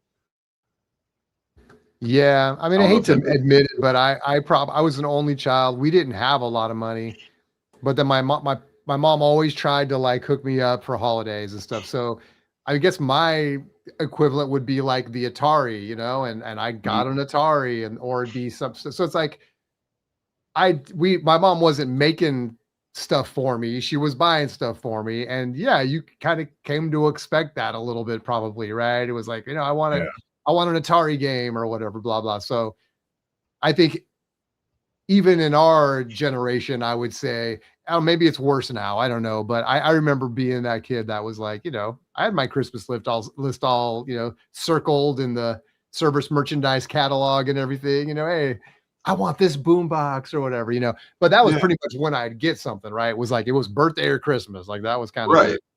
right. And now it's like kids just think any and everything should be at their beck and call, like anytime they want it, and it's I mean, 7-year-olds with cell phones. So, I mean, iPhones, yeah, so it is a different world for sure. Johnny Fever brings up yeah, Mask. That was another one, dude. I think when we were younger, our imagination created stories with the toys. Today, there are no toys, so it's merely content and needs to be accessible to adults and kids and compete with tech. Yeah, yeah, definitely. I will say that is a great point, Johnny, because I think it's the attention span that has really changed, right? Because when we were kids, yeah, we were making up. I'd go to all I needed was a mound of dirt and a couple of GI Joes, and I was good for hours, man, yeah, making movies out of my head. And I wanted to be like a director, man, because I was like, oh, I want to make the next Star Wars, and you would just dream stuff up all the time. All you needed was a blanket, and next thing you had a tent in your room and stuff. And yeah, yeah, we didn't have that instant gratification like they do now. Like if we wanted a record, we had to save up and go buy it or ask someone to get it for us for a holiday. It wasn't like now where you just bust out your phone and you're streaming it within 2 seconds. So yeah, yeah. definitely the instant gratification and the attention span has It's massively changed. it's so funny too, 'cause I might have told this story on here before, but my ex-girlfriend had a kid, and he was like 13 at the time, 13 or 14. He was just going into high school. We were going to high school. And for Thanksgiving, we were going out to her father's place, and he kind of lived on like a farm. He was kind of out in the country. And of course, I don't want to go. There's nothing to do out there. But well, you have to go. So we go out there, and he decides to fry a turkey, like deep fry a turkey or whatever. So he's doing it outside. So he has this fire going, and I start playing in the fire. Long story short, he grabs this stick and he starts playing in the fire too. And then the next thing you know, it's like, we're trying to put mother sticks on fire, like making smoke. And I actually turned to him and I said, do you realize that for the past 2.5 hours, you've been standing out here playing with a stick? And he was kind of like, I know, it's kind of fun. I was like, yes, that's exactly what you guys are missing in your life right now. You've been having this much fun with a stick, and you Yeah. would have never thought that in a million years. But that was our life every single day. Give me a buddy and a stick and a creek, and I'll see you before the sun goes down. Everybody needed a creek in the day, man. It was like, Man, the wonders of the little waterways. And Johnny says, as a kid, I pretended my bike was an F-14 and we played Top Gun, or we wore a sheet as a cape and I was Superman. 100%, dude. That was half the fun of Halloween, was just being able to dress up like your favorite superhero or whatever, and then like especially being able to wear it to school during the day where you just felt like you were Superman or Batman or Spider-Man or whatever, man. Um, yeah, those were the days. I mean, I told this before, dude. Like after I'd go see him, and we all did it, right? You'd go see a movie, and you'd come home, and you were that lead character for like at least a day, right? I'd go see. I remember doing it with Star Wars. I was walking around talking like R2D2 and C3PO and stuff, and I thought I was Han Solo. And then I remember doing it with Tron. I remember so well in my head. I loved the whole light cycle scene. And so I'd take the stick and I'd hold it out like I was turning into a light cycle and run around the backyard and stuff, man. Yeah, dude. It was just, I don't know, man. There were way less distractions. Like that stuff just stayed with you. Yeah. All right. I pulled up a list of 80s cartoons. A lot of these aren't ones I watched. We got to go back to the early 80s, I guess. Are you a My Little Brony by chance? Do you like My Little Pony? Have you heard that term? There's like a brony term. I never heard the brony. I think that right. That's like the new thing, right? With people getting into My Little. I think that's what it is called. Oh my God, I didn't watch any of this. Pound Puppies. Are we in the 80s? What the heck is this stuff? No, I think that's a little bit later. Yeah. Oh, that's like the top. I'm on like number 20. Finally, we got to DuckTales, which that didn't come out to 87. I was already a little old for DuckTales, I think. I didn't really watch that as much. Alf, I did watch Alf on TV. Not the cartoon, but I'd watch the show on TV. Yeah, that was horrible. That was so horrible. The Real Ghostbusters. I loved that show, man, because I love the Ghostbusters so much. Josie and the Pussycats. I don't remember watching that. Alvin and the Chipmunks. I think everybody watched that show. Yeah. Dungeons and Dragons, dude. I'm gonna say Dungeons and Dragons. I loved that show, and they came out. It was like 2 seasons or something, 83 to 85. That is one that I can go back and watch. I know that's making I'm really saying something, but it's like I liked that show, man. It was so cool. I never watched that one. We already said He-Man, G.I. Joe, Transformers. Voltron, I think was said. Thundercats, that was a good one. Did you ever watch that? Yeah, I remember Thundercats. At least at the time, I remember. Teenage Mutant Ninja Turtles, man. I think that's one I could probably go back and watch. I loved that show. I never liked that one. I never got into the Ninja Turtles things, period. The cartoon, the movies, the whole, for some reason, that it just never captured me. I don't know why. It just didn't. Johnny, my dad took us to see Batman in '89, immediately drove his car like a Batmobile that freaked us out. Oh, I still love that movie. The first Batman, dude. Oh, Michael Keaton is so good. Yeah, I haven't seen that one in a while. The first couple of Batman Returns is so good. Yes, Snorks, Shirt Tails, I don't remember. Chipmunks, yes. Yeah, Snorks and Smurfs, both of those, man. I watched those things. Jeez. That's also one that hasn't stood the test of time. I was going to say, I've recently watched a few. Did you? Yeah, it's horrible. I can't imagine. And maybe it's not a cartoon, but what about it was on HBO, Fraggle Rock. Oh yeah. I liked watching that. So many of these. I'm surprised how many shows there are. Like Smurfs is like number 57. There's just so much stuff that I didn't watch that came in this list. The Jetsons and the Flintstones. I guess they got together in the 80s too. But I remember the original ones. Yeah, those were classics. Silverhawks, yeah, I liked that at the time. Anything that was kind of like science fiction, I really liked. Scooby-Doo. Yeah, that's definitely. I thought I was gonna find out. This list is kind of bad. I don't know why. I'm just looking through a bunch of stuff that's. I need to find a better list. Inspector Gadget. I haven't even seen Inspector Gadget yet, and I'm on the first 100. Inspector Gadget was awesome, dude. I loved that show. That was another one I didn't get into too much. Oh, really? I used to. I felt like at least in my own head I could talk like Inspector Gadget, you know, and stuff. And so in school, like yeah, as an idiot, I would just talk to kids like that. If I didn't know them, I'd pretend like that's how I actually talked. This is a little bit off subject, but the Inspector Gadget thing is making me think about it. Have you ever seen the movie The Man Who Knew Too Little? The Man Who Knew Too Little? Yeah.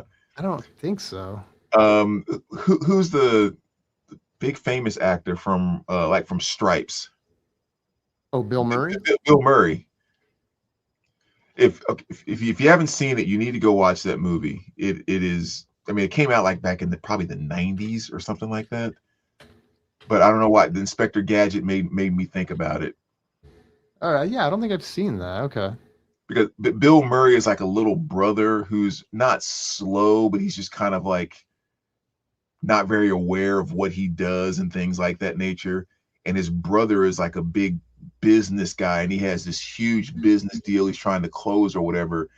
And Bill Murray comes to visit him in London. And he's like, I just need to get rid of him for like a day so I can finish this deal. Then I can. So what he does is he sets him up on this real life adventure thing where you pay and you get to go out and be a spy, and it's all choreographed, but like you pay for this experience. Well, he happens to go into the wrong room and gets locked into an actual real spy thing. Oh, whoa. But the whole time he thinks he's on a show and he thinks everything is fake. Oh, really? But it's real. Yeah. Okay, yeah. That's So an old plot line. Yeah, that's Yeah. cool though. But it's just hilarious because everybody around him thinks he's this amazing spy because of all this stuff he's pulling off. But the whole time he just thinks he's in a little set show, and it's pretty freaking hilarious. I have to check that. I've never even heard of that. I need to check that. I'm looking at it right here. What's crazy? Okay, so 1997 that came out. 97. Okay. Somewhere along the way you were talking, it reminded me of a movie. I was going to ask you if you've seen it, and so I'm typing it in, and it also came out in 1997. So that's kind of creepy. Did you ever see the movie The Game with Michael Douglas? And it also has what's his name in it? Sean Penn. The Game. It's about a guy. It's a I'm trying to say this without giving away spoilers. His dad committed suicide or something like that. Michael Douglas is. Anyway, he's like this depressed, successful guy, but he's not doing anything. He's not happy. And he's living with this, like something about his dad dying or something. Anyway, his brother is Sean Penn. Sean Penn buys him this experience where but he doesn't know what it is. Like Michael Douglas has no idea what it is. And so anyway, part of the point of the movie is like sorting all that part out. So I hate to give it away.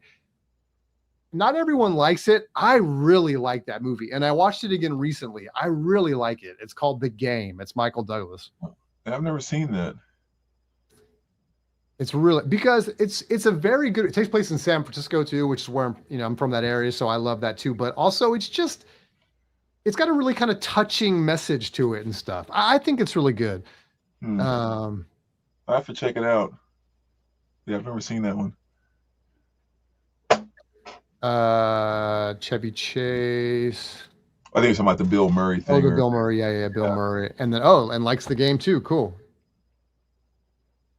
Yeah, I'd say I don't know.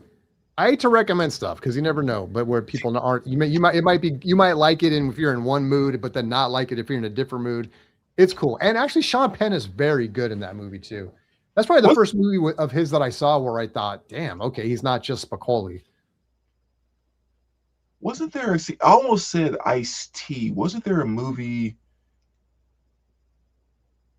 Oh, Surviving the Game. Oh, I've heard of that. Yeah, when you first said The Game, I was thinking about that Ice-T movie, but no, Ice-T is Surviving the Game. With Rutger Hauer's in that. Yeah, that's right. Oh, and Gary Busey. Oh, that movie's crazy. That's right. I forgot about that. That's what I was getting confused with. I forgot Ice-T was even in that. Or I forgot that was Ice-T. Now, since we've completely switched over to talking about movies now, and I'm sure I mentioned this one to you because it's somewhat of a recent movie. Have you seen the movie The Hunt? By the way, guys, this is what we do usually after we hit end stream. We just Right. hang out for an hour and do this. Wait, what's it called again? The Hunt. I have not seen that. I 2020, think, so it's pretty recent. yeah, I think it's on.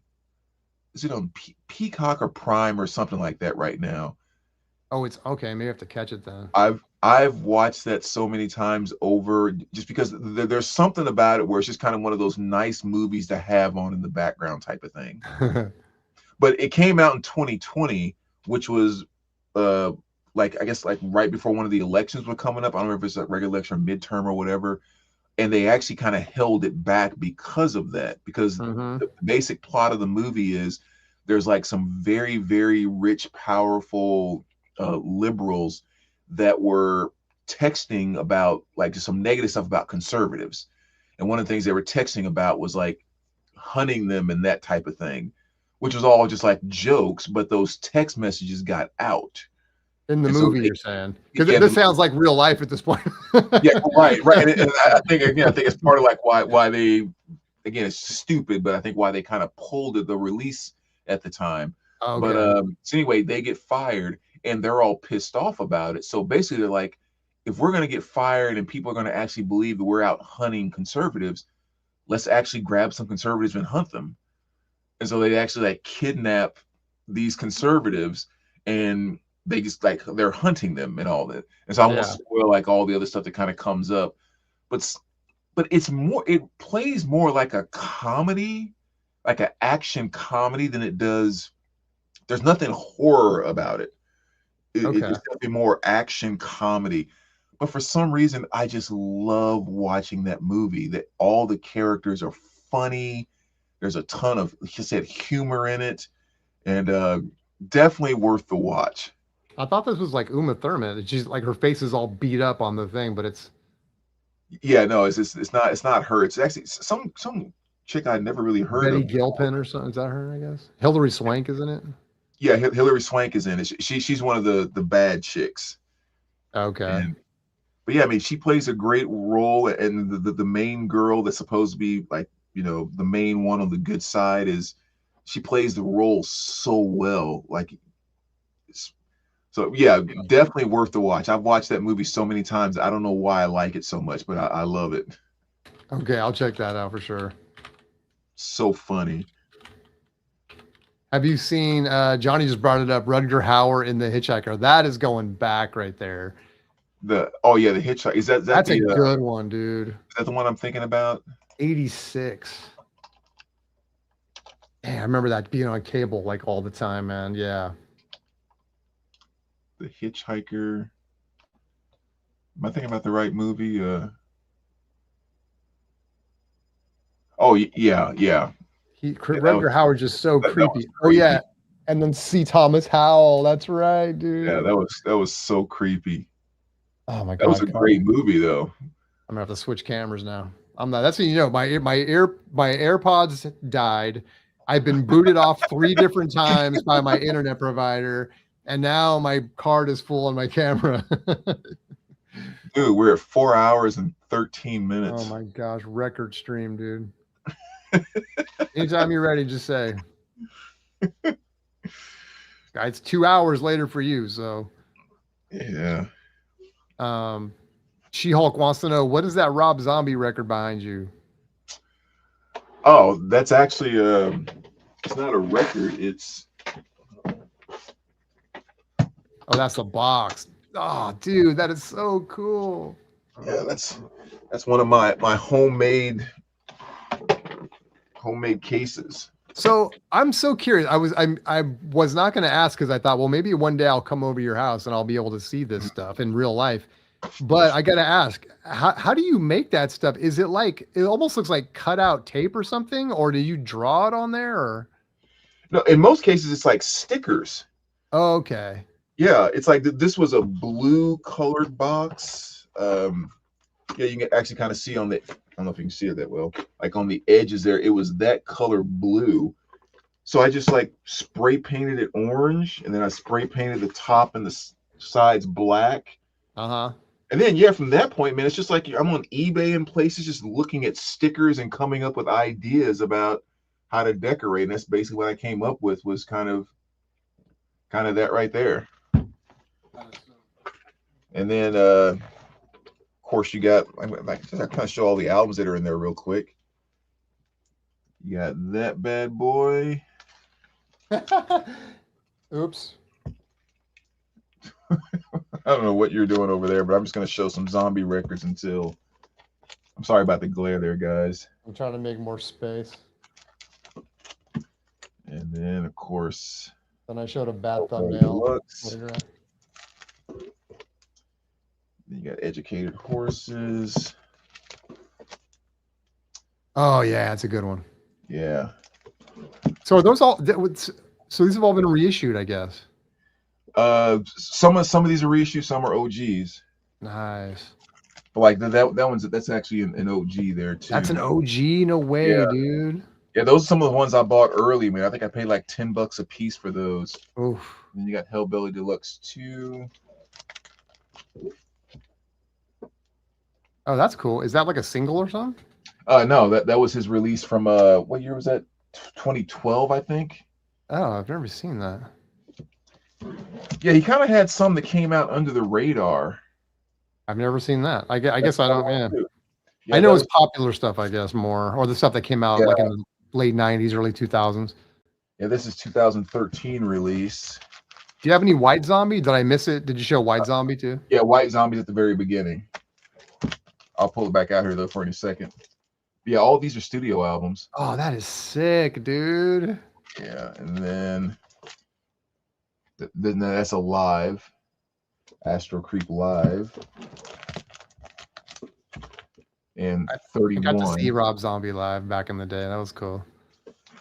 Yeah, I saw him twice. It was a pretty cool show. Like I said, a couple live ones there. But yeah, the White Zombie was Die Slowly there. Remember that one. And then of course, The Sexorcist. Oh, so good. And then Astro Creep. Dang, dude, those are cool. Do you have is it called Hellbilly Deluxe? Is that the one you just had? Yeah, right there. Right there. That album is so fire. Yeah, that's really seems like when he started more of his mainstream success. I think it was like 98 or whatever. And then that's kind of a little inside that I haven't completed this one yet, but that's kind of. That is sick, dude. Yeah. I'm still working on the back side. I haven't really fully, but that's how it's kind of starting. Oh, there we go. There we go. You got Power Man 5000 too, right? Yep. This is what it's like when worlds collide. You're ready to go. I'm ready to go. There you go, She-Hulk. Boom. Ask and you shall receive. Ask and you shall receive. Crafting with Brandon should be a stream. Yeah, there we go. Never mind like how to clean records. Like, let's just see, man. How do you make these boxes, dude? That makes sense. I never thought of them as being stickers. I mean, duh, it's like a no-brainer. Like that's that's so cool. Yeah, you get a box, man. I just go on eBay and just start looking at stickers, putting stuff in my cart, kind of saving them up, and then when I finally decide, okay, this is how I'm gonna go, just order them, and it keeps it pretty simple. Where's your Grateful Dead box? Can we see that one? Do I have a Grateful Dead album? I think I only have 2. Okay, hold on. Greatest Hits and In the Dark. Only two Dead albums I have. There we go.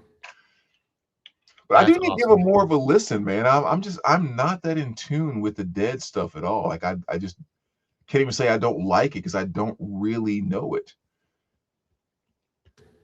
Yeah, I don't know, man. It's weird. It's like I'm very low key when I try to recommend stuff because I get that there's so many factors involved, and it's almost I almost hesitate too because it's like, or even if I recommend it, I just assume that the person's not going to like it. That way, I'm not disappointed. It's just like, you're probably not going to like this, but you should try this record.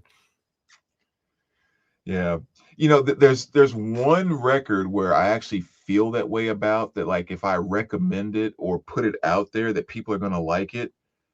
And it's The War on Drugs, A Deeper Understanding. Mm. I don't know what it is about that record, but every single time I have played it at the shop, I've sold a copy of it. Be Oh, it wow. Really? be it we had a copy or I ended up ordering a copy for someone. And no exaggeration, last Saturday, not this past Saturday, but the one before, I took it in, started playing it. The moment I started playing it, I walked to the back to see if we had a copy. No one had said anything yet, but I was like, let me go check because someone is going to ask me about this record. 2 guys came up and asked me about the record. Both of them asked me to order them a copy. That's cool. I was like, there's something about this album that just people, and it's not hard to understand why, for a few different reasons, but that's the one album I expect everyone to love when I recommend it to them. Does that happen a lot where you just play stuff and then people just snap? Like if you're playing the Doors, that someone walks up with a Doors record and stuff. Because I think about that a lot when you're in a record store and you hear something good and you're like gravitate toward that almost, Yeah, I think there's a certain number of records that people just, it's just not what people are talking about, but they are amazing records. Mm-hmm. And there are times when I feel like I'm trying to play something to not impress someone, but hopefully show someone something new. Yeah. So like whenever if I open on Saturday mornings, I know there's a few people that are always in there on Saturdays, including this one lady who comes in all the time, and I know she's a big 80s fan. Mm-hmm. So I literally always think I want to find something new 80s that I can play that's going to make her go, "Oh yeah," or "What was that?" And I'm almost like trying to find something to make her say that. Yeah. And then my boy Scott that's always in there, he's such a huge old school R&B fan. So same thing there. I'm trying to find some old 60 or 70 something to play that maybe he hasn't heard of. And I'll tell him that. Like, I'm actually trying to impress you. Like I'm trying to find something that, because it's just, fun to play around with. It's good if you know somebody's wheelhouse. Yeah. Then you Right. can kind of. Right. So yeah, there's nothing you take more pride in than playing something and somebody going, "What is that, dude?" But I know I've sold at least 7 to 8 copies of that War on Drugs, Deeper Understanding easily, just by playing it. That's crazy. So good.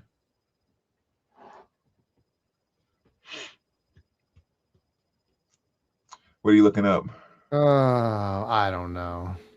We've been on here so long. I'll tell you what I'm looking up right now. I'm just looking up Steven Spielberg movies.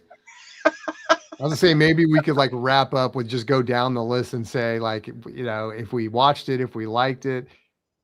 And it's kind of topical. Disclosure Day came out recently. I do want to see that. I've not seen it yet. Have you seen Disclosure Day yet? Yeah, What'd you think? it was good. Okay. It wasn't your typical, exactly what to expect or exactly what's going on. So yeah, it was good.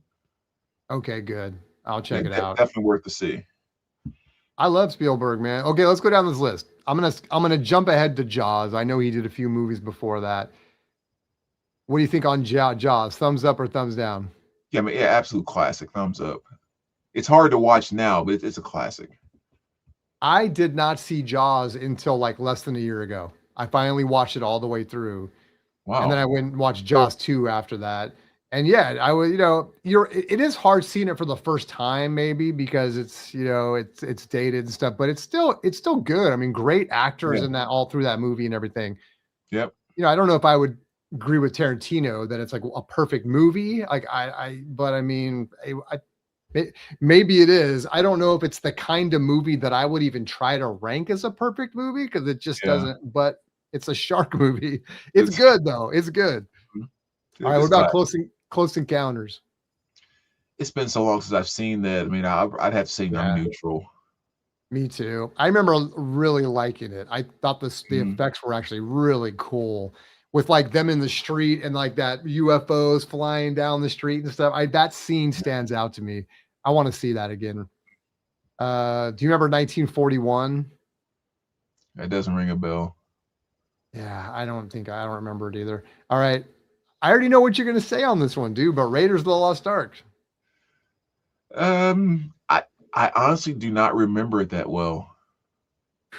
So, You guys hear this guy? He doesn't remember Raiders of the Lost Ark, meaning you haven't made any effort to go watch this outstanding film.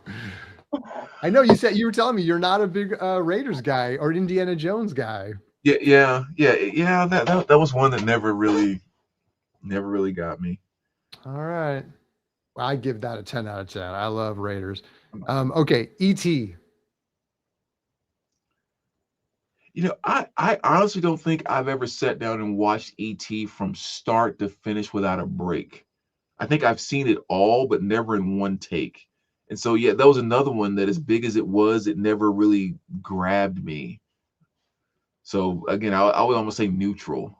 Okay. Yeah, I watched this again.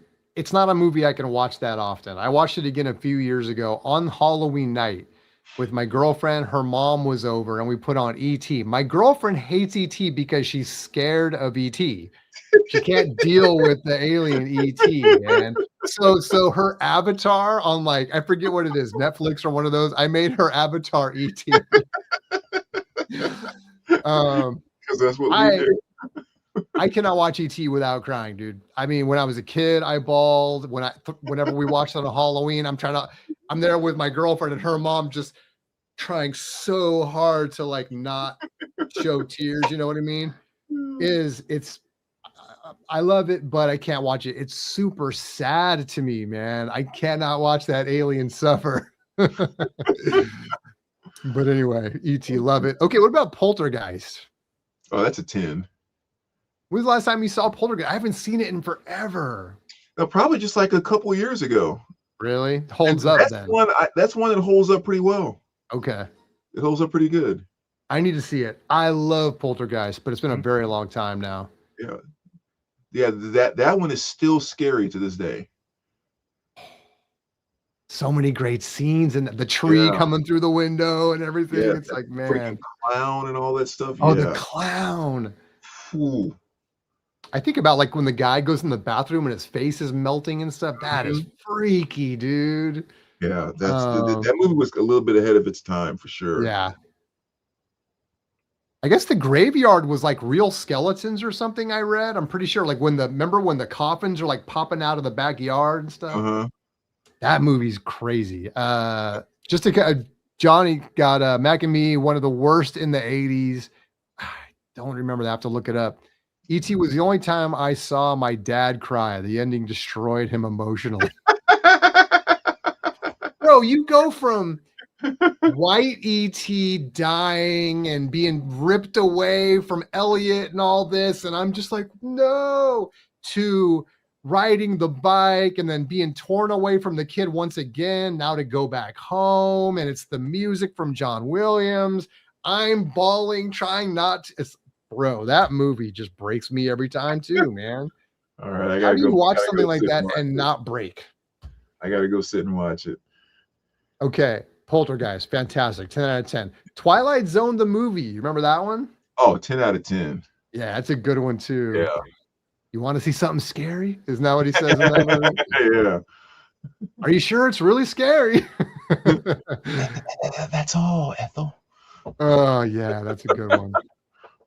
Yeah, that was creepy. I know Indiana Jones and Temple of Doom. I mean, I'll ask you, even though I think I know what you're gonna say. Yeah, neutral. I'm one of the people. I think there's two camps. There's camps that rule this one out completely. They like the first and the third one, and there's camps that really like Temple of Doom. I'm in that camp. I love this movie, man.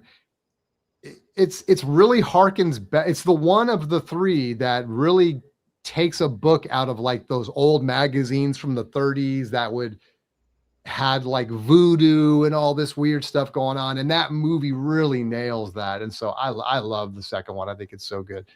Color Purple.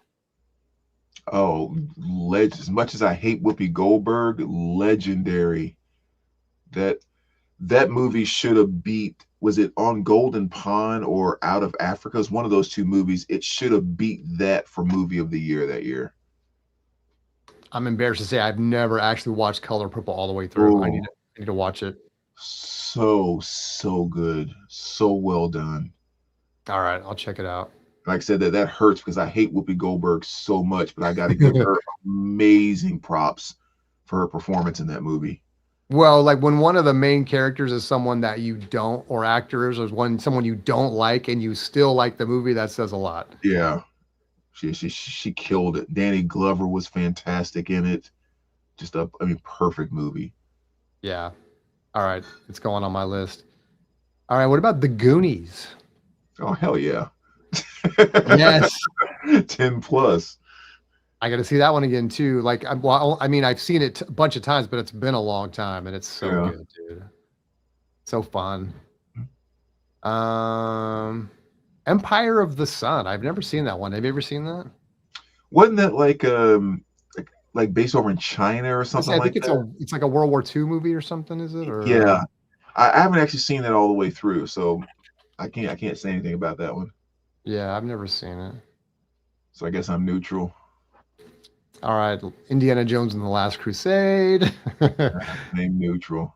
With Sean Connery's in that too, so it's for Sean Connery fans. It's really good. I've never even heard of this movie. Have you heard of a movie called Always? John Goodman's in it. Doesn't ring a bell. I've never seen that. Always, 1989. Yeah, it's not ringing a bell at all. I have no idea.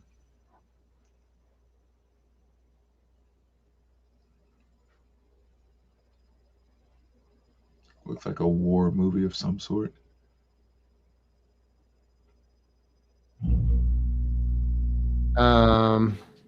Okay, what about Hook? That's not one I remember watching.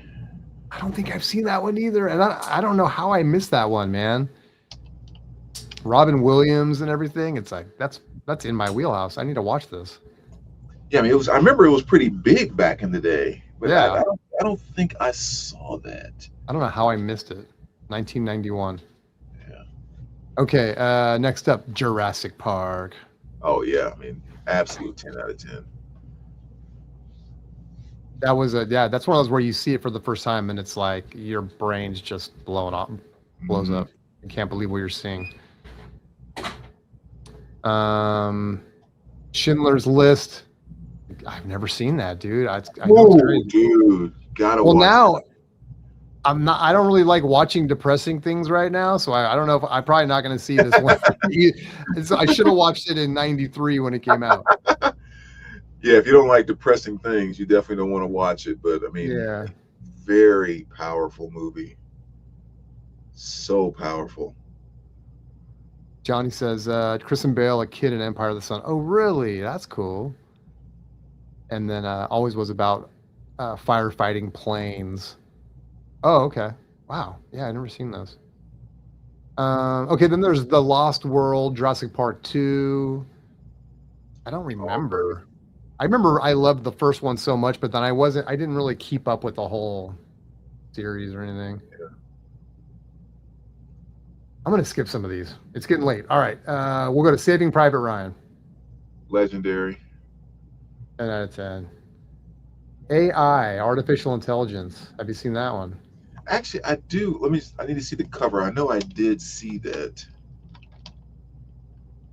That was in 2001. Oh yeah, that was the one with that was probably like a 6. It's got Jude Law. Yeah. I was actually thinking about a different one based around AI. So yeah, that was. I think this was the first time I ever saw Jude Law was in this movie, in fact. Or no, maybe it was, I don't remember which one came out first, Sky Captain or this one, but I really like Jude Law. This is another one of those movies, man, where it's hard not to tear up. But and that's the whole point, right? Is make you care about a robot kid. But I thought it was really good, actually. I think it's really well done. There's some. I'm not saying it's perfect, but it's interesting all the way through, and it's got some great concepts and stuff. Yeah. I enjoyed it. Minority Report. Now we're talking Tom Cruise. Yeah, that was actually good. That was a like something kind of creative and new, a little bit different than all the other stuff that was out at the time. So yeah, that was, especially at the time, that was a 10. I watched this one again recently. Yeah, this is really good. I like this from the Philip K. Dick story. So anything, I think any movie that they make from a Philip K. Dick story is always ends up being really good. Catch Me If You Can, Leonardo and Tom Hanks. I don't know. I saw bits and pieces of that, but never Oh, grabbed really? me to even want to finish watching it. Yeah. Oh, okay. So I I thought don't this know. one was pretty good.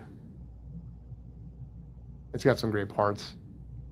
Did you ever see The Terminal? Is that with Tom Hanks? Yeah, and Catherine Zeta-Jones. Yeah, no, I never saw that one. Me either. Okay, War of the Worlds, another Tom Cruise. That was good. I don't think I finished this. I tried to watch it recently. It's cool though. I want to watch it. I'm gonna skip all the Indiana Jones stuff.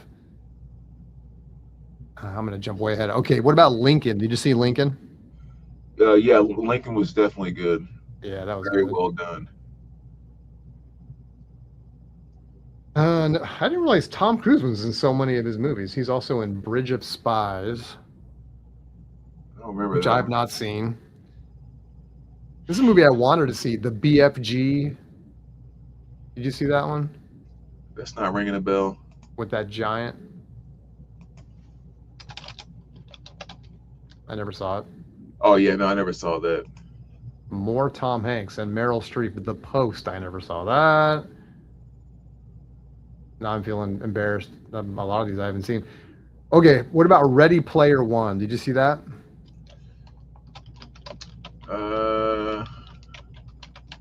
Is that the one where they have to play the live game? No, I don't think I saw that. Yeah, it's like it is game. Yeah, there's a lot of they are playing games. Yeah, to try to like. I don't remember all the details. This guy leaves a key or something that they have to try to find. He just died. He built this whole world, and they have to go into this. It's like a virtual reality thing. Okay, yeah, no, I haven't seen that one. I'm thinking of a different movie. And it has a ton of like 80s culture all throughout it and stuff. All right, that's it. That Disclosure Day. And you said you liked Disclosure Day. Yeah, Disclosure Day was really good. All right, I got to check it out. I need to see Michael too. I know what's going to end up happening. I'm not going to see either one, and I'll have to catch them when they come on streaming. Now, have you seen Obsessed? No, I need to see that too. Yeah, that's again for such a low budget movie. I mean, I think excuse me, I think they made it for like $750,000. Is it Obsession? Is that what it's called? Is it Obsession or Obsessed? Obsession, I think. It's actually streaming right now. I don't remember if it was. I think it just Netflix started. or- Yeah. but you can actually just stream it now too. But for such a low budget movie, very well done, very good. Got to be Obsession, right? 2026 horror romance. Yeah. It's got to be Yeah. Obsession. Definitely, Cool. definitely worth a watch. That was good. All right, maybe I'll catch this one before we meet again. Yeah, good stuff. Raheem in the mix. Damn it, son, I've been listening to the Cramps all day after a Betty Page Fab Fest. Guess I missed a 5-hour spins live stream. Yeah, bro.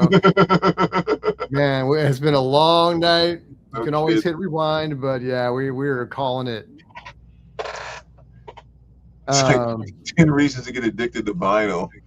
4 hours of it has nothing to do with vinyl. Yeah, that lasted like 35 minutes, I think, and then.